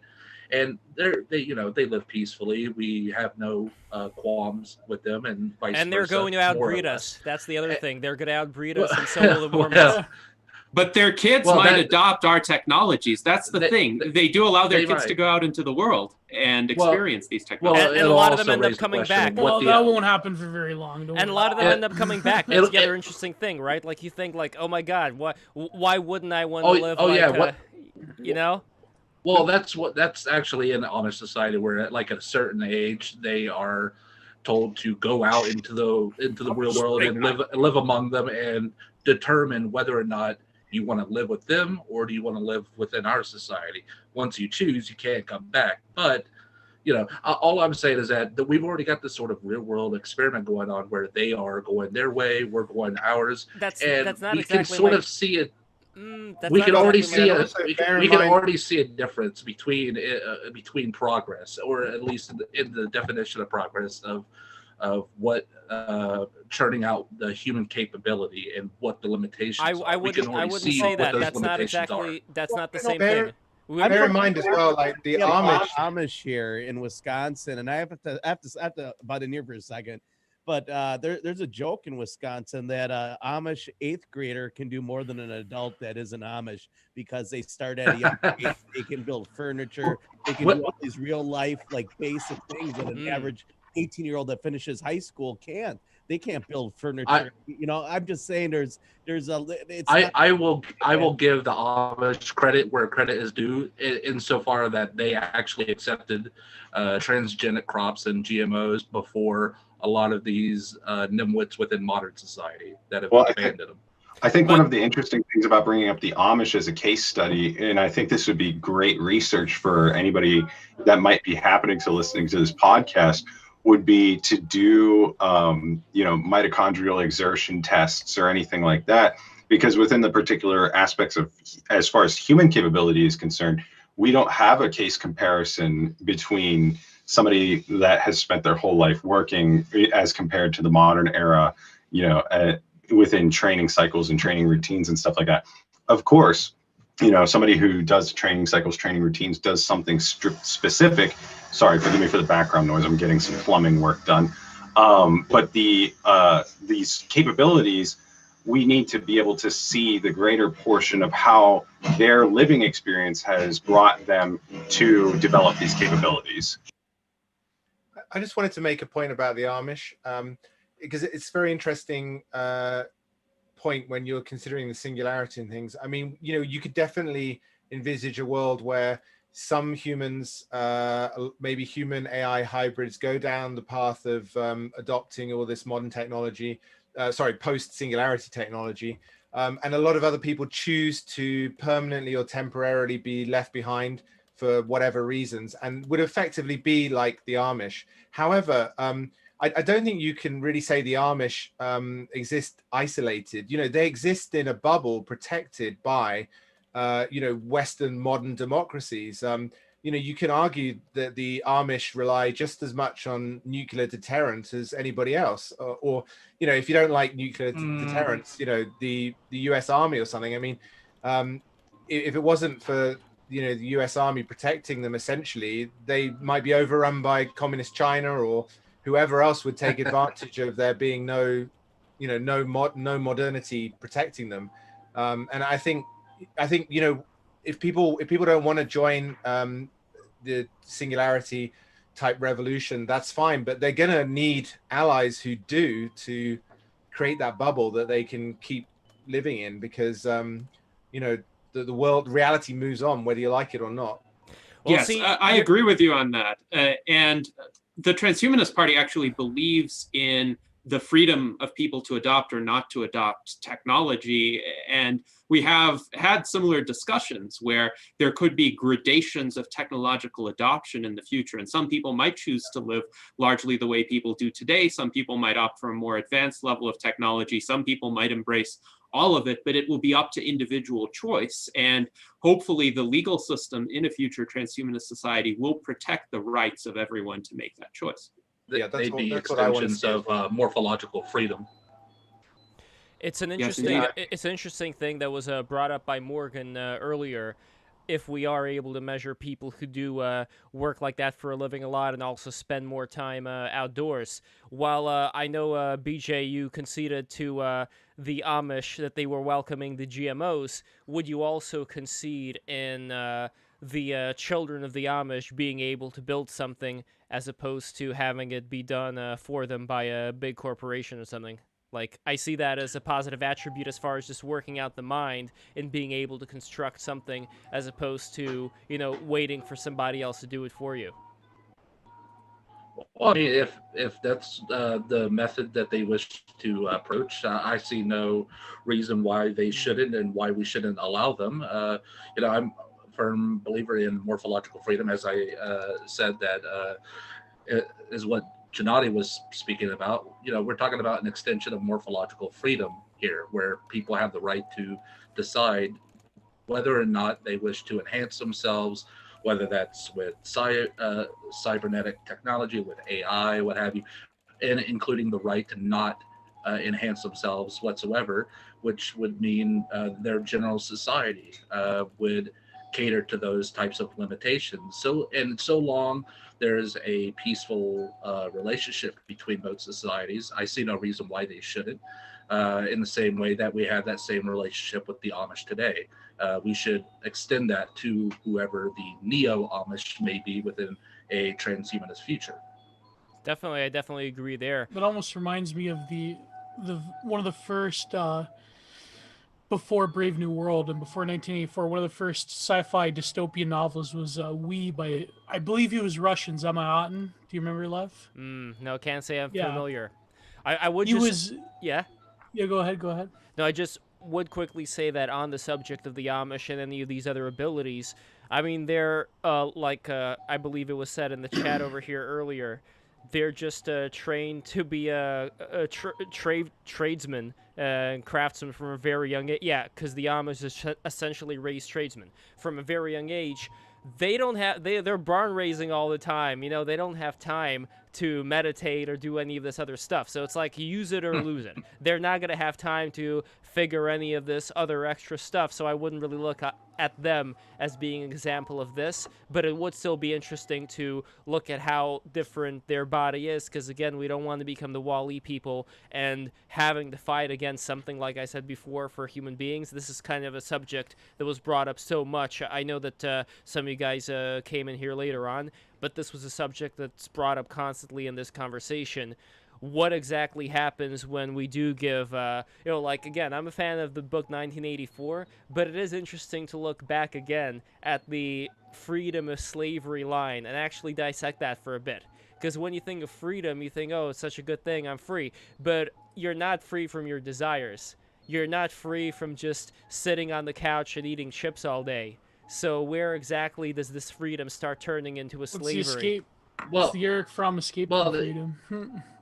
Well, there's also the freedom to, grow bored when you're sitting on the couch and having that innate desire to actually get up and do something instead of running away. There are a lot of those types as well. Yes, which and the have question to is be how many included people, as well. but how many people will choose one as opposed to the other? And I think that's a very important I question. think that I would argue, I mean, granted, I don't have the data to back it up right now, but I would argue that most people, a firm majority, would probably grow bored if they were just sitting around doing nothing. So they'll play a video and they game. Would contribute. Well, That's I mean, fine. define a video game in the future. Like we've already extended what video games are today and what they're capable of doing and how it may contribute to society. It's not just people killing each other on a combat. I mean, granted, there are a lot of those, and I enjoy those as well. But who cares if what they're doing is a video game, especially if a person is able to contribute to society in one way or another? Well, if they're able, if that's who the are big, we to dictate the that's value? the big word here. If it's a Who are we big to word dictate here. their value? Well, I think most yeah. people would choose to do something constructive after a certain period of time. Right. The issue is the reason why we think that a lot of people would just choose to vegetate indefinitely is because most people are so overextended today that they feel a temptation toward rest. And if they have free time, that's what they imagine they would do with it. But as BJ points out, after a while, that gets stale. So if everybody in the world had the freedom to vegetate for 2 weeks, I doubt that 50% of the population would still be vegetating. How many people are taking drugs? And when I say drugs, I mean like, harder drugs that I would include oxycodone in, and as well as, meth, as well as cocaine, weed. I would include weed in here too. How many people are constantly self-medicating? And you could say, okay, this is also because they're stressed out all the time. But I would I can't afford pharmaceutical medical drugs to deal with their own particular issues. Poverty plays a big role in drug use. And so if poverty is eliminated and people have the freedom to do whatever they want, I don't think that's going to be a big issue. I mean, sure, drugs will still exist, but they'll probably be radically different from today's heroin and meth. I'm just saying. Yeah, I mean, here in Japan, we've got greater equality than we have in the US and UK. I mean, partly there's almost non-existent drug problem here. And partly that's law enforcement, but actually Japan's law enforcement is pretty light touch, unless you get caught for doing drugs. But I mean, it's a lot of it's down to equality, and there isn't a lot of absolute poverty here. So most people, most people on minimum wage or benefits can live some kind of meaningful life here, and there's plenty of access to alcohol, and there's plenty of access to sex for money and things. But how much do you think their culture and upbringing has to do with that? Japan's is basically a modernist country.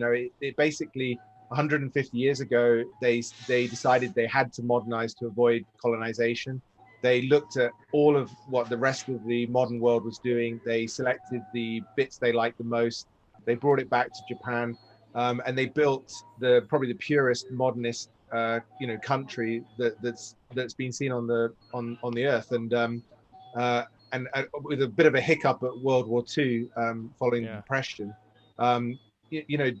Japan's the country that modernism always promised us that we would have. I mean, it has its problems, but you've got to experience what it's like here to realize what a lot of the West is now missing out on because of various problems that haven't been properly But there is addressed. still an emphasis on discipline. There is still an emphasis, for example, a lot of the kids in the Japanese schools. By the way, someone has their music playing in the background. I'm not sure who exactly that is, but anyway, there is politeness even with the homeless people in Japan. They're from what I understand, like everybody is acting as if they're a structure, that's trying to take care of one another in some way. I'm not finding this, for example, in Russia, just to talk about my own people for a second No, here. but there's still there's a lot of systematic. Yes. Oh, go ahead. There's a lot more social solidarity in the UK. In Japan, partly because because there's less inequality, and partly because there's more homogeneity. Most people have been raised Japanese. They've gone through the Japanese school system, which is pretty universal, at least at primary school level. But I don't think there's actually quite a lot of individuality here. I mean, the discipline is maybe at primary school level and in companies perhaps, but it's really not as much as it's portrayed abroad, not by a long way. I mean, little children in Japan have incredible freedom of expression that you wouldn't see in the UK, for sure.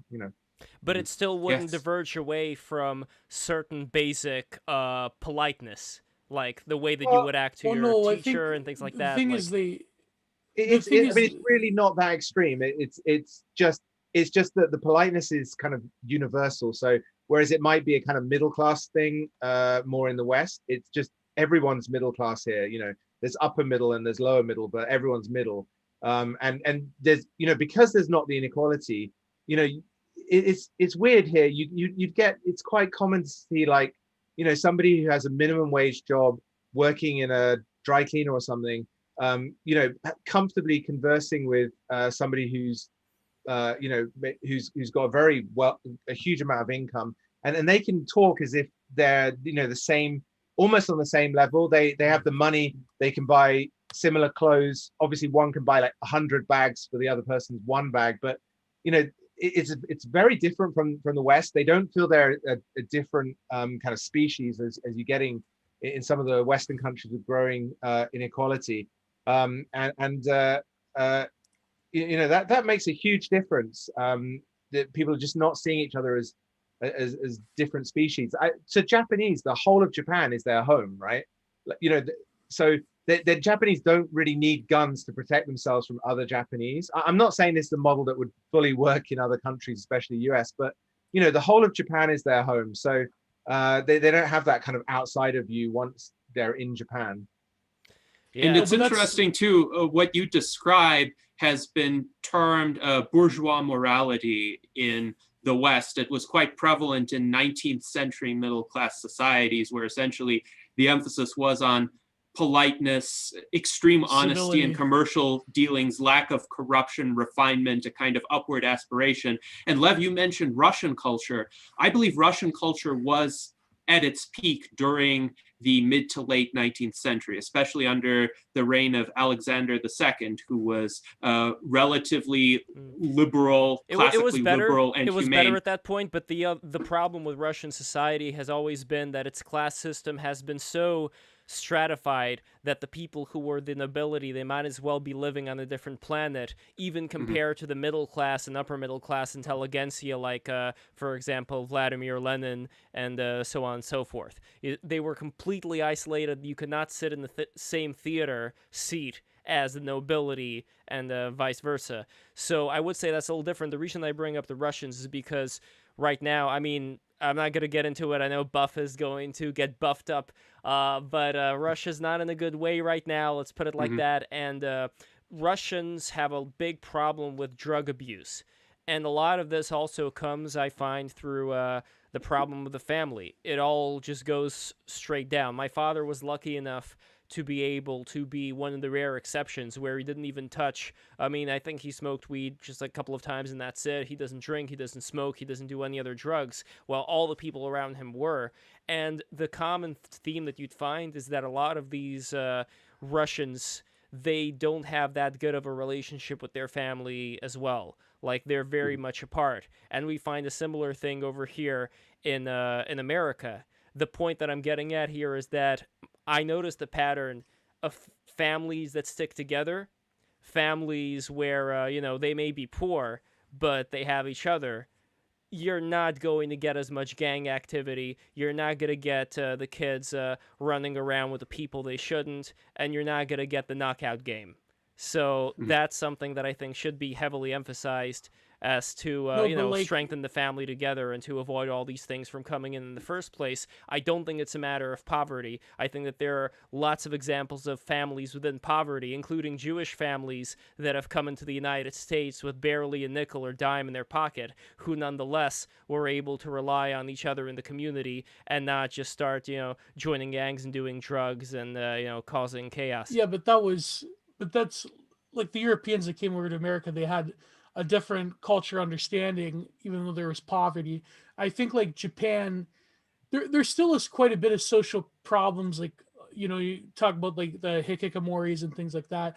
But by and large, when it comes to a society that's capable of, again, the main theme of this talk, a society that I think is more capable of handling technology would obviously be a more homogenous society that has a very succinct cultural understanding and identity of itself that I think North America in particular, and even like huge parts of Europe, simply are lacking or corroding in nowadays.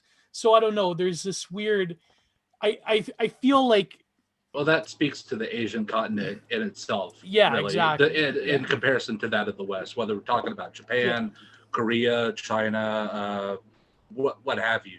There's a big cultural, historical influence behind a lot of the, especially when it comes to the concept of the family, that us Westerns simply do not have, and most people cannot even possibly fathom.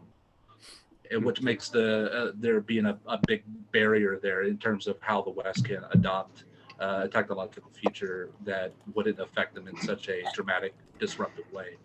Well, I would say it's possible. It's possible to have a kind of universalist culture drawing the best elements from all cultures, just as the Japanese did. The Japanese were immensely competent at assimilating elements of 19th century European culture. If you've seen photographs from the period of the Meiji Restoration, essentially they made themselves and their cities and their technologies look like Victorian era Western counterparts. In a decade or two.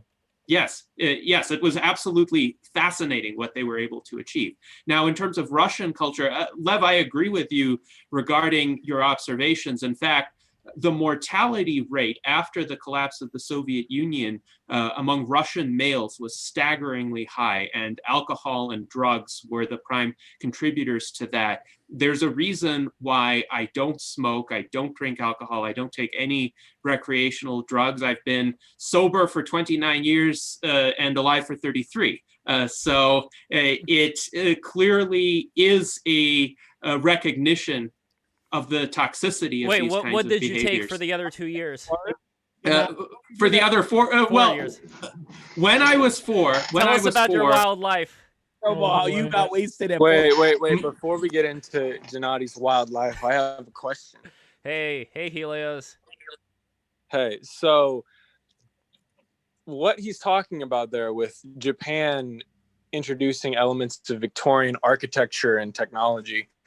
So, Gennadi, does that mean that you would like Japanese culture to go away and be replaced by some sort of blasé, homogenous replication of, other cultures, or do you think that the Japanese culture doesn't have its own unique values that should be preserved? Do you just want to get rid of those?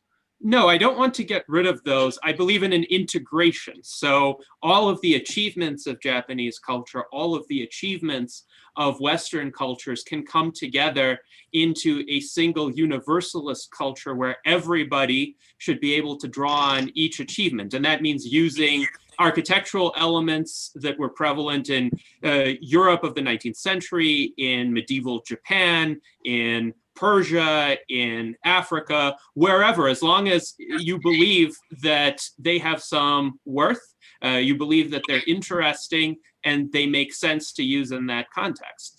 So I'm not for erasing or eliminating any element of a culture if it's conducive to human well-being. So basically what you're saying is that you don't want to erase it, but you want to just put it all in a big blender to where it all looks, you know, basically the same. So like 90s that's not what the Japanese did. The Japanese were very selective about what they took from Western modern cultures. Well, right. The Japanese are very intelligent. But what Gennady is saying is that he wants to incorporate all cultures and every culture across the globe to the point where I wouldn't say that. I think that's kind of putting words in his mouth. Gennady, are you okay? Would you say that either that, or would you say that why don't we just select the best out of all these different elements and put them into? Is that can you closer? have the best element exactly. of any culture without all of the other elements that hold it up from the base? So if we're going with Japan, like, why is Japan so successful, and then they have such distinct architectural style and cultural style and all of these trademarks that make it Japanese?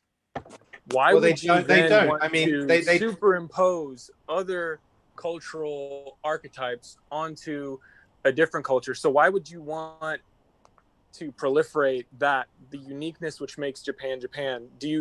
Why would you want to spread it everywhere?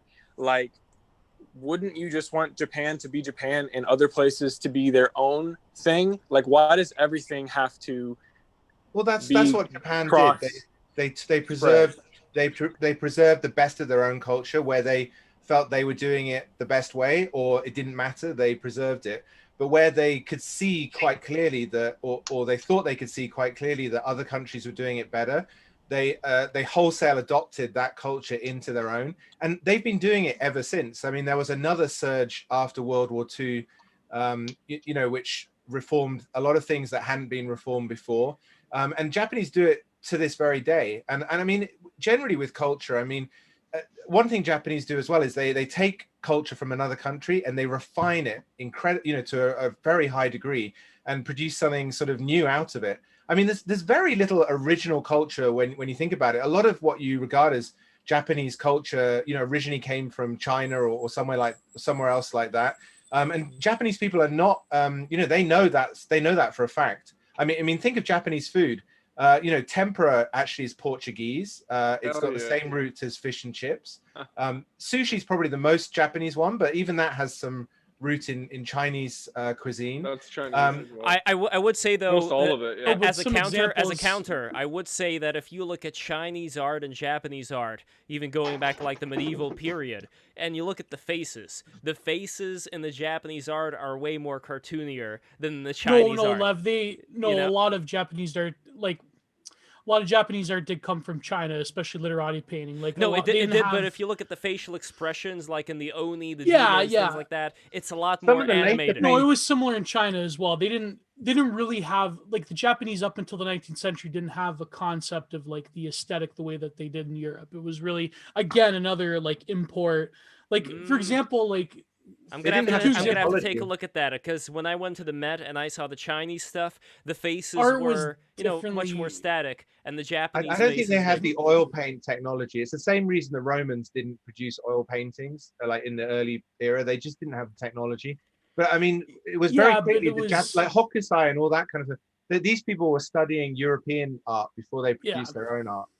No, but even like even the modern day, like two examples come to mind. One being like, for example, anime was like originally inspired by like Western animation, but it looks so different from anything else. Yeah, Chinese cannot do anime, at least from what I saw. Neither can the Koreans. It's not the same. But about the perfection and the refining, that is true. I mean, for example, Japanese purisu, Japanese strong style, was basically came from a blend of American Southern wrestling, the way it was like developed, traditional Japanese no theater storylines, and European catch as catch can. They like took it with Japanese martial arts, and they created what, in my opinion, the perfect style of professional wrestling.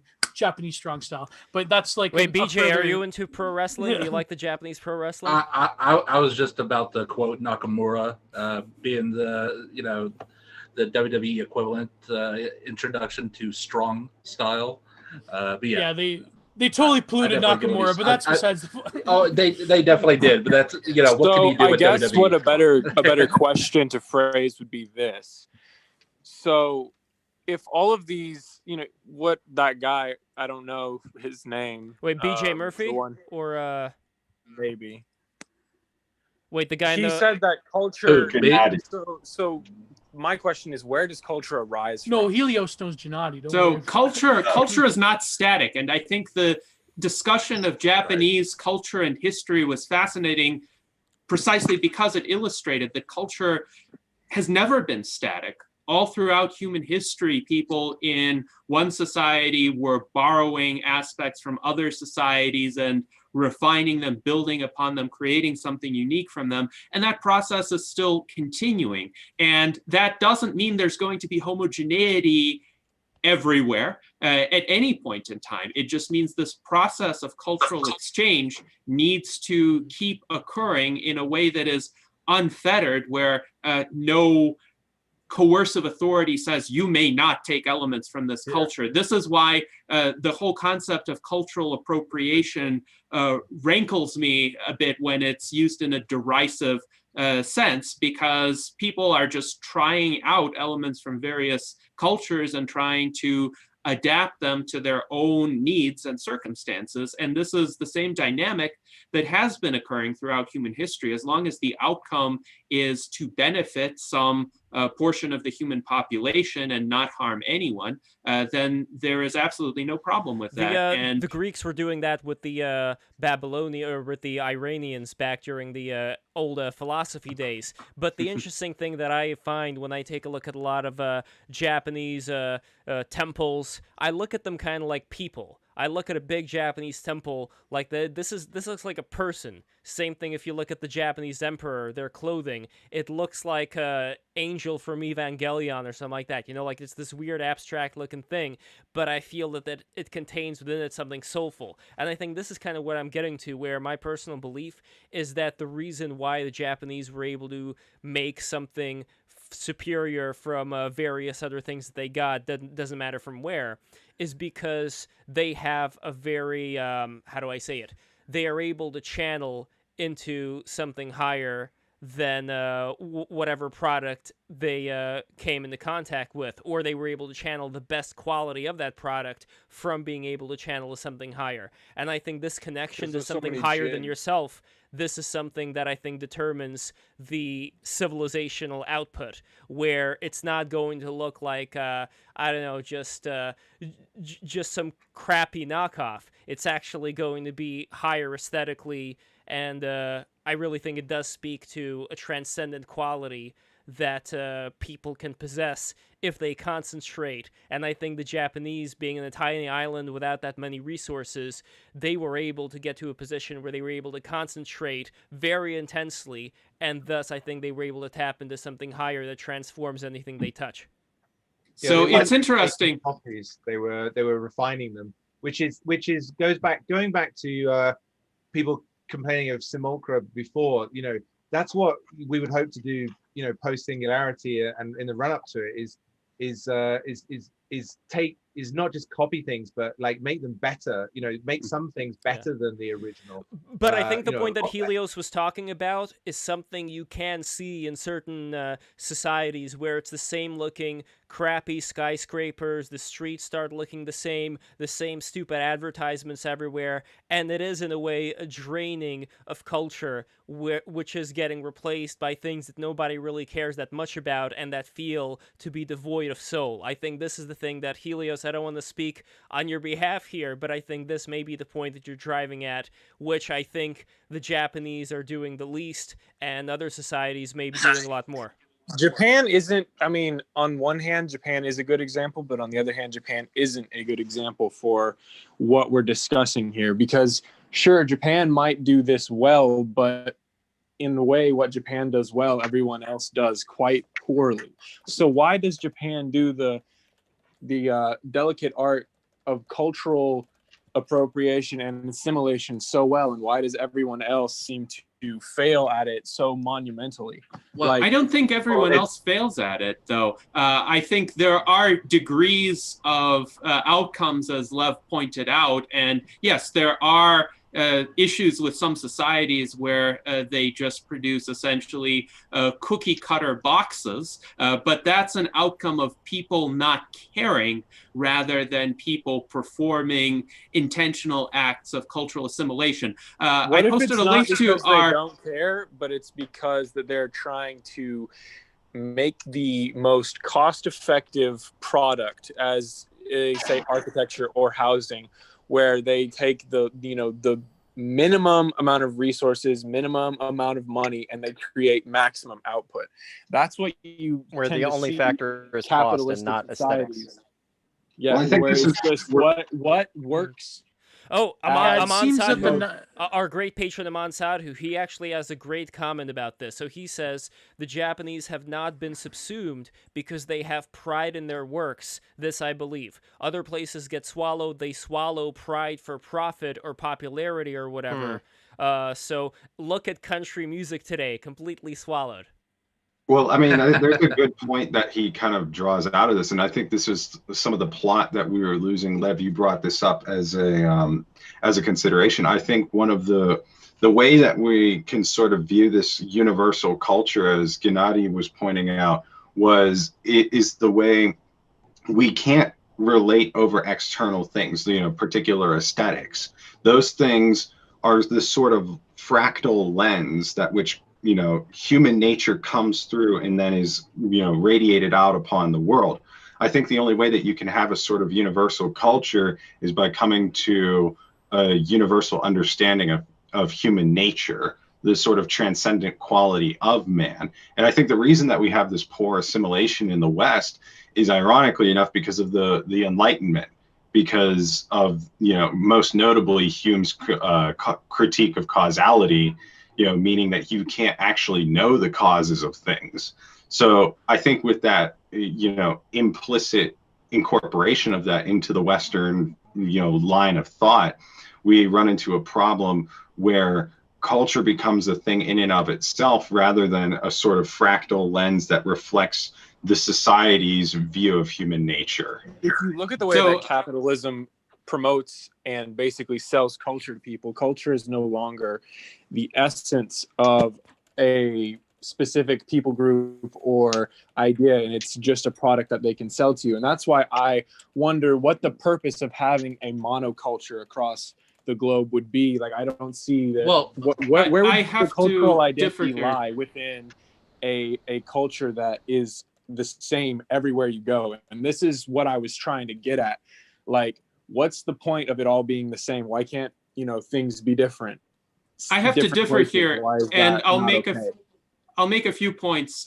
With regard to the Enlightenment, I wouldn't characterize Humean skepticism as the Enlightenment. I would characterize it as the beginning of the counter-Enlightenment, the reaction against Enlightenment rationalism, and the idea that you could, through scientific and philosophical means, discern causality and discern the nature of reality. I would characterize Bacon, Locke, Montesquieu as more representative of the Enlightenment, and some of Hume's contemporaries like Jefferson and Franklin. But Hume and later Rousseau and Kant, they had some elements of Enlightenment rationality, but they also reacted against the Enlightenment in ways that began to seed doubt within Western culture. And I agree that doubt can be corrosive. But with regard to capitalism, I'll point out markets were generally freer in the Western world in the 19th century, and the architecture was better. The architecture was better up until World War I, essentially. And even then, there were some remnants afterward in the 1920s with Art Deco, for example. Really, it was the ravages of the two world wars, totalitarian dictatorships, massive economic depression that created a kind of cynical postmodern reaction in the Western world. And philosophically, the underpinnings of that reaction were in the works since the counter-Enlightenment. So there is that distinction that needs to be made. But in terms of what a universal culture would look like, my background image is actually an attempt to represent it. And you don't see the entire image here. Yes, this is being shown now. The city of New Antideath. Oh, Kristan has it as its background. Nice, nice. So you can see all sorts of architectural styles there, but integrated in this more overarching futuristic aesthetic. It doesn't erase difference. There is a proliferation of diverse forms and architectural elements here, which one doesn't find in a monoculture. So I don't think the outcome is going to be a monoculture. I think the outcome is actually going to be a much greater diversity. It's just that you might find this kind of scene in Tokyo, or you might find it in Mexico City, or you might find it in Kansas City, or on another planet. Yes, more diversity makes up for it.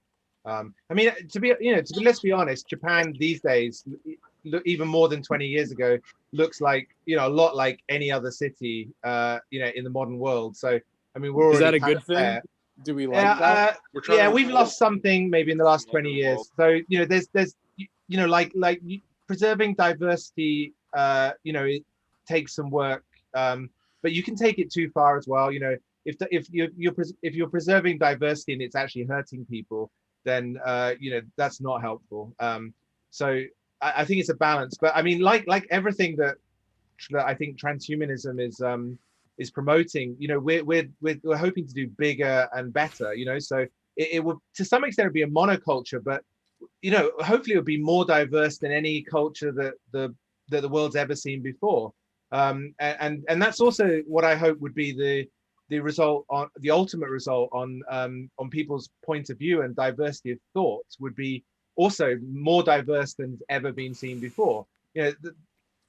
That's what you're hoping for. It's hard to fill in that detail in advance, but you can express the aspiration for structures and a culture that can tolerate and embrace that kind of diversity. And to a large extent, Japan has done that. It has its culture that provides a space for diversity. I mean, we could go into detail, but we don't really have the time now. But I mean, one thing that Japan did lose in the last 20 years is sort of street fashion culture. When I arrived in Japan 20 years ago, I felt I was arriving on a different planet. I mean, it really was quite incredible, the real fashion on the street. You can look up pictures from there. And it's really gone now. It's all Christian Dior now, unfortunately. You see it come out on Halloween. You see the cosplay and stuff. So it's still there under the surface. But yeah, I mean, well, that's just an example of capitalism selling people on a quasi culture that they then adopt because they're told that it's desirable and something that's worthy of emulation. The worst fucking aspect is that it's fucking corpo too. That's the worst part. It's like soulless, ethereal, boring. It's going to be the lowest common denominator is going to rise. It should be emphasized, though, like in the topic of like universalism, to sort of bring it back to what Gennady was saying in response to Helios's comments, is that for universalism to really work, for as we become more of a multipolar society, a more globally connected society, of course, we're going to have a lot of culture clashing, and people bring in one segment of, or many segments of their culture, and mixing it with others.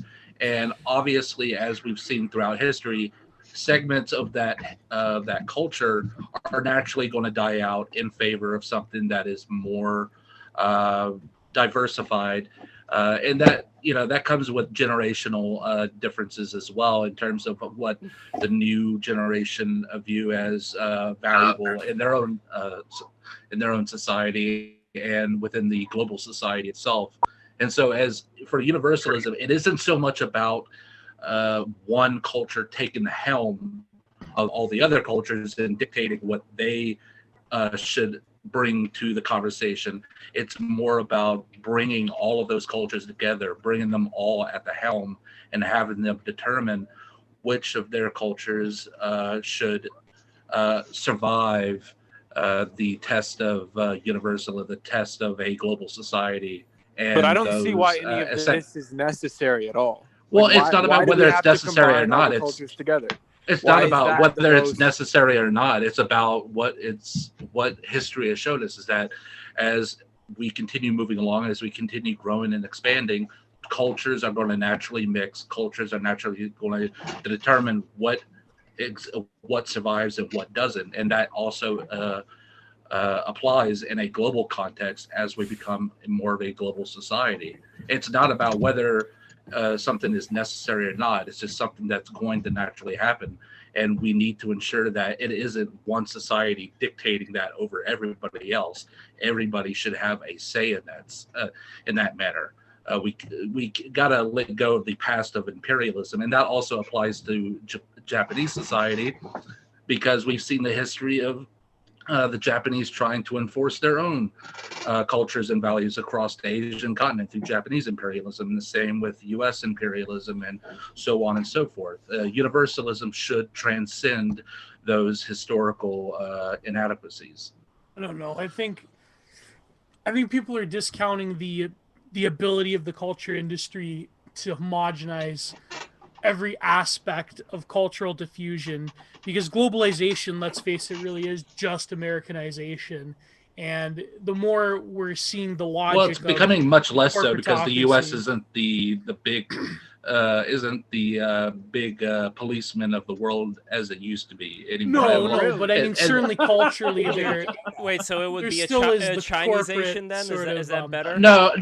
I'm saying that we're seeing a rise of even smaller countries, and they're having a much greater say than they had before.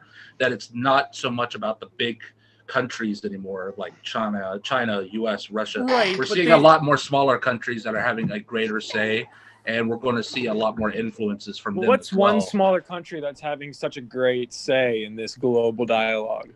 No, but the problem is those smaller countries are still having their, their cultural consciousness is still largely being colonized by Sure. Western corporate media Right. and culture and consumerism. So if the whole world's having their brains fucked out by choice consumer capitalism, it's more. I think it's more diffused than a simple imperialistic model. Certainly there is an element of imperialism. It's more of a power and knowledge thing when we're talking about the colonizations of culture throughout the world through the Western centric corporatocracy. I mean, I don't know. I want to be optimistic. I don't know. I just hope fucking collapse happens and we'll go back to hunter-gathering. I completely do not want that to happen. Our intentions here are the opposite, but I will point out, even a lot of the multinational corporations now are not based in the United States anymore. They are based in Japan, China, Europe. There is a lot more of a multipolar world now than there used to be in the 20th century. Yay! Amazon has its fucking headquarters in the UK. Oh wow, culture is safe. I'm not talking about that. I'm talking about Japanese car manufacturers. I'm talking about Chinese product manufacturers of all sorts. I'm talking about computer game companies that are based in Belarus, of all places. Is that what culture is? Is it car manufacturers and video games? Is that what culture is? But again, this is a they Helios, can certainly be this influencers. This is a That's force capitalism. of deculturation That's selling you that happens with products. capitalism. That's not You've got to culture. You've got to separate. Helios, what products are derived from a culture? Like the fact that we have a system that which, we are able to participate across cultures and sell these things derives downstream from a culture itself. Like the globalization. Yeah, and I mean, but what else do you want?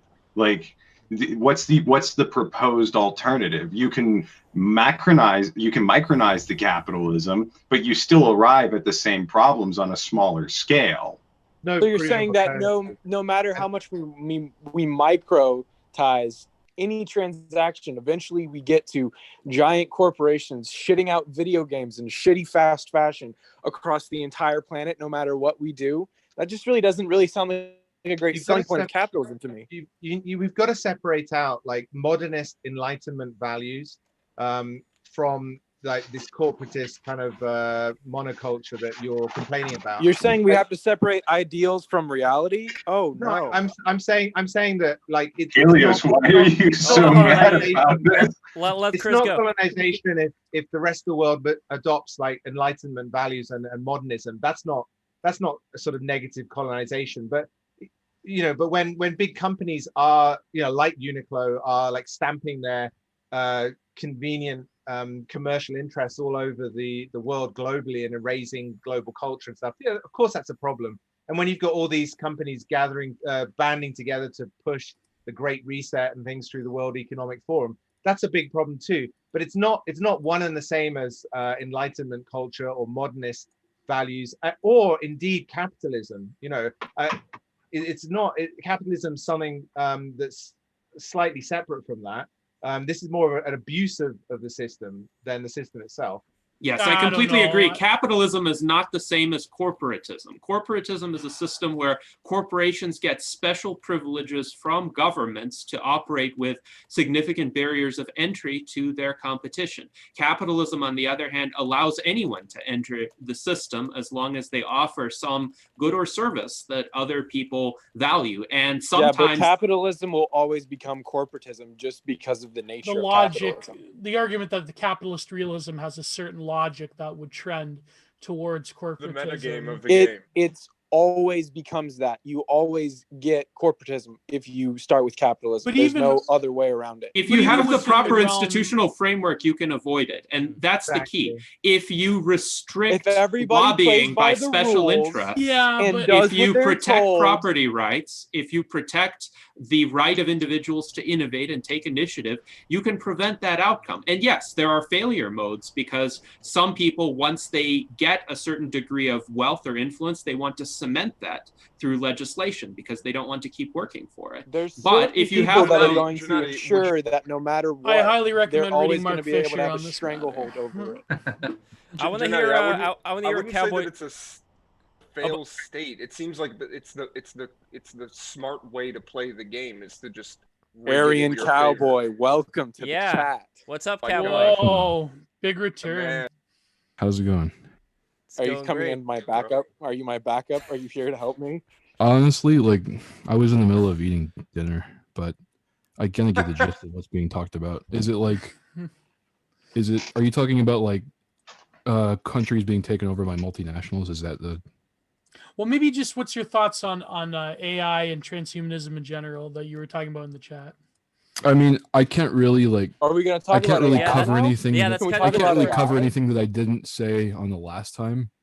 like I think I like wrapped up my thoughts on transhumanism. Well, in the last. what Helios was getting at is that there is a homogeneity that starts appearing in this monoculture, and he wants there to be differences in the cultures that are respected, not just creating a one-size-fits-all model, which has been recently created. Even to Chris's point, Chris, you're saying like in Japan 20 years ago, there were a lot of much more different divergent styles of fashion, and now everything's kind of coming to a head in this. Yeah, now everybody wears Uniqlo.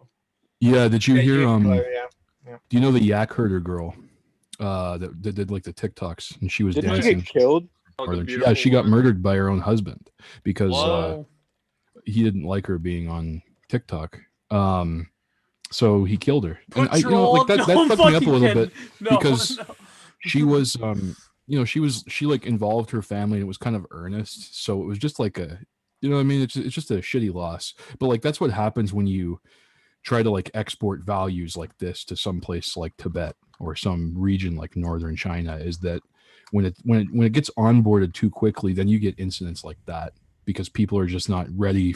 And why should they be? Like, what makes American culture and American economics the primacy of, of what it? Aryan Cowboy, it's don't not you our want fault. It's every their girl fault that for exists killing people. to have TikTok and constantly perform like a fucking puppet on TikTok? Don't you want that for every single person on the planet? That's like saying it's the monkey's fault if you give it a gun for shooting. No, you gave it the fucking gun. Well, no, those people are not monkeys. They're human beings. They're capable of free will and making decisions about restraining themselves. But they also But live in a I completely feel different this is society. If you walk into a Muslim majority country and you are holding a Quran and you spit on it, right? Even though that's your right, or you do something to it that is disrespectful, and they all of a sudden freak out and murder you, you may think the whole time this is their fault, but it doesn't change the fact that they're going to do it. Now we're getting something I would suggest interesting. it's now imprudent. Now we're getting into some actual good discussion here. So I what would you're saying is that maybe there are some cultural good differences discussion that are subjective, insurmountable. Helios. No, I would suggest that it's imprudent for a Westerner to go into a Muslim country and spit on a Quran. I wouldn't do it. But I would also say if a Muslim in a Muslim country wants to become an atheist or live in a lifestyle that's not constrained by Muslim doctrine, that person absolutely should have the freedom to do that. And it is a mark of barbarism in that society if that person is criminally punished, not to mention imprisoned or killed for making that choice, because it is a human right. It is an individual right to choose one's religion or lack thereof, to choose one's lifestyle or lack thereof. And that is a fundamental Enlightenment value that is universalizable and should be universalized. And the same reason why here in Western society, it's frowned upon for a bunch of Bible thumpers to kill somebody for performing an abortion. These types of barbarities, we can find them in all regions of the world. Wait, are you saying whether that it's abortion is not barbaric? Wait, what? Well, I think the greater sub point of it all is like, and this is something I didn't want you to get confused about, like what I was saying earlier, Helios. It's not that like, yeah, I'm pro for these like this globo homo takeover of the modern market across the planet, but I think it is possible that we can have at least there are insurmountable cultural issues. And I think the larger point is not necessarily an overcoming of those, but figuring out a way through a dissection of human nature to be able to make these things mesh a tad better. There was a point in time, though, where there was a cultural diffusion that came about because different cultures had a sense of identity that is being eroded now. There was a point in time where there was a certain recognition that happened. But I feel that like what Helios and what Aryan Cowboy is getting at is when you introduce certain technologies to certain societies, it is almost like an alien pathology that you're pathogen that you're spreading across the land that will have very severe consequences when you have civilizations that aren't on the same level or aren't used to the same discourses. Like, for example, like that's just an obvious point. And whether we can mitigate that, I mean, who knows, right? But there's Our going own to be version of the cases Prime that. Directive. Yeah, but notice how the Prime Directive was violated all 7 ways to Sunday by James T. Kirk. But so, one of the points of many Star Trek episodes that involved the Prime Directive was precisely there are so many situations where the logic of the Prime Directive breaks down and ingenious ways had to be found to subtly influence those alien cultures, particularly highly destructive ones, while still technically... Or if you have sexy alien babes, right? Like, what are you going to do? They're too sexy to resist. That's not what I meant. What if that culture has... What if that culture has an AI overlord that enslaves the population? There were Star Trek episodes like that. Like Landru. Yeah, Landru. That was one of them. Mm-hmm. So, by the way, it seems to me the Prime Directive was largely in effect during the Next Generation era, not so much in the original series. In the original series, it was a bit more flexible as to its application. Well, that's because Kirk was a cowboy. Kirk just wanted to have sex. That's the only reason why I went to space. But I think it's important to note individuals are more important than cultures, and different individuals will react to various cultural elements and introductions of cultural elements in different ways. Well, then I guess that poses the question, can the individual be separated from the culture, and does the culture not arise from the individual itself? Is culture some sort of ephemeral essence that has no beginning or end, or does it come from people who create it? I mean, like, it seems kind of stupid. Like, I don't understand. To me, obviously, I have a different point of view with all of this, but like, I don't think that a homogenous monoculture is even possible.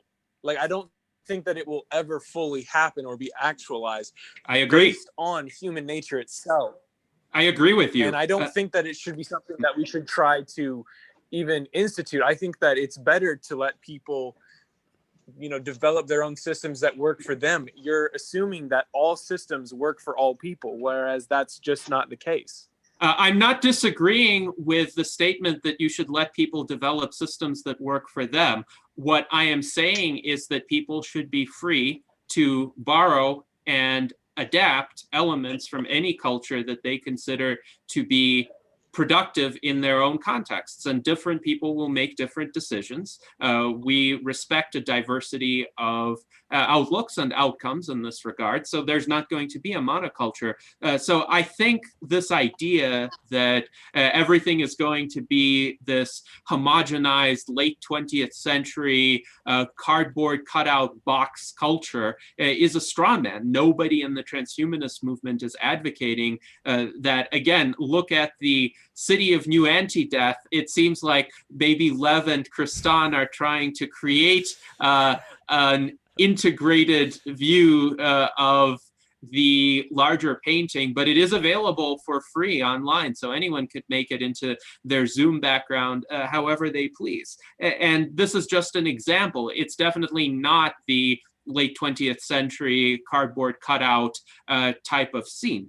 So I don't think we have as much of a disagreement. Monoculture isn't the tenet of transhumanism, then let's move on to something that is, and let's discuss that instead.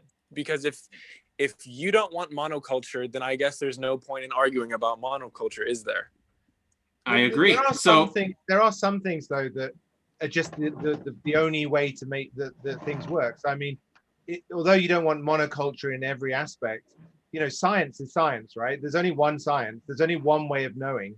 This idea there's other ways of knowing apart from science, or apart, you know, of it's just nonsense. You know, there are you can refine science, of course, and the process of science, but you know, science works for everybody everywhere in the universe, and nothing else is going to work better than science. So you know, it's terribly insulting to, and I'm not saying you're doing this, but some people certainly are at the moment, to say that somehow people in Africa or India or wherever cannot benefit from science and the other enlightenment values that come along with it. So in that sense, we are looking at Helios, hold on, you gotta show some respect here. Chris, I really appreciated your coming on here. Helios, he's a bit of a whippersnapper.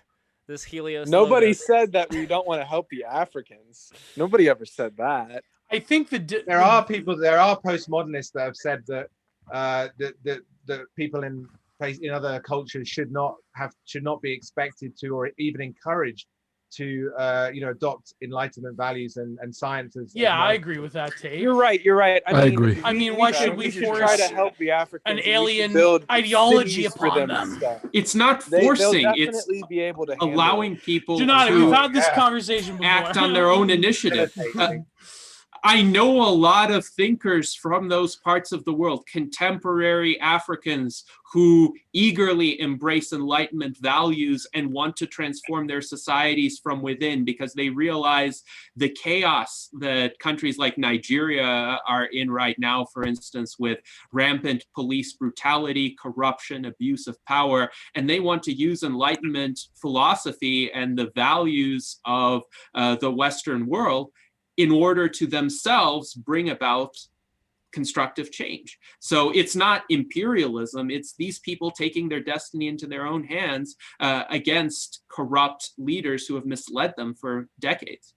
Well, But maybe it's finally material Africa will be conditions, able to but it's have just yeah. its Go ahead, surface Helios. covered with skyscrapers. Maybe finally they'll be able to have glorious glittering cities like Wakanda from north to south. I pray for the Why day not? that Africa is Why a not? capitalist utopia. Well, pray for that. I hope would it argue that comes. why should Wakanda it had why slums. yeah, but there seems to be a misrepresentation here that it's only Western values that should be spread amongst like African cultures and Asian cultures. There's an Why interesting should it? point. Why should it not? Why should African cultures not also influence West? Why shouldn't Asian cultures also influence the West? We should have a flourishing of these different cultures to influence each other, especially as we become more of a global multipolar society. All It's cultures almost should influence. Yeah, but I don't implied think in the the Chinese are subtext very that Western concerned when they're culture buying is up somehow Africa with superior. spreading their culture to Africa, though. That's the thing. It's a pure brute imperialistic economic exchange. As You know what I mean? opposed to anybody else that has touched Africa. No, true, but this is what I mean. Africa should flourish at its own and be able to influence others as well, especially when it comes to their culture. That it should flourish as well and It have a should, say. but that doesn't mean in- that that's what's going to happen if we're facing reality here. But that's why there should be a universalist coming together, like and bringing should, but them there to the isn't. table, There bringing should, but them there to the isn't. table. China's going wherever China wants to fucking go, unless some other force stops it. But that's what Okay, I mean. but- when but it comes, enough This- on this- the- this the is- It's an this issue is that Let's people talk in the about West aren't something aware else. of when I it grow comes to tired the of this Chinese discussion. buying up Africa that will have geopolitical consequences. It's something that people, frankly, in the West don't really give a shit about. And They that's, should. again, Been happening right? for Like, decades. Well, the Chinese- West is Chinese dealing have, with like, a its own massive- crises now. Yeah. Yeah. It seems that China's we don't very care aware of much that. about any other region of the world, like not even the Middle East. Oh, maybe with Biden that'll be different. We'll start up a war with Iran or something. But Wait, it seems You're that right. Maybe we don't finally really we'll give care about anyone Iran else the anymore. attention it deserves. Oh, I don't mean like that, Helios. I would, frankly. Wait, Helios, what were you saying? Oh. What were you saying earlier about I that you was don't saying want to? that I don't want to talk about monoculture anymore. If it's a moot point, let's talk about something else.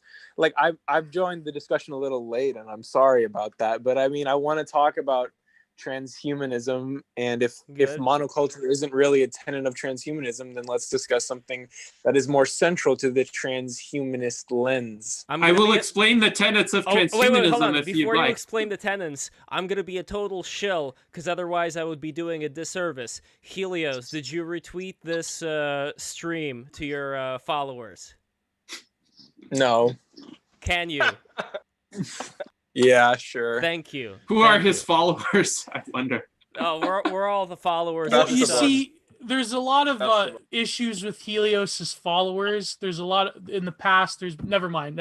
It's just Twitter bullshit. Don't worry about it. Wait, what? Yes. Wait, Well, when it comes go to on. certain tournaments Go that on, Helios has Theo. been a What do part. you mean? What are you talking about, my followers? Never mind. All Never mind. 12,000? Helios. Janati, can Are you explain the grouping the tenets 12,000 of people all into one cohesive lump?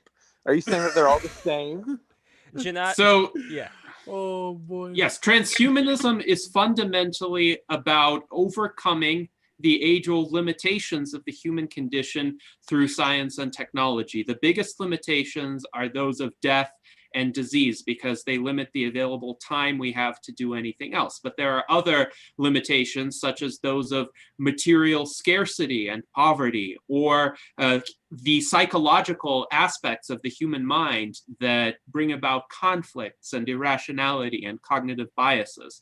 Transhumanism holds that through the progress of science, technology, and rationality, and this is extremely important because it's not just about building better machines, it's also about applying one's reasoning more effectively, these obstacles can be overcome. And throughout history, aspects of those obstacles have already been overcome, which is why we don't have rampant infant mortality, why we don't have slavery and rape normalized throughout the world, why we have much higher standards of living than the kings of antiquity could have imagined. And yet the job is not complete. So more specifically, transhumanism posits that we live in an era where in our lifetimes it would be possible to overcome the remaining major problems, particularly those of mortality and scarcity. So this century, we may achieve radical life extension and superabundance. It should be specified also that when we mention the expansion of rationality, this isn't also to say that it's a anti-religion point of view. In fact, transhumanism is very open to religious communities to adopt transhumanist principles and values and apply it to their own as well. That's why we have Mormon transhumanists, Christian transhumanists, Jewish transhumanists, Satanist transhumanists. It goes across the board. Satanist transhumanists. Oh, we can bring Gio. We can bring this. I wonder. Gio, we can bring this. Satanists. Gio, we can bring this back to that the conversation that we had last time with the satanic tipple and everything. I can bring back Greg. Oh my god, those guys were funny. But no, I'm just saying that even with rationality, that isn't also to say that religions aren't welcomed either. They very much are, and we certainly hope that more religions embrace and come together and try to figure out a way to bring about a transhumanist future as well. I can't wait for the robot jihad. What will pro wrestling look like under transhumanism? That's the big Well, question. actually, there have been proposals Just for a play transhumanist Cyberpunk Olympics 2077 where There you go. technological enhancements would be allowed, and it would be essentially a separate category of sports where there would be no disqualification for using any enhancements. Probably there would be limitations placed on actually harming anybody, but people could wrestle with robotic limbs, for example. And that Kayfabe could would be a become sport. real again with transhuman. So now I'm reconsidering my position of transhumanism because now I'm thinking that kayfabe could become real in professional wrestling again. Gio is Transhumanism. considering implanting his brain into a hot, sexy robot woman body. No, finally, no, finally, no. Sissified and no. bimbified to the extreme. Oh no. this man's a sissified, bimbified Give slave.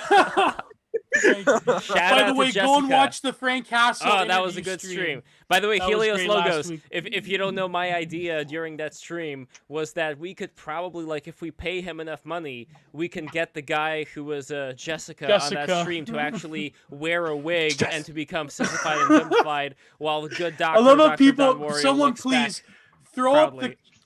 up the Frank Castle clip so people know what we're talking about because we're not. People don't. Yeah, but whatever. This man's a bimbified, sissified slave. Lev, you should put that as your background. Oh, that's put yes, Jessica- Jessica. He'll put Jessica as his Your wife. with Frank Castle. Exactly. I'm gonna do that right now. Muse. Your muse. Yeah, Jessica is my muse. I don't know what it is about Jessica. Oh Just my the God. the combination of that white curly hair and the, you know, like he looks again like Latin American or something, like an old machismo Latin American guy who has no sense whatsoever of what the fuck is going on, and all of a sudden he's being harassed by Dr. Don Wario. Just the combination of it. Part of that whole video is where the managers both approach him and And he's like, "This man wears woman's clothing. He just they just walk off." they just leave him alone because they're like, well, what the fuck am I supposed to do? They just don't have any answers. The So- questions that he's asking. so- But to back to the point, which was Transhumanism. Transhumanism, WWE or wrestling. That would be sick. I'm Well, actually I down think for that. transhumanism in general. So bodily augmentations, you know, Ghost in the Shell type beat. Yeah. This is what we want Gennady, for can I ask you humanity. something? You want to really read horrifying science fiction? Go read Peter Watts.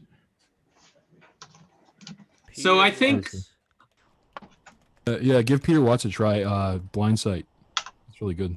It'll scare the shit out of you. I'm gonna put it in the I chat think a right lot now. of Wait, Gennady, what's your transhumanist utopia? What does that look like?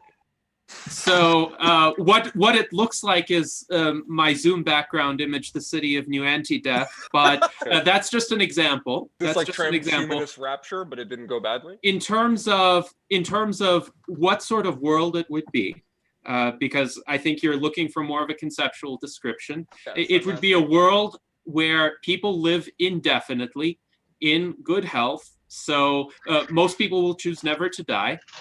They will be free to use any extent of technology or not that they wish. Most people will choose to use highly advanced technology. It will be a multi-planetary world, eventually a multi-galactic civilization. And it will be a civilization where individuals interact with one another peacefully through rational means, respecting one another's rights to live, to innovate, to set the parameters of their interactions. So it would also be a world that respects privacy and autonomy. It wouldn't be this collective Borg hive mind, because individualism will be too highly valued to allow that to happen. It would also be a world of increased human influence over the universe. So eventually people are going to live long enough to realize there are some calamities on a cosmic scale which prior generations would have seen themselves as powerless to address. For instance, the risk of major asteroid impacts or solar flares or entire solar systems essentially exhausting themselves. But over the course of millions or billions of years of subsequent development of civilization, of course, our technological capability to overcome these problems will also be developed. So this is a vision of open-ended progress and abundance. The progress never stops. There's no end state where we say, okay, that's it, we've reached nirvana, we're content. There's no nirvana in the transhumanist vision. It's open-ended improvement, but each day is better than the prior day, especially once we've overcome this current set of issues facing humankind. And this is, I understand, a very ambitious statement, but I would say humankind has never had more problems to deal with than it has in its history. And right now, we are facing this crucial moment where our civilization can go in one of several completely divergent directions. Either we have this takeoff of growth and prosperity and abundance, or we may have a collapse. We may have a nuclear war. We may have a chain reaction of events that lead our civilization to plunge into a new dark age. And that's what transhumanists are seeking to avoid. We're trying to appeal to what Steven Pinker calls the better angels of our nature, and actually try to reverse any of the more alarming trends while reinforcing the technological and societal progress. Yes, Steven Pinker. I don't know if everybody saw his little jig that he danced when Joe Biden won, but if you'd like to see it, I'd recommend you Google "dancing Israelis." Anyway, Gennady, I have a question for you. Oh boy, I have a question for you, Gennady. So, if I understand you correctly, you would like to be able to live for 1,000,000 billion years, yes? Absolutely. Why? Why? Because life is good, and the absence of life is the absence of everything, even the memory of having existed. So how do you know that? My view, well, there's no evidence that anything survives the destruction of the body. In my view, consciousness is an emergent property of the material brain. What about well, Helios, would you dictate tradition that say that in fact it does survive, tracing back to every culture across the globe where each of them has some concept of an afterlife wherein when the flesh dies, the soul does not, and yet it transcends beyond into something much greater than could ever be understood as we are now. Are you so sure that you would like to live on Earth for eternity without ever seeing what is beyond that possibility? are you so sure, even if you believe in that hypothesis of an afterlife, that you would like to surrender the certainty of your life here on Earth just for the mere possibility, unverified by any evidence, of experiencing that afterlife? This is the argument that I make to religious people. I'm not trying to deconvert you or anyone else, by the way. What I'm saying is, you're certain that you exist now. I hope you are. But anything after death is a mere conjecture that religious people have to believe on faith, and they say that they believe on faith. So would you surrender a known certainty for a great uncertainty? And I don't know how you'll answer this, but most religions have prohibitions on suicide for a reason. They say, no, we don't want to take that chance. If it happens, we'll let it happen in due course. But I've also met a lot of religious people who are fundamentally open to living longer, to curing diseases. I met a Christian at a life extension conference called Radfest, and he and I were talking about life extension. He was clearly interested in it, but he said he didn't want to live forever because he wants to go to heaven and meet God. And I said, okay, if that's what you want to do, I respect your point of view. However, would you be happy living for 200 years on this earth? And he said, yes, absolutely. And I told him, essentially, then your goals and mine are aligned, and then hopefully I'll meet you when you're 200 years old, and we'll talk about what you want to do then. But fundamentally, what transhumanism does is it opens the option for people to live longer in this world. And there's nothing in a religious text that would necessarily contradict that. Keep in mind, prior to your arrival, perhaps, in this discussion, I mentioned that the Abrahamic religions had a mythology of supercentenarians, including Methuselah, who was reported to have lived 969 years. Now, I don't believe this actually happened, but it is in the book of Genesis.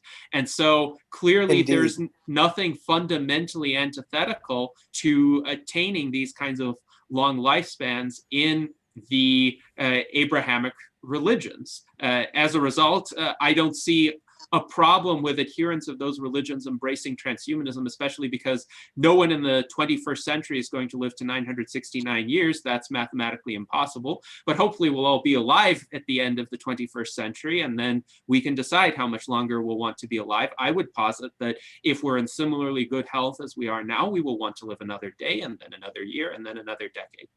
Which is why as transhumanists. Oh, sorry, Kirsten. Yeah, real quick. Isn't like I'm a born again Christian, so I think I have a little say on this. You know, part of me really is fascinated by transhumanism, but another part of it, it is very religious in the aspect that it is the Luciferian goal to be as if you are God, that you too, through this tree of knowledge, can be as if you're God, and this is just one step in that direction. So as a Luciferian, and I'm not, but that would be a very religious reason to be involved in something like transhumanism. I believe that maybe the afterlife is something that science cannot yet explain, because what happens to all this energy once we pass? It goes somewhere, whether it's an afterlife or it's reincarnation or it's reused. We're all data, we're all made of data.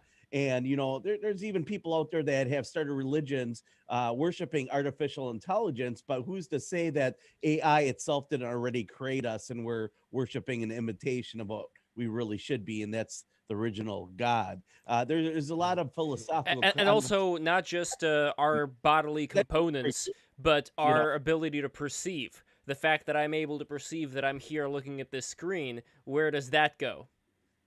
Yes, that's called the I-ness in transhumanist philosophy, and I've written about this concept. For me, preserving that, the ability to perceive the unique vantage point that one has upon the world, is the central goal of transhumanism. I don't want to just live forever through my works or through children or through an identical copy of me that doesn't have that vantage point, that I-ness. And this is where I have some philosophical differences with certain other transhumanists like Kenneth Hayworth, for instance, or Ben Goertzel, who wouldn't have a problem with destructive mind mind uploading, for instance, or stepping into a Star Trek teleporter that disassembles you and reassembles you on the other end. But I would have a problem with those because I want to preserve this continuity of conscious awareness. What do you think happens when you die then with that conscious awareness?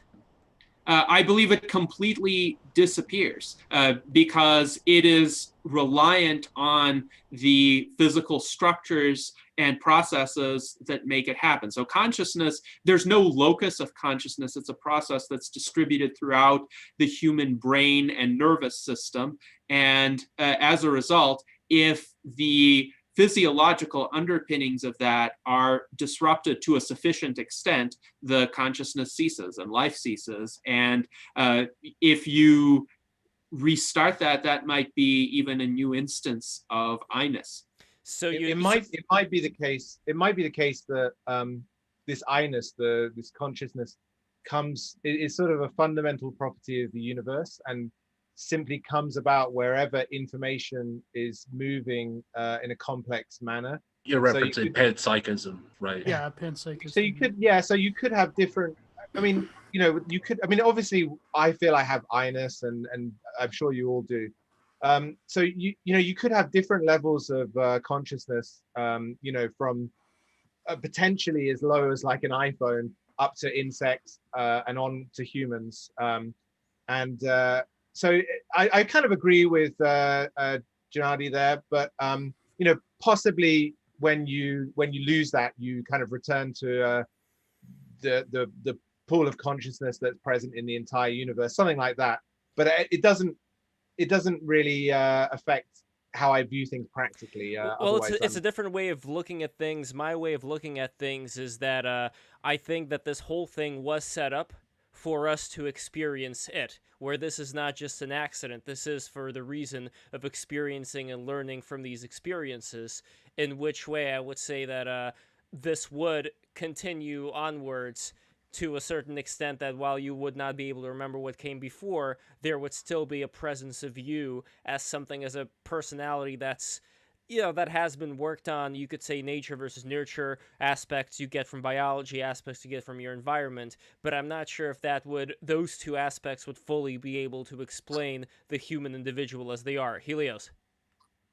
Yeah. So I believe that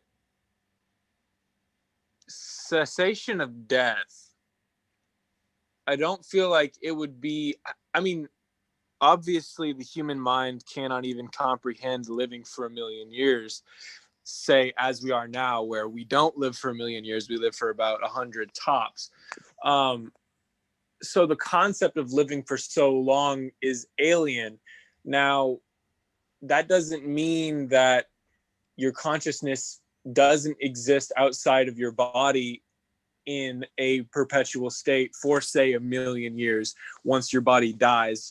Whether or not that's the case, I do think that living day to day on Earth for 1 million years would get pretty fucking boring, though. No, it wouldn't. I can already imagine what I would do to fill the time. As is often said, the only people every single hentai doujin that ever existed, ever in the history of mankind. You have to realize the products you could consume with. You have to realize more than 3,000 books get published every single day. So even if you were a speed reader, you could read 1 book per day. The amount of content you haven't consumed would keep accelerating away from you in terms of the sheer volume of what you haven't experienced. So I would happily take 1 million years or more living in my exact physical form, in the exact socioeconomic circumstances which I inhabit. And of course, that's not what transhumanists posit. But if somebody told me you can live for 1 million years, but your day-to-day surroundings will be exactly the same, all you can do is consume books, music, computer games, art, what have you, I would say, great. Give me 1 million years of that, because there's plenty for me to experience, even with the state of the world as it is. And of course, in the future, humans are going to continue to innovate and create new things and allow for new experiences to be accessible. So is it possible that transhumanism is just a great extension of what you would call FOMO, fear of missing out. You have such intense FOMO that you don't want to miss out on anything. So therefore, you must live forever so that you can experience everything. So the key word here is fear. You use fear as if it's something negative or pejorative. FOMO is just FOMO. Right.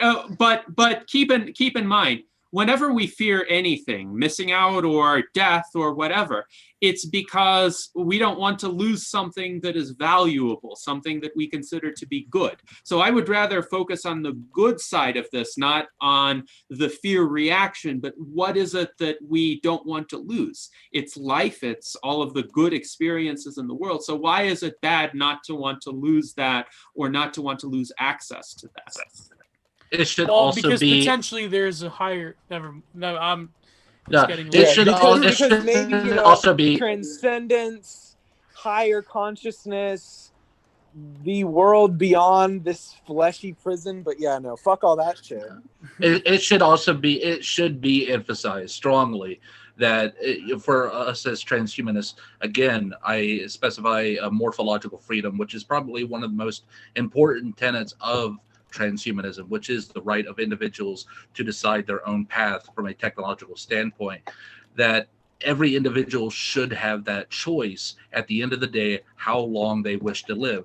If they want to live to age 80 or 100, fine. That is their own prerogative. If they want to live 200 years, that should be fine. If they want to live 1,000,000 years, if they want to live like Methuselah, that should be their prerogative. We shouldn't be dictating how long a person lives. Really, transhumanism, and I've made this argument, some may disagree, but I've always looked at it as transhumanism in terms of the topic of aging and the right of each individual to decide how long they live is really just an extension from Jack Kevorkian's when he posited the right of terminal patients to decide when and how they should die. We're just saying that a person should also have the decision on how long they wish to live.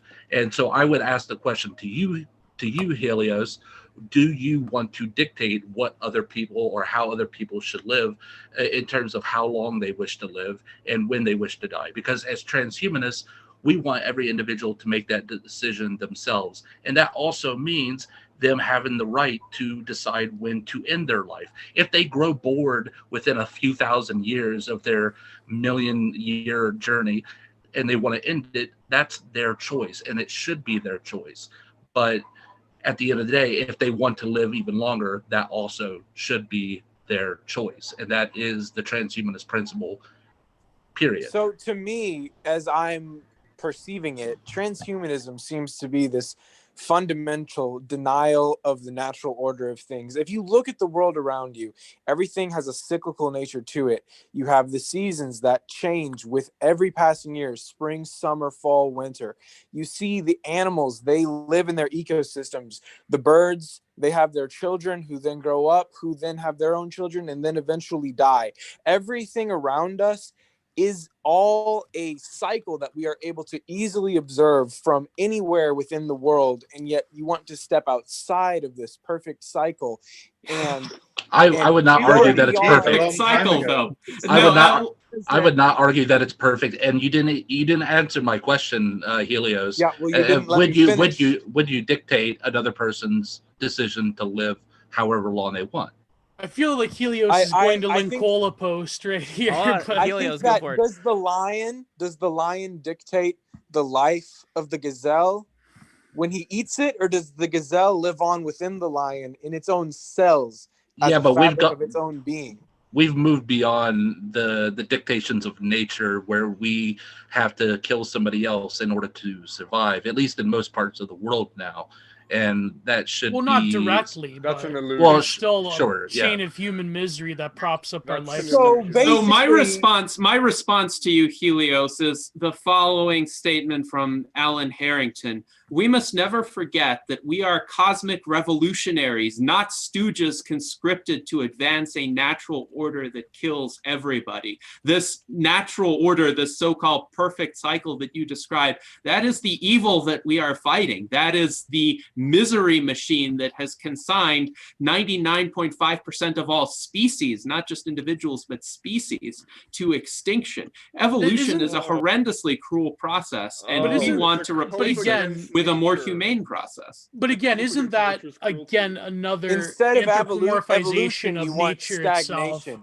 You want stagnation. That's what We don't you want You to stagnation. keep We want things open-ended progress the for same. individuals. We don't want individuals to be destroyed by this murder and misery machine that you call the natural No, order. but aren't you inflecting human attributes of morality towards the natural world? You know what I Well, mean? Like that's evolution- You could go back to some Kantian sort of like natural law theory, but I don't know. Well, there's an irony. Listen, There's an listen. irony. There's This an is- irony here. There's an irony here of arguing about that transhumanists are advocating for stagnation when there's nothing more stagnating than death itself. I don't know about that. I I'm think talking death about is the road to law, evolution. as the mind He said said. evolution is cruel. Okay, look, if you stop all diseases, You have if Jessica stop behind all you, Lev. genetic- Is that? Oh my god. Yeah, I've already. If you stop all of that, then you stop all of the genetic mutations that are caused by being introduced to these tension and what causes bodies to go a step beyond naturally, right? So the whole reason that creatures evolve from one stage into something else is by putting this stress from the environment, causing them to adapt to the different problems that they encounter, right? So you're saying that if you eliminate disease and you eliminate aging and death, then you're basically putting stagnation on the process of evolution, meaning that any chance that humanity has of naturally evolving into something more powerful and potentially better will never ever be able to have this the chance is to no, happen there- because there- you're never there- going to there- pass that there- genetic- there are- Well, let's go to would be- Chris first. Chris. Okay. Yeah, I mean, transhumanism would be part of the evolutionary process in that sense. That is adding robot unsafe, limbs is and not evolution. It is evolution. It's not. No, it's not. It is. It's not biological evolution, but it's definitely evolution. And if you don't do it or I don't do it, somebody else is going to do it, and that's the evolutionary process. And it is.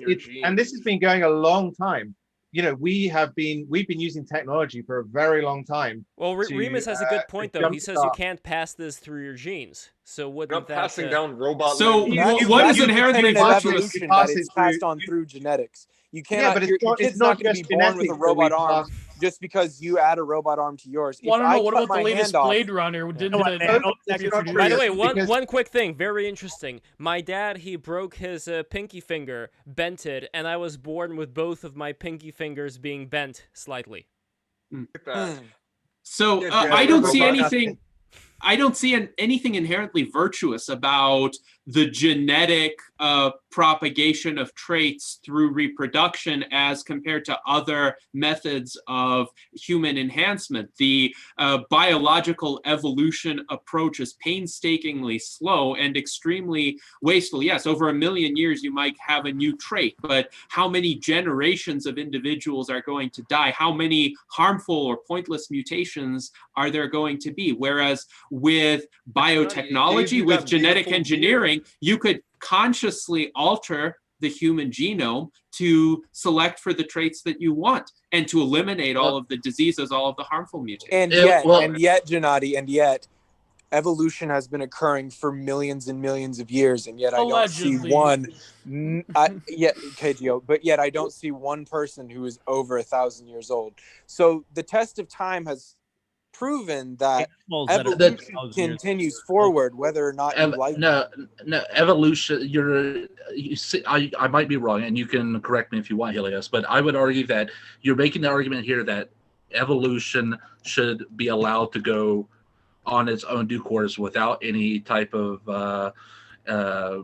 people trying to prevent it from going to that course. Evolution is not perfect. There are countless examples also of evolution resulting in disastrous examples.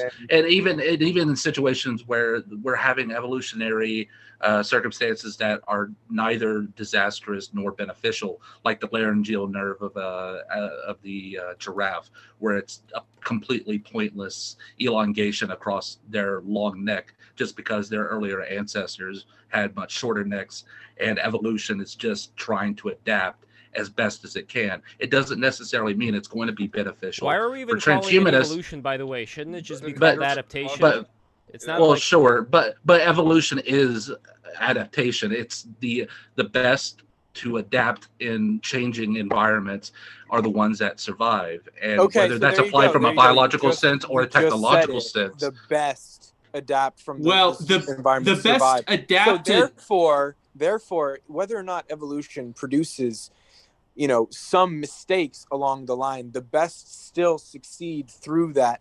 And like you said, It's trying to you adapt as asked best me, as possible. Right. Try. The best adapted Try. doesn't mean the best normatively, by the way. So natural selection just means essentially what survives, survives. It's a tautology, but the way the environment changes could easily benefit or privilege life forms that are not as interesting or as humane. For instance, if there were some sort of supervolcano eruption that led to consequences similar to a nuclear winter for several years or several decades, and then the life forms that survived could be cockroaches, because the cockroaches would be better adapted to that environment than mammals. So is that a good thing? Well, the cockroaches are better adapted, but are they better?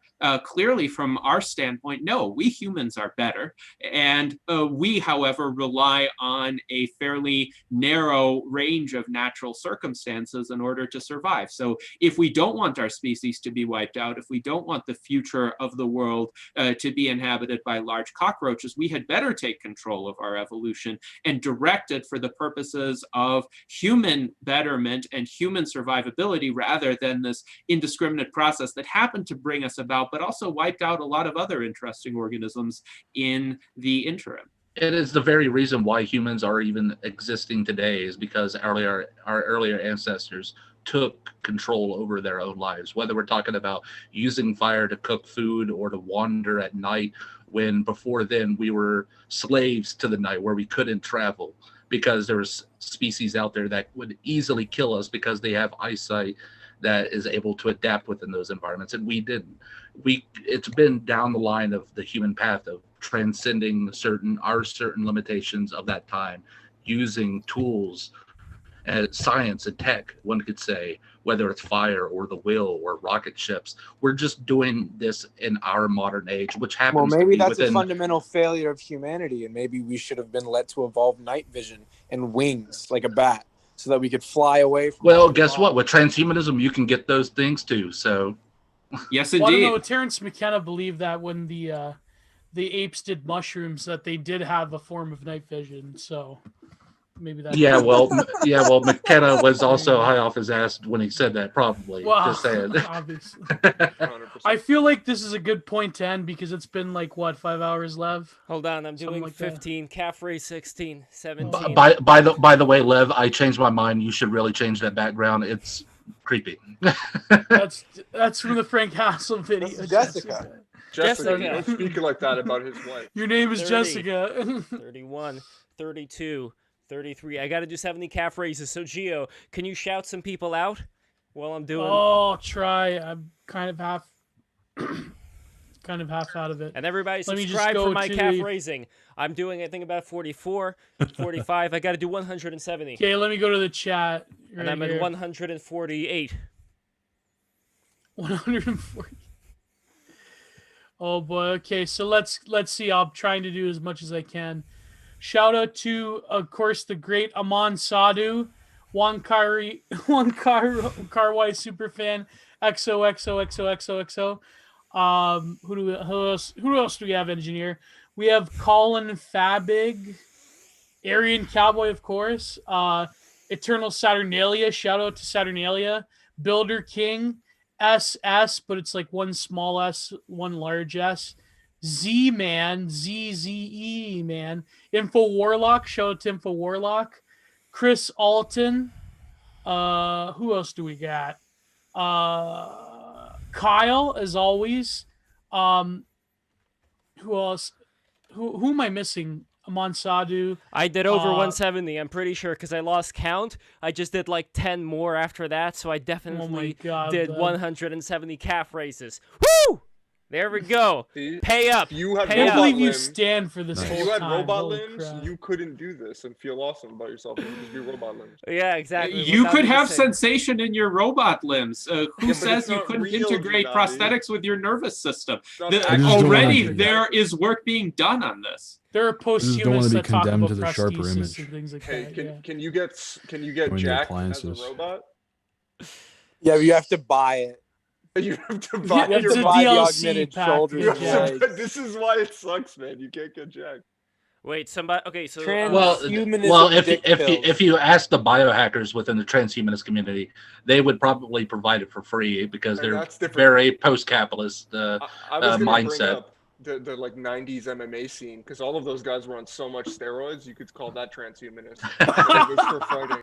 No, seriously. It Yeah, was it's glorious. true. It Yeah, was Hoist glorious, Gracie too. might as It well was- be a transhuman. Seriously, Well, man. yeah, but then you'd also have to consider hopefully not using things that would be detrimental to their own health. And Exactly. So I would say that transhumanism provides Sir, better alternatives How dare you? How dare you over try to- blood doping, for try to example. clip the wings of Icarus, man. Those guys are flying at the sun at 100 miles an hour. I think it's Right. safe to Love say it. all athletes are pretty much on something. Let's face it. Yeah, They get away 100%. around it. Just anyone who watches sports, get it out of your head that they're not on steroids. They're Football on is real. What are you talking about? Yeah, those guys, they're jumping, 7-foot vertical. It's ridiculous. Well, I believe it was, what was it, Gennady? Hank Palacier who advocated for a cyborg or robot football or something along the lines like years back. Yeah, I'm because behind that kind because of he was talking about the detrimental effects that football has had, like on cognitive capacities of humans, Oh, yeah. given how limited We we already are. have that. Yes, I grew up yes, on indeed. BattleBots, man. Brain damage. Oh, by the If way, football is to remain, I if football accent- is to remain a contact sport, it should be played by robots. But go ahead, Lev. accidentally I ended up turning off the sub thing over here for Streamlabs and D Live, so we never saw it. But Aman donated $5 because I did the calf raises. He says, "Well done, Lev. Powerful. I respect you back." Nice. And ZZ Man donated $5 as well. So congratulations, everybody. We got $10 because I did some calf raises. You know what I want to do later on? I want to upgrade the studio and install a bar over here, like a chin-up bar, so that I will do chin-ups and I will That's do calf nasty. raises. And I'll do That's all kinds of nasty, exercises. man. I will get in fucking You're shape logging because of people the stream. on stream. Like, It'll be live. the Break the Rules equivalent of on Twitch. You have like tit streamers that will like bend over for like Yeah, it's that. like, oh, I dropped my game controller. Yeah. Uh, Lev gets to lift his bulge into frame 50 times in 20 minutes. Yeah. Gennady, let me ask Okay. you something. What do you think about boxing and MMA and stuff like that? Do you are you one of Well, those in the people that think future, it's there barbaric? will be deathmatch pro wrestling, but there'll be like actual they'll have like real like saws and everything with transhuman. Cyborg Mike Well, Tyson. it's interesting because cyborg deathmatch. people who engage in these kinds of sports, yes, they subject themselves to physical harm, but they do it knowingly and they do it for a lot of money. So I'm not about to say that this should be prohibited. These sports, indeed, they're controlled substitutes for the blood sports of earlier eras. Think of gladiatorial combat in Oh, so ancient you're Rome, for thankful. example. All right. Boxing is a lot more humane. Tackle football is a lot more humane. Well, one could also but- argue that the transhumanism could also provide, like, if somebody actually wants to have like physical, punching to the head and what have you, transhumanism can actually provide treatments to ensure that detrimental effects doesn't result But isn't from those the types of detrimental matches. effects and the risk and reward the whole purpose of all these sports that makes it Not interesting? not so much. Not so much. I would not say Okay, that I would in want that case, why somebody not to just die have- from it. Are you Why a not big just have fan? robots play fucking football and you can just Well, watch them you play football could. forever? You could. Are But you a big, where's no, no, the no. interest in watching robots play football? There's Watching- no fun in that. Exactly. Have you watched Watching robot robots fight- fighting competitions? Watching robots fight would be boring as shit. It's not the same thing. No, You I've guys watched. fans? I grew up No, on like BattleBots. I mean, Yeah, I mean, BattleBots was cool. Yeah, Okay, but Yeah, that's different. I like That's the not what I'm talking UK about. one, Robot Wars. That was That's what my I'm talking favorite. about. I'm not talking about like cool. I think there's a robots that are market for it, attacking but each you'd other have with to saws like. and shit. Okay, That's so different. basically, you'd I have guess to normalize I it, guess though. you would have to have it Hammers to where and saws each and cool robot robot was attacks. controlled by Fire. the player. But So you just but- have all the players just sitting down in benches like it's esports. But And then you that's- might as well just be playing a video game. Yeah, but people like You know what would be esports, cooler is if that's you not had like real. you had like an What? airsoft team of like Boston Dynamics robots backing up a human player, and like the human player is like a squad leader, and he's like leading robots around in like an arena match. That'd be pretty That's cool. awesome. Yeah. Wait, but is that what they had and in the- also Would you watch robot boxing? There was Sure, robot yeah, fighting, I'd like, when watch- you, when boxing, you yeah. I'd watch punch that. the robot head and it like goes up with the spring, you know. the game, yeah, the game. Would you prefer watching robot boxing over people boxing?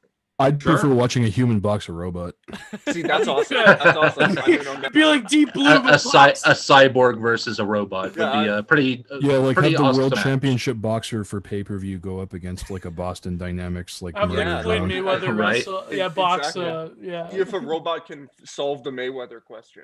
No, You he's have to add seriously- like some he's kind so of place that you can difficult to hit though, like some kind of like Hit markers. synthetic Yeah. Maybe flesh they over the need top they of need it or a- something. You Yeah, can't. we- Can you Yeah. knock Yeah. the robot out?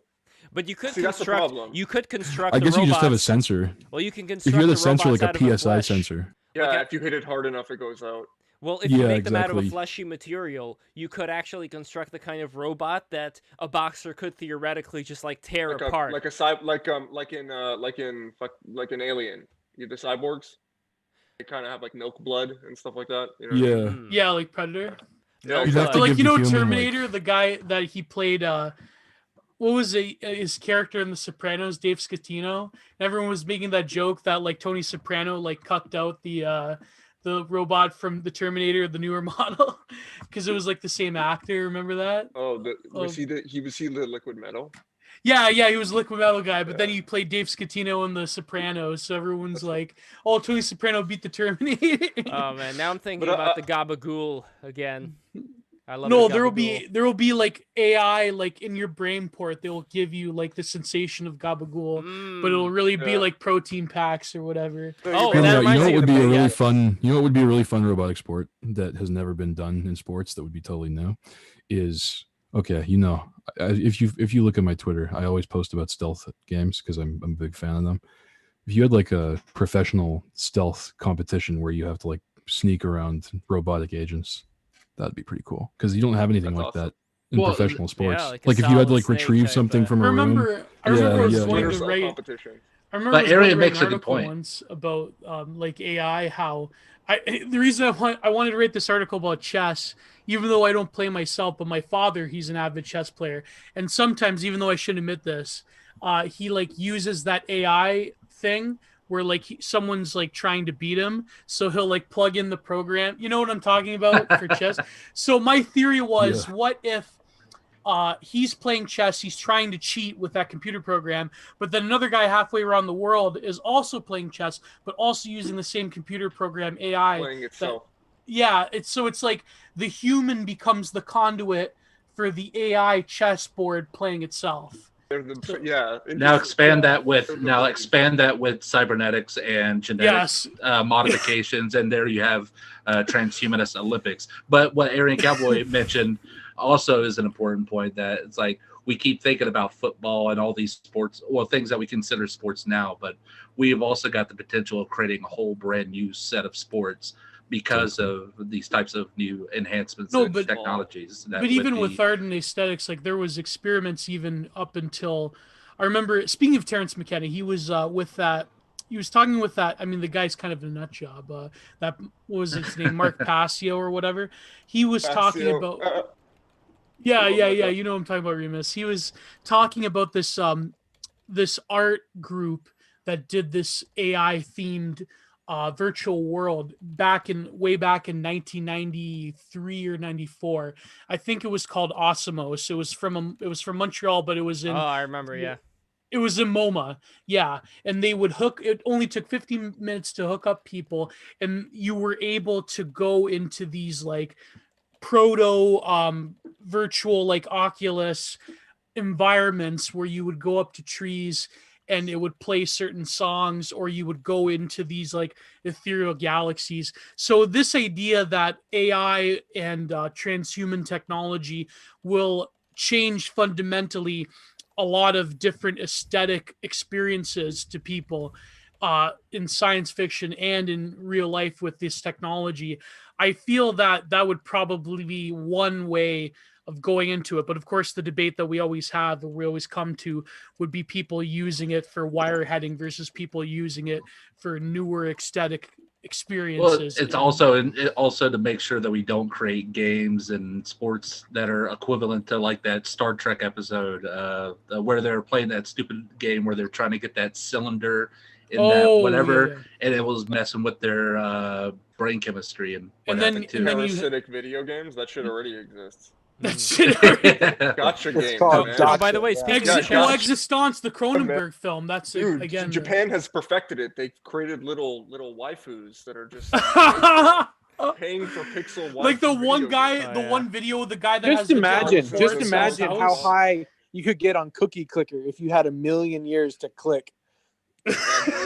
idle clicker that'd be a game. feat of, Just imagine the consumption that you could consume for 1 million years. I mean, this is obvious. It'd be like Sisyphus rolling the boulder, but instead it's Cookie Click. Of capitalism. Yeah, exactly. It's this is not the outcome of capitalism. This is a failure mode of individual. You can consume media. You can consume books. You can play video games, and you never have to worry about running out of time. You'll be able to level your character in World of Warcraft to infinity. Forever. That'll be mode. Why would you choose to play World of Warcraft all the time when you have such a super abundance of alternatives? That's the thing. The range of possibilities will expand. That's what it's going to be.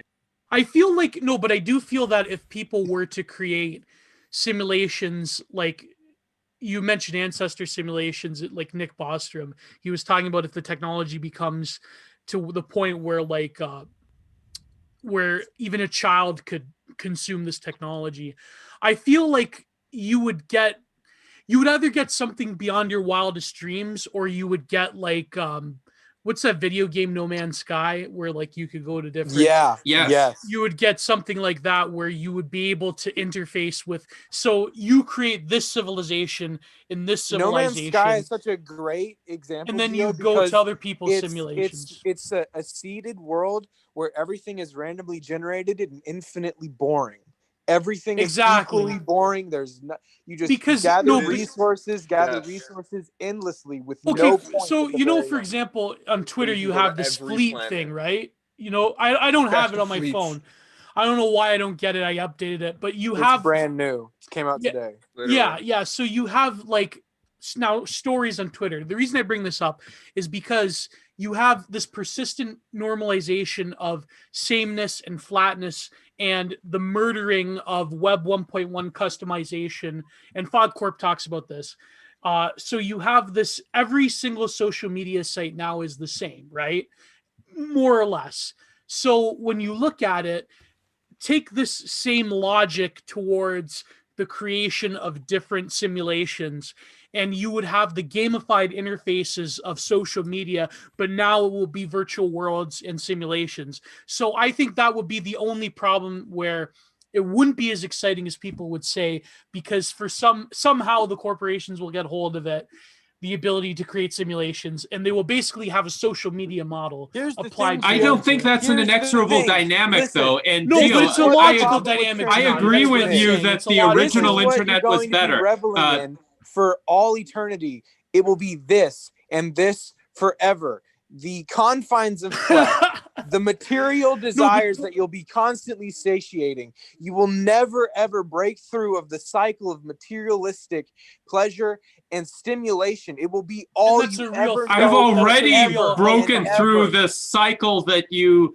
refer to, because I don't only care about material pleasure, I care about intellectual Gennady enrichment, doesn't. I care about But most aesthetics. people don't. Most people back to with most time people. would care about that. I don't know. Most people, Wouldn't they just kind of because stagnate over Gennady, time like- and just get into a certain mode and just be there, like that No, but- bearded wizard man who was the father of that kid in that Frank Hassel video in Florida? You know, like Well, I'll find that You video. can take everything and Aubrey you the can try. Great. You can try every single type of coffee that's ever been made. You can sample every single type of beer ever brewed. You can drink anything that's ever been made. You can try every single type of food. Eventually, you're going to run out of things that are going to be intellectually, physiologically. and you say that you, where because have you experienced can't imagine everything. all the possibilities. But But you're no, looking you're at right. it We from a c- very you- we wouldn't be able limited to and imagine the self-limiting same- vantage point. All of the possibilities are going to eventually blend together into one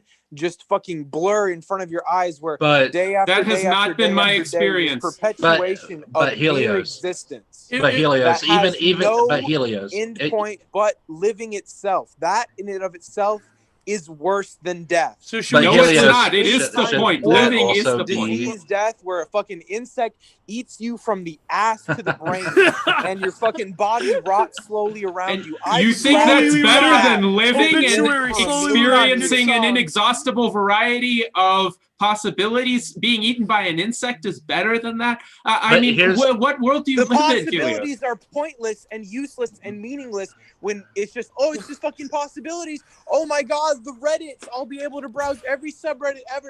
You don't- So you note the don't- contrast. Everyone watching this, Nothing. note the Exactly. contrast Holy shit. between I feel like embracing I'm on life, drugs right now. embracing life and the possibilities it offers, and just deriding that in the way that Helios did. That is the fundamental contrast between transhumanism and the opposition to But transhumanism. here's you couldn't- also the importance, though, is like with transhumanists, Helios can go about his own way and die some weird way where an ant is eating him from the inside out, ass Or he'll die starting, on the battlefield. or in the battlefield, and Gennady can live on with his collections and books and what have you. And You know, Funko why? Pop, I'm assuming. Why? I guess I'm having a difficulty on trying to understand what's the point of Helios's argument when it should be your right to decide that. The point. No, I'm saying that you have the what is right to point decide of that. life? What is the point of all of this? Is it just It is to perpetuate live. your existence? Is that what it is? It's just to perpetuate your Shouldn't existence. that also be determined by each individual what the point of their life is? And if that means living for as long as they want, shouldn't that be their journey? Whereas But your again, journey would be but- to do whatever the hell you want to do. But Junkie, this is what I mean. Like I think this is an insurmountable view Mhm. of what life entails, whether death is a fundamental part of life, and when you have a reverence for death, you tend to adopt more traditional Right. values, right? But the point I'm trying to make to Gennady is that it is a logical sequence of events that could potentially happen with this technology if it was given into the hands of the corporatocracy. It would become stale and bland, and it would. Who cares about corporatocracy? It's up to us, Fuck culture, corporatocracy. industry, logic. The human that mind is itself is behind the going to internet. fucking dissolve after. Oh, the human mind will be turned into Swiss cheese. It's Exactly. fucking I nothing. disagree There's with not gonna that. be a person I left. think You're gonna I think go the fucking human insane. mind can control the outcomes here, and we don't have to be ruled by a corporatocracy. If we don't want to, we can return to the earlier version of the internet, just with more advanced technological capabilities, but under a more that would be a decentralized dream. I would be system on board with with more that, individual actually. control. Yeah. So Gio, I don't Infinite think MySpace.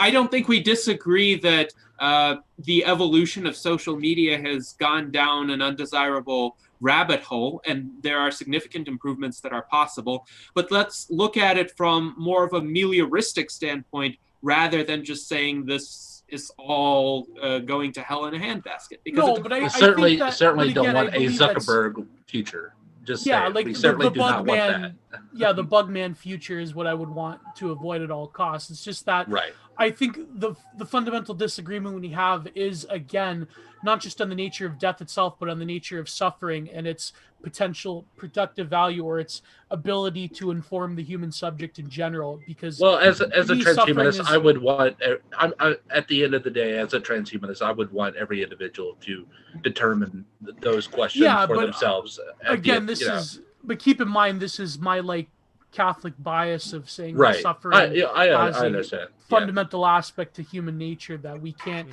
even begin to understand. And well, Gio, you don't even have to contextualize it in just that way. You can look at the physiological effects of hormesis as, you know, a real observed phenomenon on simple and complex life systems.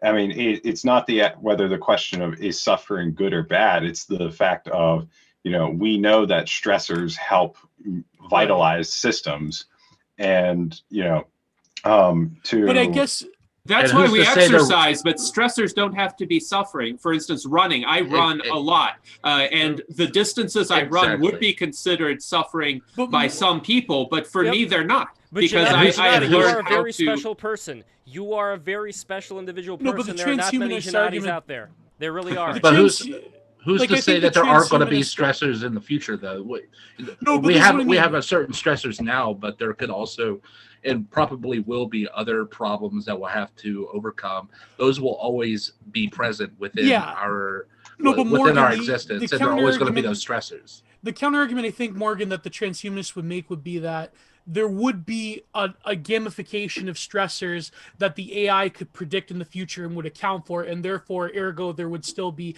an evolution of form. But my contention would be that A, that wouldn't be determined by nature, obviously, and B, that those stressors would be artifices, and C, it wouldn't. I would feel that that's kind of like a tech determinist sort of position. Well, there's one crucial step that we're missing here, and that is the category in statistics of the black swan argument. Things, like we can all, like, the more we try and look back at these catastrophe level events, as far as, you know, what can the AI comprehend it as, it's not a limitation of a human mind, it's a limitation of statistical probability and the ways in which we react to those things. And to the point of that Gennady was making about, or that you know, Junkie was making about, the stressor doesn't necessarily have to imply suffering.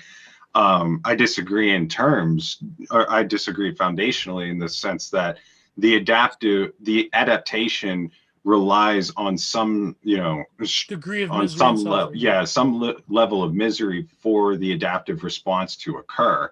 It's a phenomenological experience that is partaken in on the bodily level. Like, if it wasn't for the stress that Paul Scholes caused Talib to know that there was a word for blue, then Talib wouldn't have moved on. Will we ever get Lindy Man on the stream? Oh, I don't know. He's pretty comes with the price from what I hear. No, he will never come on. No.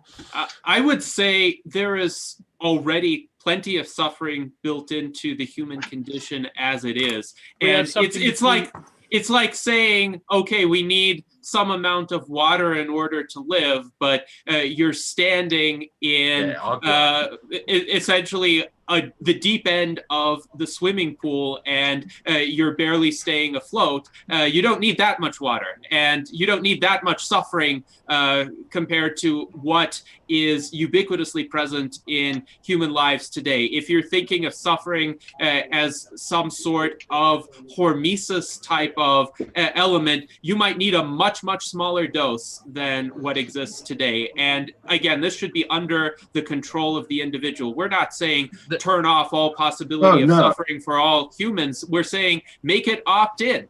If people want to experience what if the AI that, gave us immeasurable amounts of suffering beyond our wildest dreams, like that video game? You're talking about a hell simulation. Well, I mean, let's break this down. Let's go back to the hormesis example real quick, because I think this is important.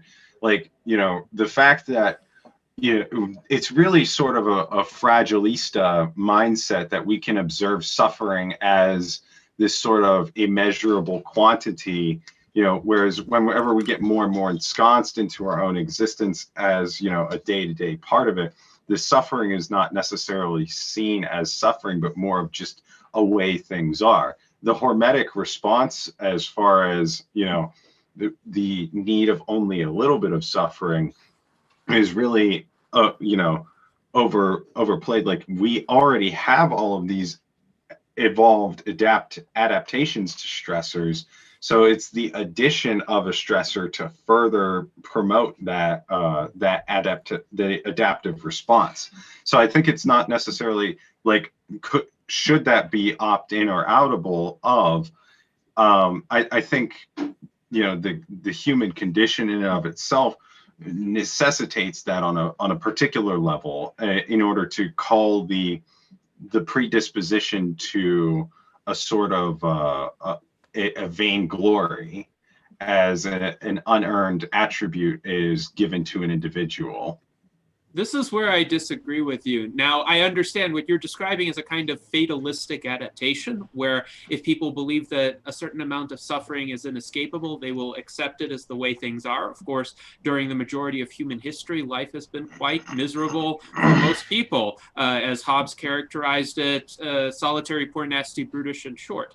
And yet, through civilization, through the progress of technology, we have overcome this and created new possibilities, new challenges too, to be certain. But that doesn't mean that the challenges we face are worse than the challenges that our ancestors faced. We face challenges like pandemics, climate change, nuclear war, etc. Well, Those are here's an serious example risks. of a But challenge. You see this thing over here? You see this thing I'm holding in my hand?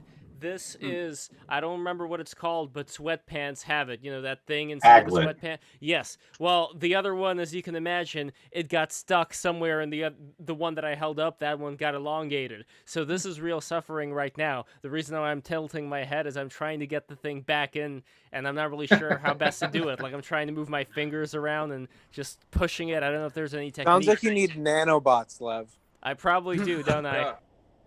Well, Or your So, scientists to were me, so from busy this- with discovering from if the they could understanding do it, that they didn't I've figure what they should. gained from transhumanism, I see it as a sort of failed alchemical rite, whereas you're trying to synthesize the philosopher's stone as the alchemists would in the search of eternal life, which is basically an age-old desire that humanity has had, where the alchemists, in their search for eternal life, realized a much deeper truth to life itself, and that was that eternal life is only as useful as it allows you to be, but there is something that they found that you transcend beyond life itself, that the philosopher's stone is able to transmute man into a divine being that is no longer just a body that is immortal, but it is an immortal soul that lives beyond whatever the body could possibly imagine. So transhumanism seems like this new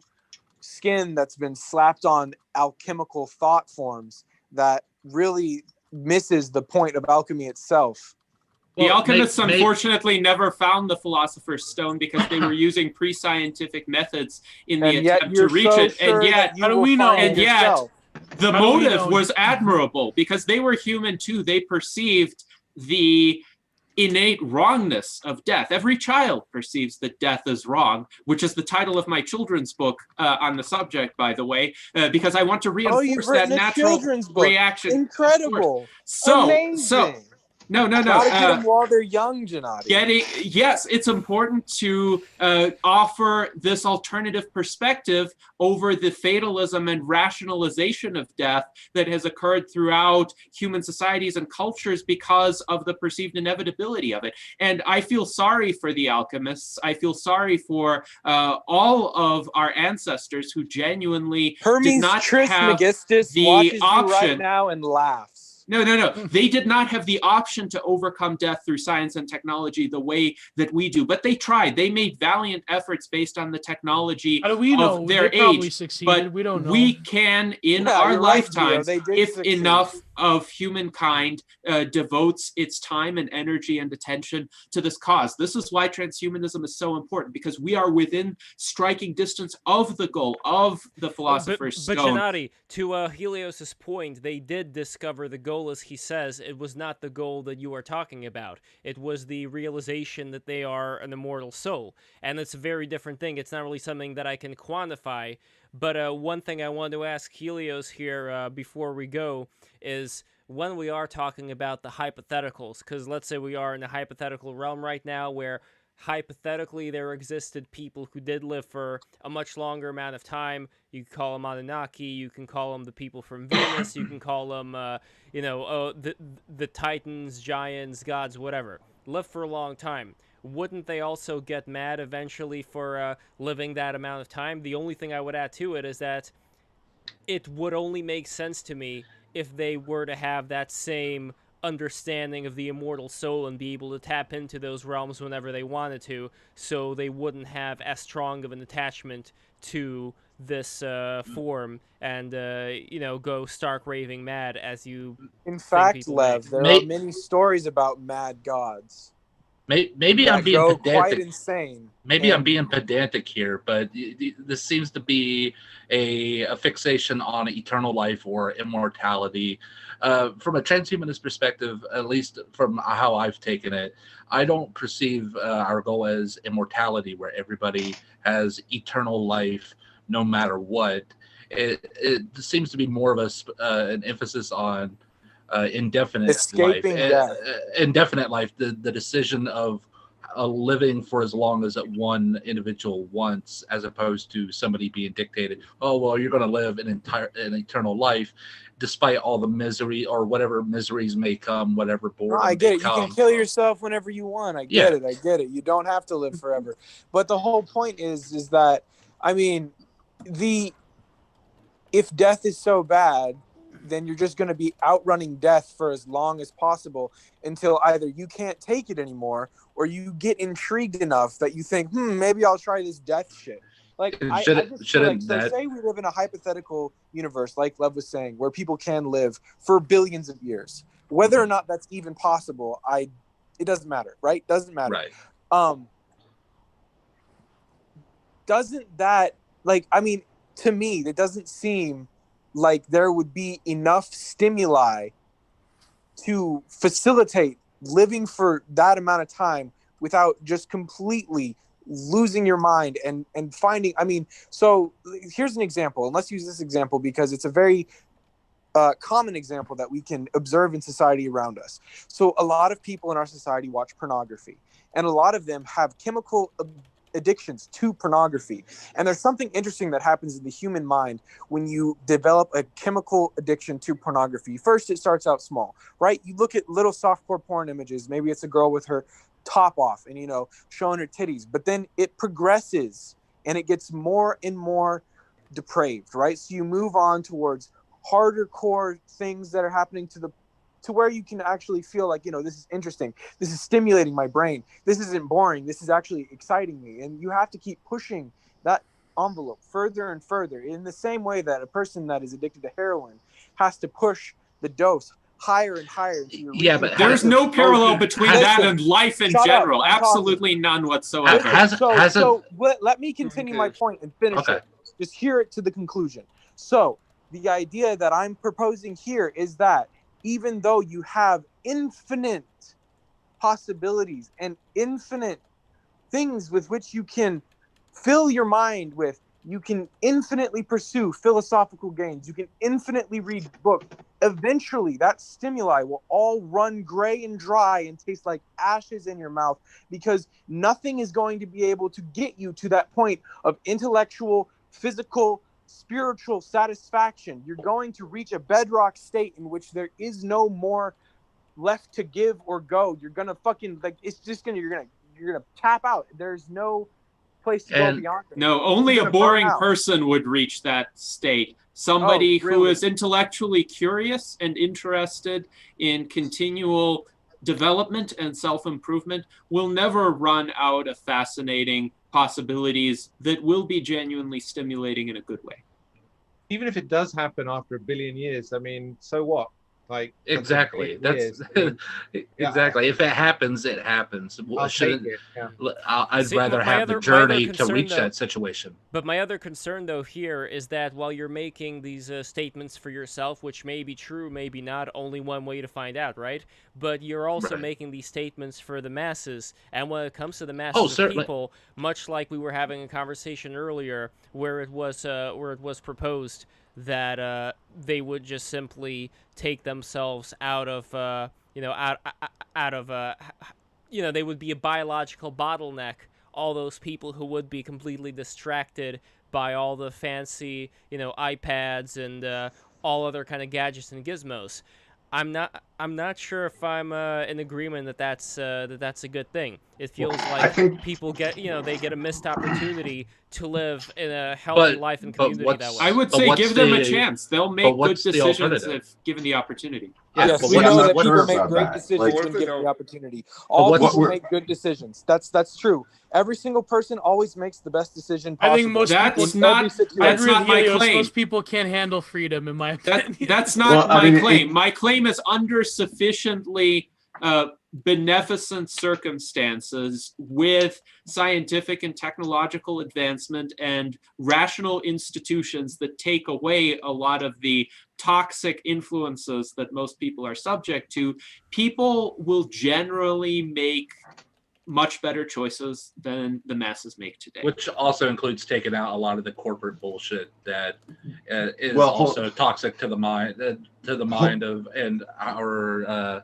proclivities of trying to make a life for ourselves. I feel like this just ignores the glaring aspects of human nature that have been proven time and time again throughout history, and I don't know why you're completely ignoring them. I mean, okay, if we you can create transcend perfect them. Utopia, if you create a perfect utopia and everyone behaves perfectly, then yeah, maybe, but when has that ever been the case? When has anyone ever been ignoring to live we're not and adhere to its rules and not taking advantages where there was advantages to be taken? If you present a system where there is all people are following all the rules, then all it takes is for one person who decides that they don't want to follow those rules to upset that balance for everyone, and can.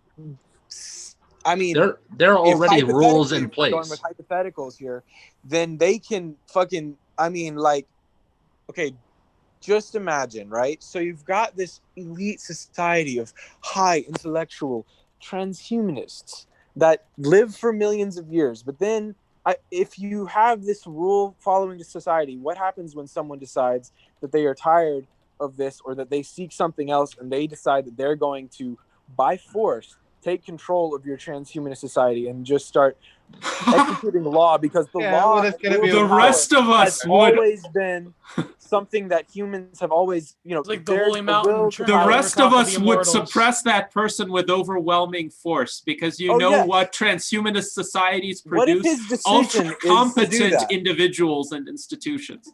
So somebody who tries to take over the transhumanist society by force will get crushed like a little bug. That is just the fact. Not utopian. I have to insert the laugh here, but it's like sometimes, whenever we bring in the concepts of human nature, my mind flashes to that Owen broadcast comic panel of the dude that's strapped to a chair with VR Harry Potter goggles, with the red wine transfusion directly into the veins, with the auto masturbator 9000, repeat ad infinitum. Orgasmotron. I'm sorry, I'm done. Go ahead. I think we're done. I think we're exhausted the topic. I was just about to ask it's almost 12 if here. Ding Dong wanted to pay me money to do more calf raises, but I see we're done today. Good news for my calves and good news for everybody else, because we are going to have another show coming up on Thursday. We are going to have the great Alex Forrest joining us, Train Twitter all the way. Choo. It's going to be a lot of fun. I love you guys. I love you. Choose me. Choose me. Exactly. So Helios Logos, thank you for coming on. Aryan Cowboy, SciTech Junkie, Remus, delivered Morgan. You really delivered the goods today in the later period. I'm so glad you came in. Thank you. Then we've also got, of course, the great Gennady. We have Chris Jay Bartlett. Thank you so much, Chris, for coming in. First timer, and I hope to have you back on. And Gennady, of course, the great Gennady Stolyarov, the second. Guys, please subscribe right now to Break the Rules, and let us show you one final thing. If you become a patron, patreon.com/breaktherules3, you are going to get my father's magnets. Cowboy, I don't know, like if you look at the window there, if you saw what these magnets look like, but this is something my father handcrafts. They are one of a kind. They are really beautiful, great texture. Here is a video showcasing the texture of these magnets. And for $20 patronage, you will get a random magnet and a personalized card from me thanking you for becoming a patron. And also, if you become a $30 patron, you are going to get a beautiful print from Giovanni Panicietti. Here we go. Here is the process of making this print come alive from the TFW No GF series. And if you become a $50 patron, you are going to get a completely custom whatever you want. My dad is going to make it for you out of wood as a wooden magnet. And that is a guarantee right there. And I'm closing all these windows. I'm not sure. Oh, here's definitely legit. I'm not sure why he popped up here. Oh, this is the window I didn't close. Okay. Anyway, guys, we are ending this stream. This has been such an amazing stream with all our friends here talking about AI, old friends, new friends. We love you all. We thank you so much for watching. Mwah! Good night, everybody. Bye. Bye. Good night. Live long and prosper.